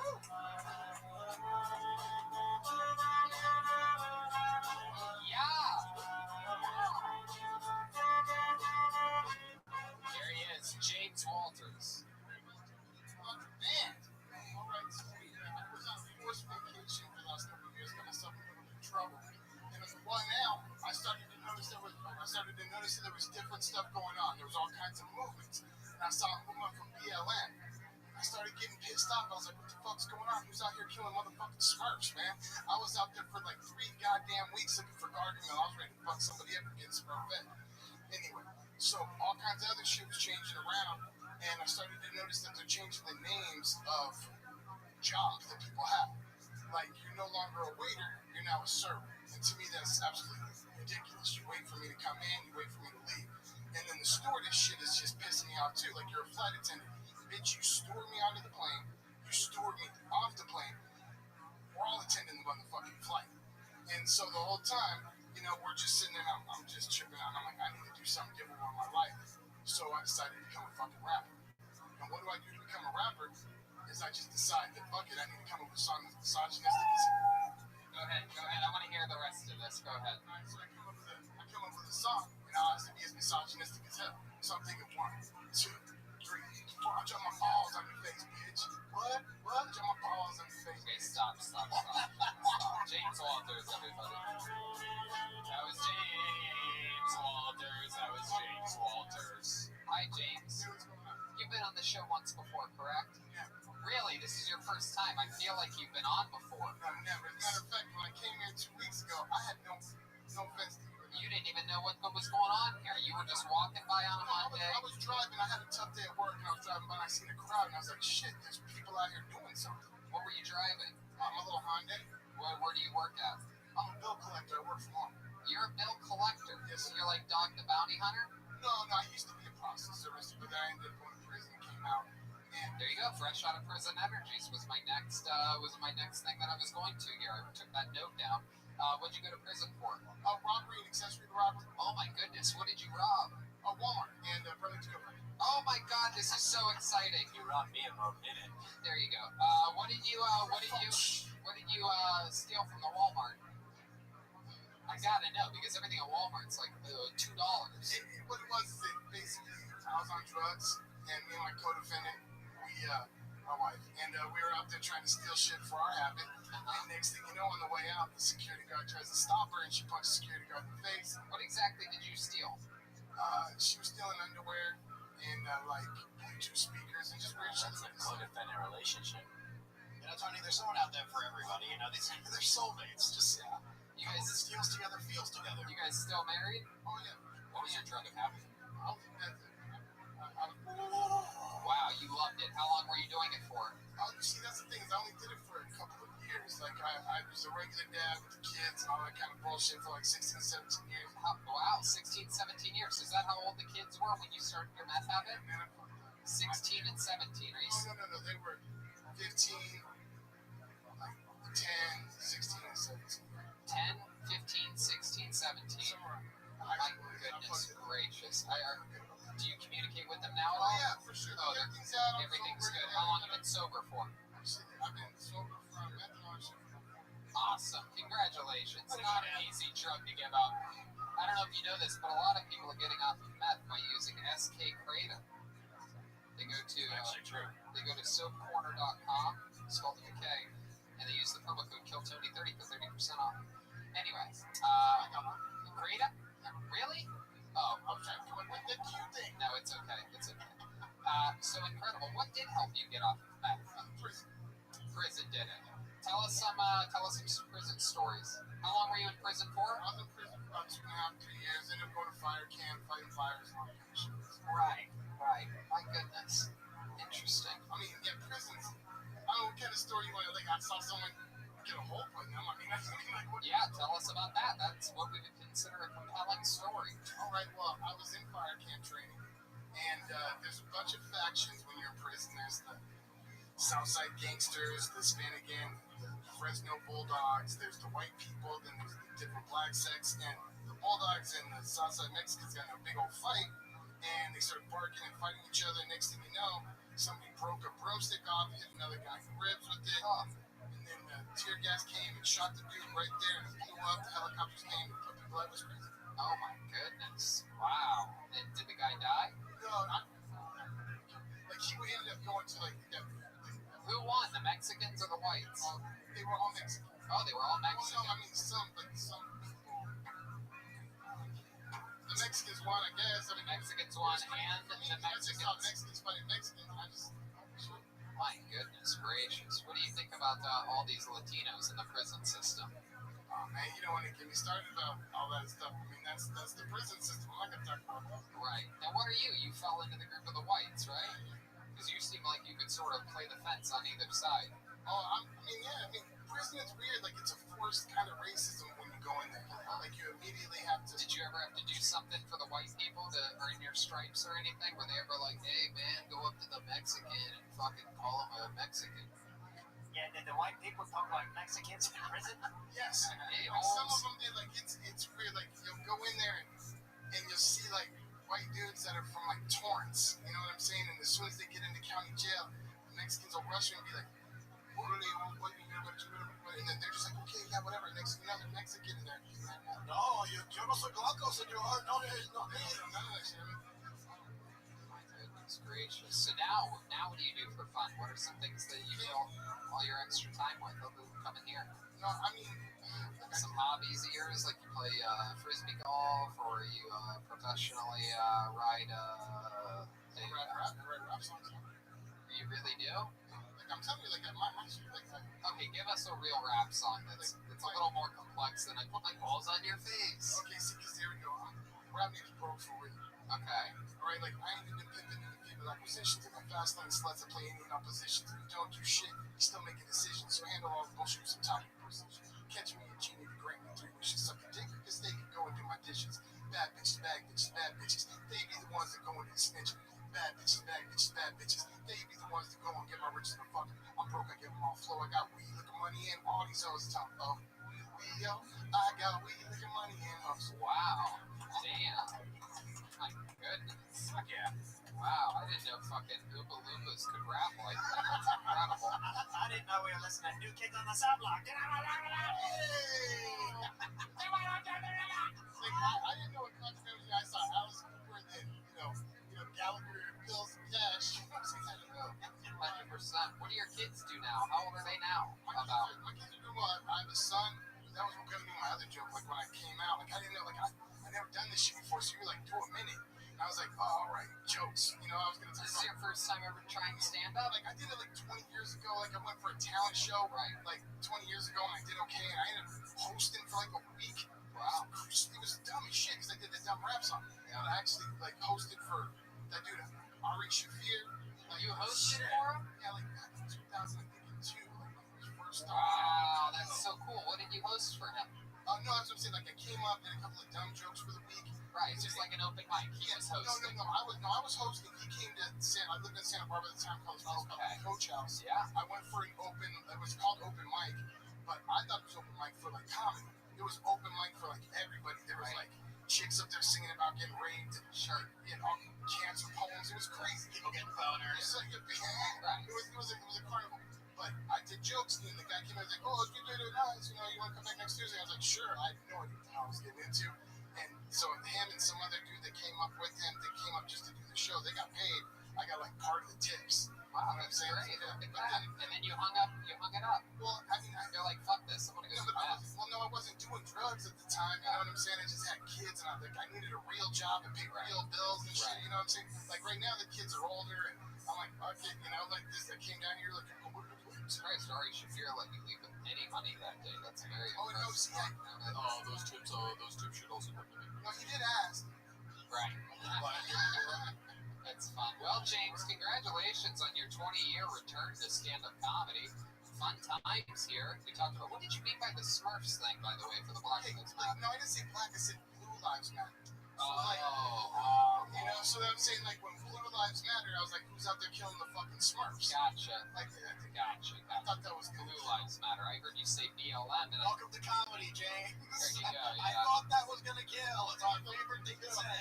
There he goes, James Walters. Fun times, James. Thank you very much. There he goes. Come back again, James.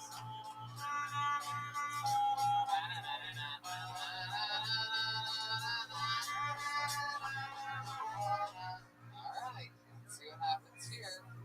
Okay, this should be fun. Met this young lady right before the show, and she signed up. Ladies and gentlemen, it is Christy Bellich. Here we go.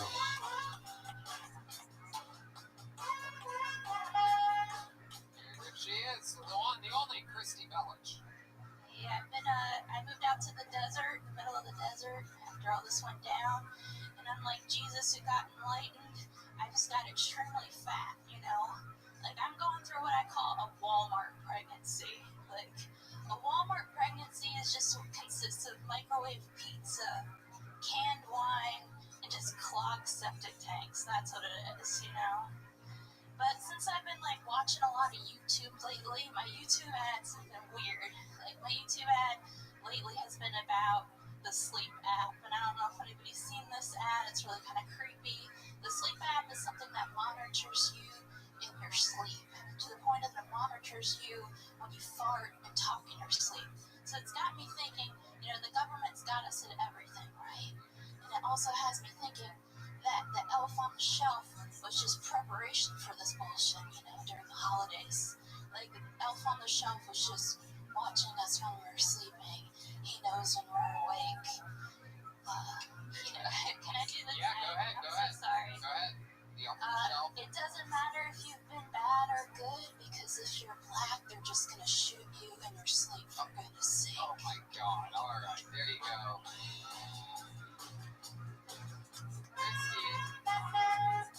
Christy Bellich, welcome to the show. How are you, Christy? I fucked up the joke. It's okay, you couldn't even tell. How long have you been doing stand-up? 6 years. 6 years? My goodness, where have you been doing it 6 years at? Well, I was on the East Coast, and I was doing the road. Where on the East Coast? D.C. and New York and all the Virginias. Oh, okay. No teeth states. Okay, very good, very good. And then, when did you move to California?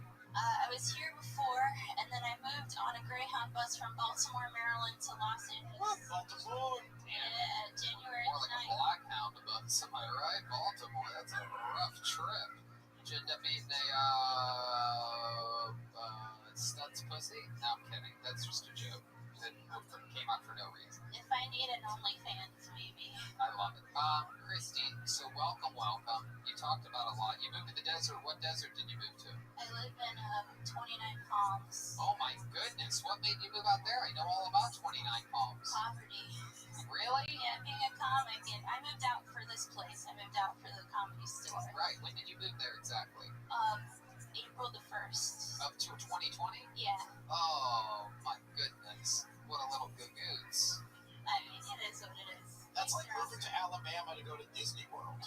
Yeah, that is 2.5 hours away due east, for those of you that don't know. 29 Palms is the young sister of a young boy named Joshua Tree.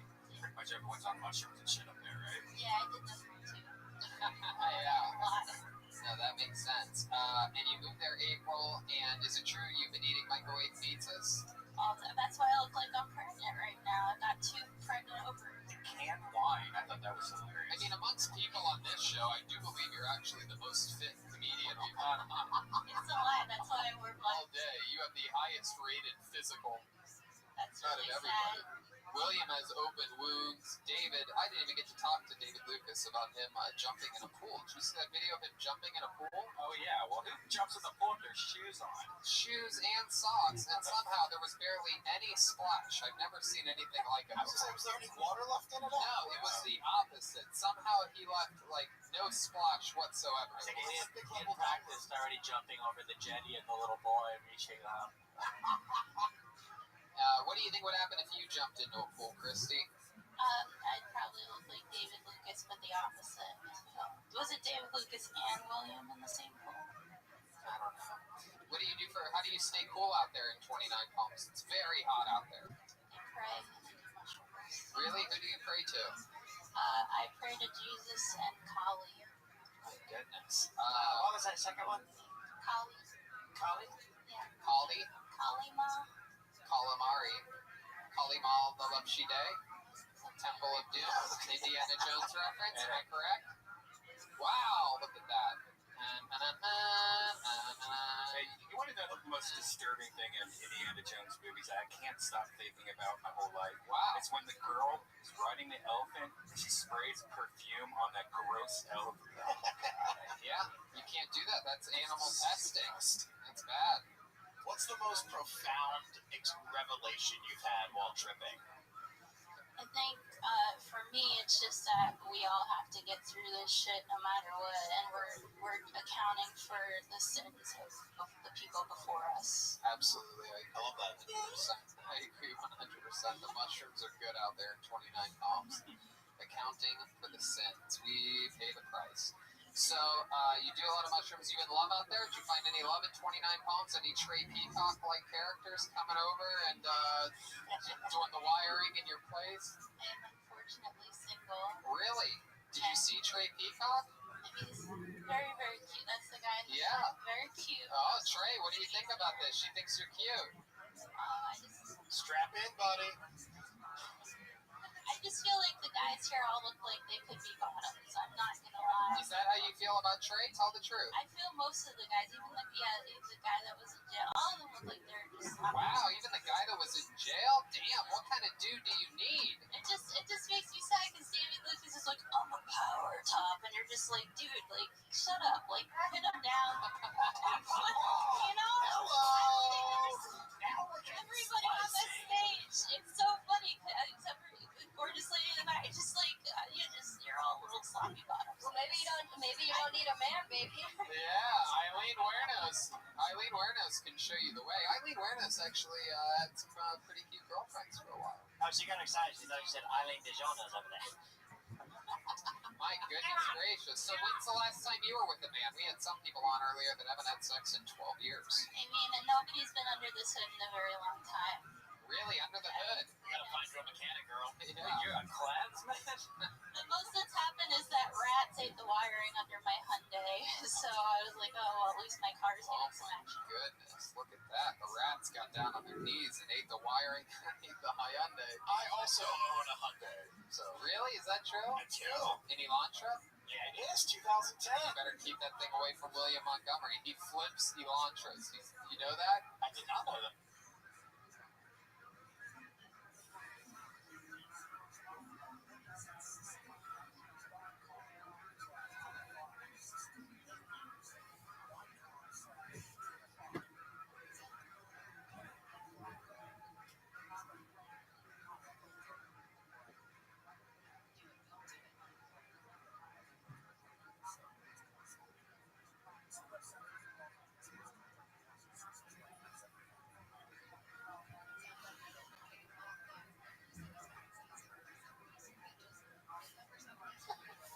Have you ever had to do anything using your strength? You seem like a strong woman. Have you ever saved a child from an accident or anything like that? I used to work with primates that I had to lift up and give them ketamine.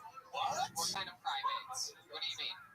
I worked with a couple different species of primates. That was my job. What were the species exactly? What were the primates exactly? I am a primate and I require ketamine. Rhesus macaques.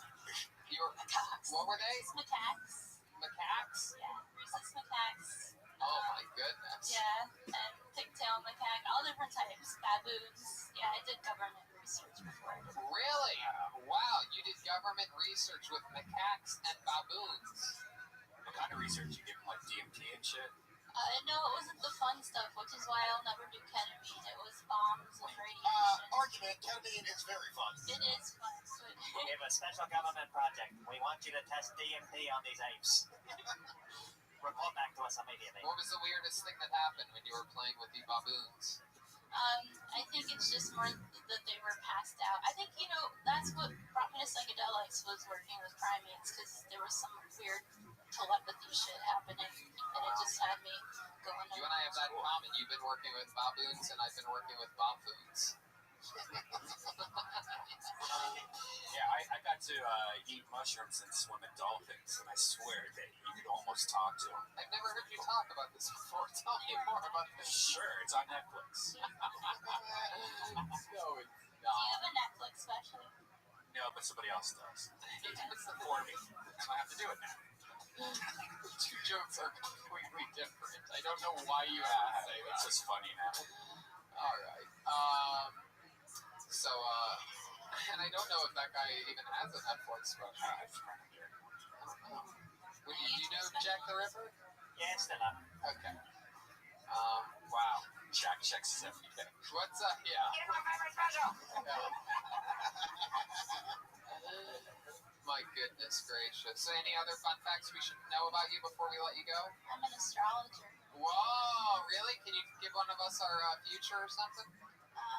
Are you a Gemini? Yeah, I am a Gemini. How'd you know that? Oh my god. What am I?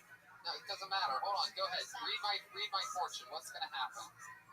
Is this what astrologists do? Am I right? Well, we use charms, but I can tell you that. Give me something good. Give me a good. That was shut. Joel, shut the fuck up. The North Node of Fate is moving through your sign, starting on May 5th. What is? This year. Something called the North Node of Fate. Is that a good thing? For you, it's good. Good. You're going to carry people through with your voice, so as long as you help that the makes community. sense. Yeah. That makes sense. I've been doing that for 7.5 years, so that makes sense. I've been carrying a lot of duality, I guess. That was like a fortune cookie that you opened. I'm just like, there will be a tomorrow after today. Come on, you're not talking about what you get ready to like. This is your fortune. I spent $40 on a Johnny Bucket. How do you know about fortune cookies, Jack the Ripper? I'm friends with Johnny's Rituals. Christy Bellich, so much fun. Come back, sign up again, get on again. Let's hear more. Christy Bellich, everybody. There you go. All right. We had 5 people sign up. I said we were going to get through 4, but we're going to get this 5th one up here real quick for a real quick one and a real quick interview. Here comes Nick Reese, everybody. Woo! Nick Reese. You got one more mic, right, Zach? Hey. Here he is, Nick Reese. So I feel like 2020 is kind of been pretty rough for everybody. Had a lot of plans kind of rescheduled. I know I'm being selfish. I'm not the only one. I mean, Kyle Rittenhouse had a whole shooting plan for that school, and to get thwarted by Zoom meetings at the last minute, I can't imagine the devastation that guy was going through. Just terrible.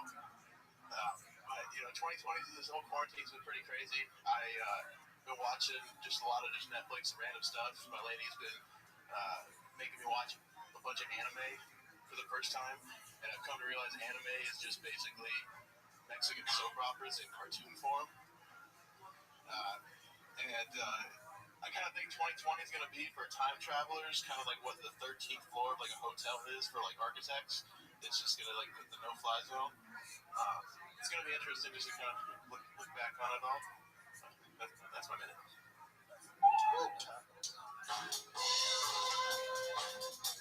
All right. Nick Reese is here on this show. He ate a 25 milligram Delta 8 gummy from the incredible gummies over at Galaxy Groves. How do you feel right now? It's been about an hour since you ate it, hour and a half? I've been stoned since I was like 14. Really? Okay. You want to eat 2 more? All right. Here we go. Wow. Still catch. This is very incredible. That proves he's been stoned since 14. He's got 5 in his hand. Just do it, dude. Okay, here he goes. Oh, he drops 1 on the ground. Did he drop drop him on the ground the first time you gave it to him? Yeah, he did. He likes dropping them on the ground beforehand. He likes, it's like, it ferments the THC a bit. Okay, how do you think this is going to go? You just ate, I believe, what was that, 6 of them?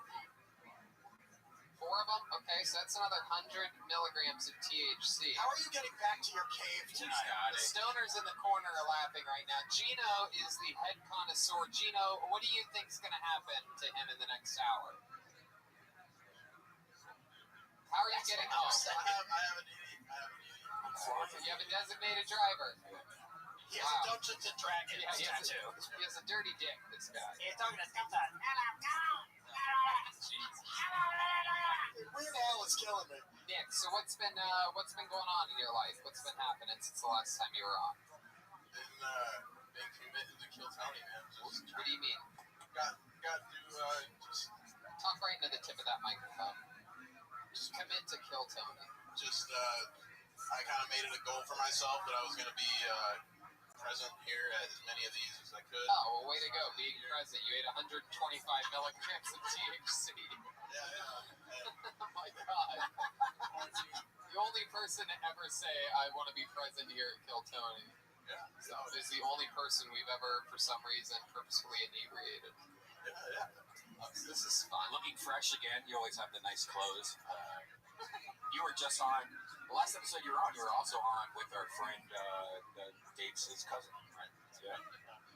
Trey Peacock and you guys eclipsing over another episode. This is some form of destiny. Do you live anywhere near the Modesto area? No, I live more in Temecula, San Diego. Oh, that's pretty close. Oh, San Diego. Well, you live south. Inland Empire, yeah, like Temecula. Those are 3 completely different places that you just named. Yeah. Temecula, San Diego, I live. Inland Empire is not near either of those. You know, I live like in the Temecula, North Carolina area.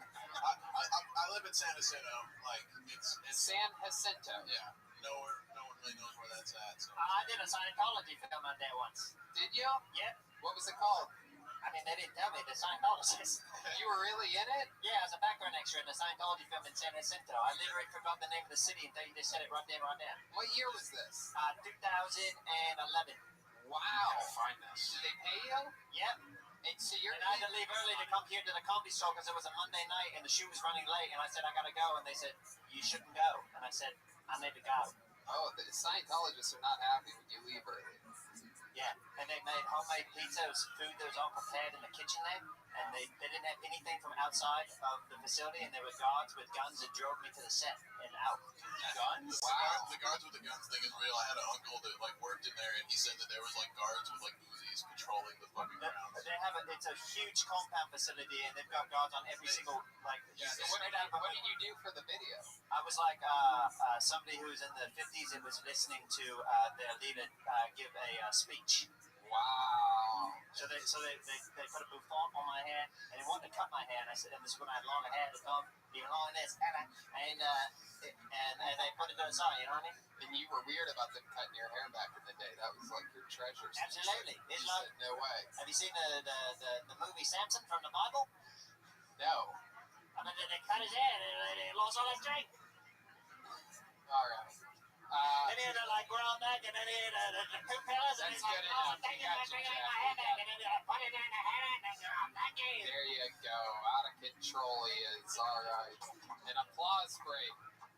So, okay. So, Nick, what else has been happening in your life other than committing to Kill Tony? Tell us something about your personal life down in San Jacinto. Your air conditioner broke recently, am I correct? It really did? Yeah. When did that happen? And you're a Capricorn, am I correct? Yeah. Oh, okay. There you go. It goes all... And you're one of the apes she gave ketamine to, correct? Yes. You consider yourself more of a baboon or a macaque? Definitely. What? Definitely. That first guy that went up, he was macaque. So, how about your sex life? What's going on over there? You seem like the kind of guy that masturbates into your own belly button to start the day. You seem engaged. Yeah, Wait, what, Redman? He seems engaged. I've engaged, just kind of going through it right now. She's mad at me right now because I've been coming here every Monday, and I told her I'm not sorry. I want you to be with me on Mondays. Yeah, why Like, what else do you do? I mean, How dare you leave the sweet, sweet confines of San Jacinto? We have a shitload of animals and stuff. What do you mean by a shitload of animals? Be more specific. 4 dogs, 3 snakes, a lizard, and 2 cats. What the fuck is going on over there? Sounds like a stable couple. Why do you have so many animals? Because is it her fault? She likes to acquire them, and I don't. How do you end up with 3 snakes? Are they all in separate tanks? Yeah, they're all in separate tanks. What the fuck, dude? Do you have like a huge house? Like, how do you have? We have like a roommate. We have like a 4-bedroom, so like we have plenty of space. Do you have like all the animals in one room? No. The dogs run around. No. Like, well, the dogs fucking figure out. Right. The snakes. You have cats? Yes. How many cats? 2 cats. Any of the cats ever get near the snake tanks? One of them does. Like, she paws at the tank and shit? She just like literally lays at the snake, like lays on top of this one tank, and the one snake that she chooses to fucking lay on top of is like the only snake that could fucking eat her. And, like, right. You ever take any of the snakes for a walk on a rope or anything like that? You ever put a snake on a rope? I don't know, rope. Have you ever heard of anyone doing such a thing? No. You've done anything sexual with a snake? I always wondered girls trying to put that shit in your pussy. I would never. Yeah, I mean, if that was going there, I'm not going there after it. Alright, this was meant to be a quick interview. This was a lot of fun. We're going to talk more about these animals next time you're on. There goes Nick Reese, everybody. Nick Reese. Yeah. Yeah, they get crazy.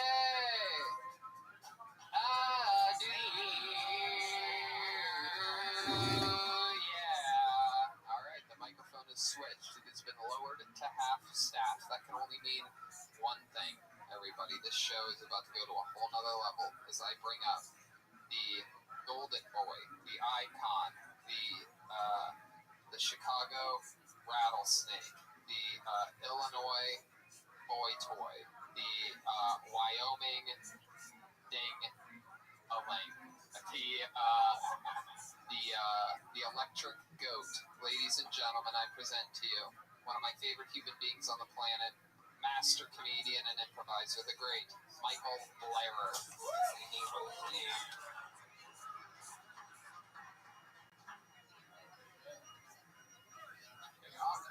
Here he is, Michael Lehrer. Hello, I'm token disabled comedian Michael Lehrer. I wanted to take a week off of talking so I could get wicked crunked and try new street drugs. So instead of my militant interview, myself, William Montgomery, and Jack the Ripper as the narrator will perform an adaptation of The Miracle Worker, the story of OG original cripple Helen Keller. Now, the curtain rises. Across the pond from old London town, in the year of the 1800s, there was a town in Alabama named Rothschild, where a blind deaf mute named Helen Keller terrorized her family.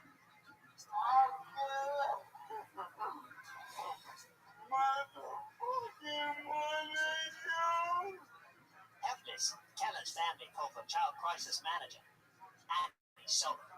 Hi, I'm Annie Sullivan, and I'm here to make Helen Keller chill the fuck out. What did you say to me, you little bitch?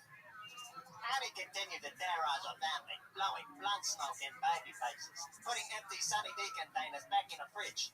Annie wasn't about to get fucked by a little blind kid, so she had an idea. The Keller family spoils Helen Keller. You let her eat mashed potatoes with her hands, drink as many Capri Suns as she wants. She needs discipline. I'm taking her to the Kmart parking lot. We're not going back until we're flipping Hyundai Elantras. Annie was determined to make Helen strong, not just with anabolic steroids, but with results. She also began to teach Helen to say the alphabet using her fingers. Spell it with your fingers. PBR. Now crawl to the fridge, you bratty fuck, and give me a tall one.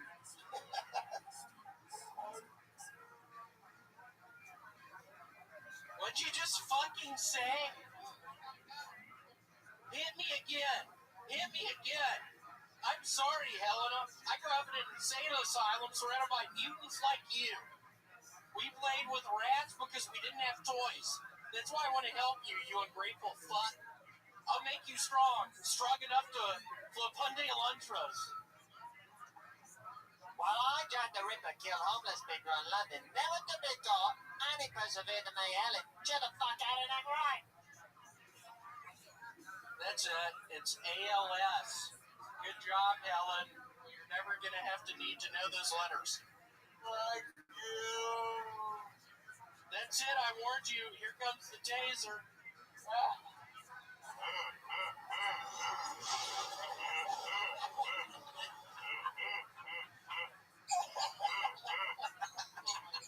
There's a mouse in there. While Interpol blindly chased me through the canals of London town, in Robertson, Alabama, Annie Sullivan taught Helen to recognize objects by touch. Feel that, Michael. Feel it. It's TITS, tits.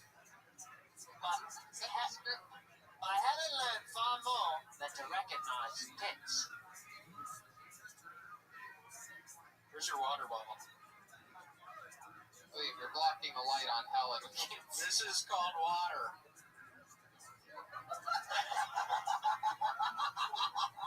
That's called water. Once Helen recognized water, the sky was the limit. She started naming everything she touched. Cock, balls. No, that was actually Michael's line. I actually saw Michael's penis last week. That's not a part of the scrub, but Annie did a AAA job of fixing Helen, but knew also it was time to leave the callous. man, it's so bittersweet helping rich white people. All of you Kellers are so awful, but you pay so good. I fixed your little bitch, Helen Keller. That deaf, dumb, and blind kid sure plays a mean pinball. So I must go. I'll miss your comfortable home, made comfortable by slaves, but that is no matter until 2020 I fix that little bitch Helen Keller, so she shouldn't be an asshole anymore. Annie Sullivan then left the Kellers. To where? Who knows? Annie, half blind. I think we all learned a valuable lesson. The miracle worker is sadistic as fuck. Annie Sullivan will be in jail today. Also, the Kellers were wealthy slave owners. Old-ass plays suck in so many ways, but the miracle worker, you truly are the worst. But don't take it from me. I've killed an unknown amount of people 150 years ago and was never caught. Thank you for supporting live theater. I'm Jack the Ripper. Wow. Very impressive. Very impressive. I love your earrings. There you go. Hand the microphone back to Helen Keller there. You can tell it's Helen Keller because she's wearing a face shield with the words Helen Keller above it. Can we, there we go. Here comes a nice, fresh, uninfected microphone. I hope that's just his regular face shield, too, that he rolls down the street with. That is incredible, Michael. Another... That was so fun. Wow, look at that hair. Another stellar performance. Zach, can you zoom in on this champion of champions, the great Michael Lair? Very fun. And what a wonderful episode. For real, so much fun. So many laughs. That was, since Corona, the most laughs from. I mean, there's like 6 people here. Yeah. And it felt like a big room. So bravo, you motherfucker. I absolutely agree, and no better way to end a great episode than with the chairman of the board himself, the great Michael Lair. MichaelLairComedy.com. Michael Lair Comedy on all social media sites. Anything else you're promoting this week, Michael? I fell. Oh, you and, fell. yeah, look. I know what you're doing. This is a big promo for the fall collection merch. My right hand doesn't work as none anymore. Okay, this is getting real sad real quick. So, pray for me. Oh, yes. Prayers are going to work. Everyone knows it's the one cure against ALS. Prayers, everybody. Thank you to the great Michael Lair. Again, MichaelLairComedy.com. Here comes the drawing from Ryan J. Ebelt right about Here, that's what he did. Look at that. Everybody's in it. Jack the Ripper, Eileen Wernos, Richard Ramirez. The dead people on a bunch of dead people. David Lucas and William Montgomery, Michael Lair, I do all believe are murdered. I'm in the middle holding it down. You got Red Band and Alex Hooper. Alex Hooper was with us tonight. Thanks, everybody. Thanks for having me, guys. Alex Hooper is on social media at Hooper Hair Puff. What else, Alex? You're always doing a bunch of shows. What do you got coming up? Go to hoopercomedy.com, everybody. I'll be back on the road very soon, and lots of stuff happening right now on my website, so go get it. Go to his website. Check out what he did on AGT. The guy has real balls. Went out there and was absolutely ruthless to those network normies over there hosting AGT. Gave him some pure evil. Fun times. Always a pleasure to hang out with you. The great Alex Hooper. Again, that's Hooper Hair Puff on social media. Believe it or not, people, Jack the Ripper was actually Jeremiah Watkins. Jeremiah, tell us about your podcast. My podcast, Jeremiah Wonders, recent episodes, got some great Dr. Phil episodes with Adam Ray on there, Jonas Poppers from History Highness, Sam Roberts from the Jim and Sam Show, and my Venmo's at Jeremiah-Watkins. And if you like breakfast shows, Eating Breakfast with Jeremiah is on my YouTube. And a new merch store, JeremiahWatkins.com, with a t-shirt that says, I'm Jack the Ripper. There you go. Jessie Jetski Johnson, I do believe, was Eileen Wernos tonight. She's everywhere. Jetski Johnson, including jetskijohnson.com, where you can get one of the brand new Anytime ornaments. If you're into Christmas, it would work perfectly as a Christmas ornament. I saw them. They were adorable. They are amazing. I already made a reservation for 3 of them. I'm going to hang them in different rooms all around my place. And I'm really excited. They are adorable. She hand makes everything. You have your choice of strong plastic or glass, and she makes special jet ski Anytime ornaments. Am I right? Yeah, that was, like, can I record that?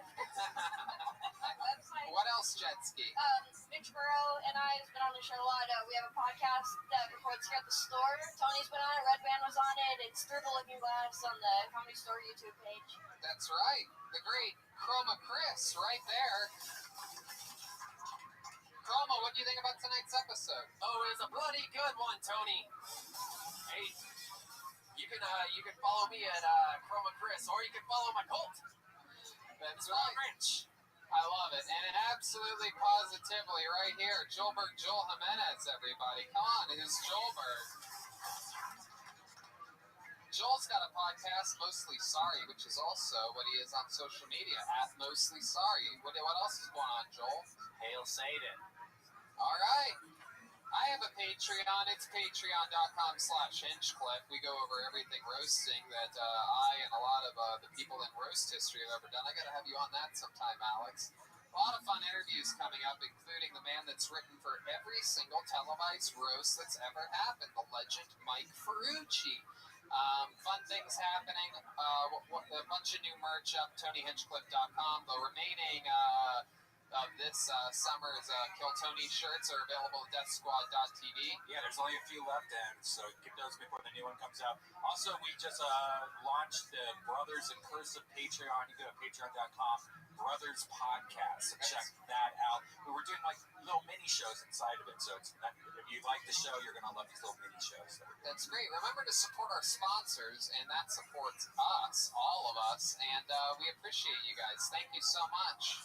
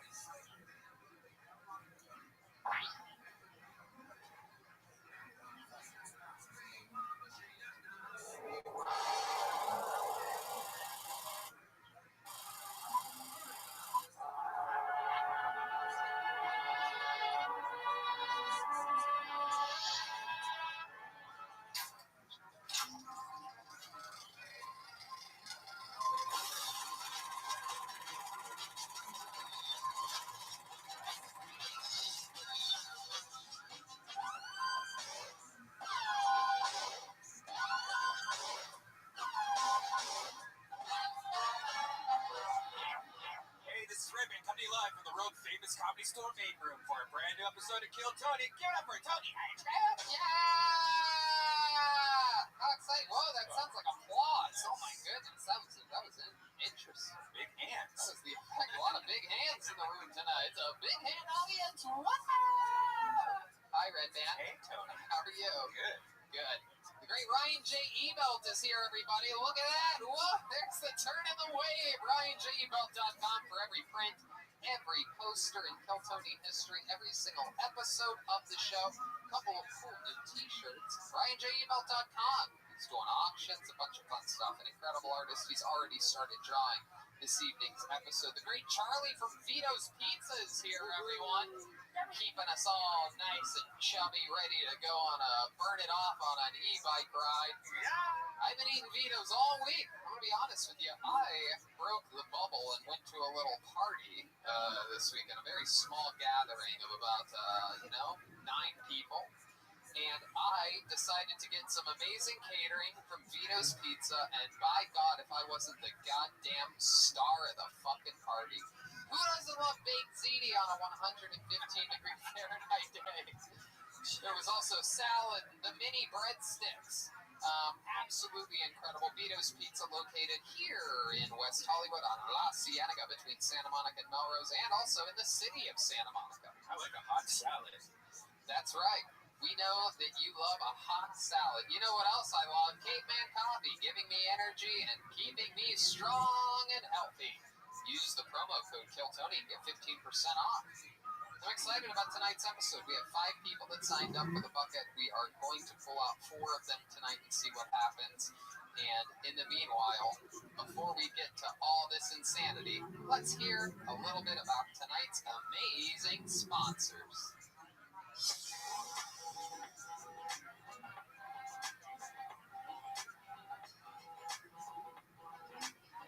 And we're back! How exciting! We have a guest tonight, and I'm excited about this guest. Fresh off of America's Got Talent. This is a guy I've been doing stand-up with for over a decade, roasting around and with for over a decade, a roast battle defender, and again, I mean, absolutely killed it on the best of America's Got Talent. Ladies and gentlemen, here he is, Alex Hooper, everybody. Yeah, it's Alex Hooper. Alex Hooper is back in the saddle again, fresh off of America's Got Talent. I watched this most recent performance. It is incredible how you handle that big giant stage, sitting in a throne, reading everybody, roasting nursery rhymes. You lit these people up. It was so great. Love the Simon Cowell e-bike jokes. We have a lot of running e-bike jokes here. You made fun of someone that I've actually roasted before who handles it so well, the great Terry Crews. Yeah. One of my favorite humans. And you were just ruthless. I mean, some of it was truly real incinerator roast jokes. You were going for some of the oohs and the ahs. I was surprised that they let me get away with some of that. And some of the things that they turned down, that they said were too harsh, I was like, do you understand how much worse what I'm about to say is? Yeah.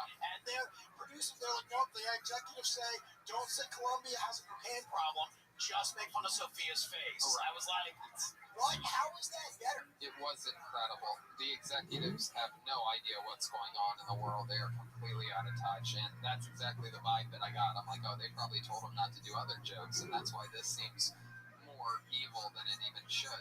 Yeah, 100%. So, exciting stuff. Perhaps one of the greatest roast performances in America's Got Talent history. And what, you've been on that, 2, 3, 4? That was my 3rd performance. Wow. On the show. Yeah, I got kicked off in 2018 with a pretty, got buzzed the entire way through. 3,000 people screamed at me for 7 straight minutes. Came back this season for redemption and made it all the way to the live shows. Yeah, that was the one on last Tuesday was live in front of 10 million people with jokes I'd never told before. Wow. I would have loved to have seen what you had up your sleeve for more, because I could tell if you're going to say, I have more for the next round, I'm like, oh, fuck. I know what that's like, to to have something up your sleeve big and just hope that it's going to take you to the next thing to win it. Are you getting recognized now everywhere? That seems like one of those shows that you... Only the top half of my face. Nobody can recognize what's going on down at the bottom, but they're like, I think I know your eyes. And you have a really popular pug calendar that was on Ellen and stuff like that. Yoga's, pug yoga, right? Yeah, for sure. I have a rescued Korean pug. Her name is Kimchi, because of course it is. Isn't that, don't you have a rescue Korean as well? No, yeah, but she's 26 female. They came from the same litter, though, so... Well, I'll tell you this, speaking of calendars, I know who some of the worst calendar salesmen on the planet are. They are also the band here on Kiltony. They chose 2020 to debut their paper calendar of all the years, 2020. I believe there are still hundreds available. Anyway, I'm going to bring them out right now. Every single episode they commit to being different characters. We never know what they're going to be. They've been in the back the whole time getting ready. Ladies and gentlemen, they're going to be in character the whole show. Can't wait to see who we're hanging out with tonight. It's the best damn band in the land, the Kiltony Band. Jeremiah Watkins, Joel Jimenez, Jetski, Jesse Johnson, and Chroma Chris. Here we go. Whoa! Oh! Okay. Whoa! Serial killers. I know these guys for sure. This is Jack the Ripper, without a doubt. One of the most famous serial killers of all time. A famous Kiltony character who's known for saying, I'm Jack the Ripper. Here he is. Jack, how are you doing today? I'm Jack the Ripper. Okay. There it is. Glad that you're back. One of the most semi-famous characters in all of serial killing history. There he is. Jack the Ripper, a.k.a. the Penguin from Tim Burton's Batman, a.k.a. the Babadook. I just watched over the serial killer roast yesterday, actually, for my Patreon roast masterclass. I went over character roasting and talked about you. It was a lot of fun. That was a good Don there, wasn't it? I was Jeffrey Dahmer. Yeah, you are very convincing, Jeffrey Dahmer. All I had to do was wear glasses and part my hair to the side, and it was frightening. I know this young lady. I know everything about her. I always did. I loved her movie Monster, and on top of all the research that I've done on you before, a brand new Gym Can't Swim came out last month about you, the great, the powerful Eileen Wuornos is here, straight from hooking on the streets of Florida, murdering innocent Johns. How are you, Eileen? They were innocent, motherfucker. I've never heard Eileen giggle like that after calling someone a motherfucker. Chroma Chris very clearly is evil Jesus Christ tonight. Hey, Tony, it's your buddy Charlie. Charlie. Yeah, I had to come back because I heard the world was on the brink of that race war I was trying to start. Oh, wow. So what do you think about it? Are you having fun in it? Hell yeah, Tony. Hell's a Skelter, baby. Okay, very good. Absolutely. That is what that guy would say.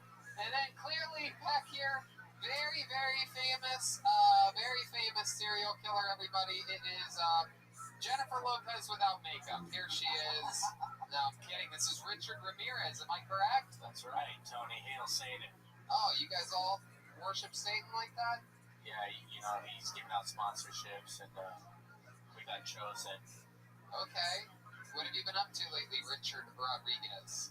Ramirez. Oh, that's right, Ramirez. I get all you guys confused. Oh, you know, there's not a lot to do in prison, but a lot of reading. Yeah? That's about it. Okay. Well, welcome. Bunch of serial killers here. Alex Hooper, Red Band on the soundboard, Ryan J. Everybody's in position. So let's start the show, shall we? Yeah, everybody! Yeah! All right. I could go to the bucket, but instead I'm going to start the show with a big red bang. Everybody, this guy, controversial character, loved by us. A lot of people write handwritten letters to the Comedy Store pleading for him to no longer be allowed here, but we throw those in the trash before management can read them, because I absolutely love this guy. I fell in love with him the first time I saw him, and here he has been being groomed and built like a young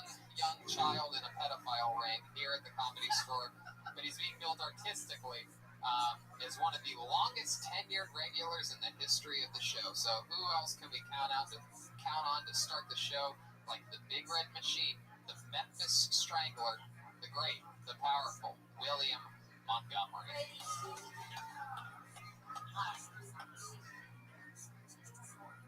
If you come at me with a business idea and your pitch is just like the Tour de France, but with rollerblades, keep moving, pal. The coolest thing about Bill and Ted is that they both turned out to have incredible careers. Research shows more kids are being homeschooled this year rather than being enrolled in public and private schools. This is not good news according to the nation's school shooters. When Dale Earnhardt died, they held a race in his honor because it's how he was best remembered as a racer. And then for George Floyd, guess what we decided to do? What's the best part about telling a racist joke on Kill Tony? I've got 3 weeks to go into hiding.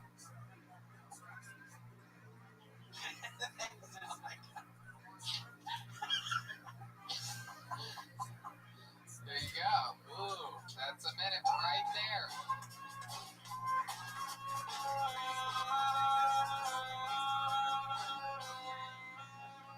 Wow, there you go. William Montgomery coming out, guns a-blazing. Joke.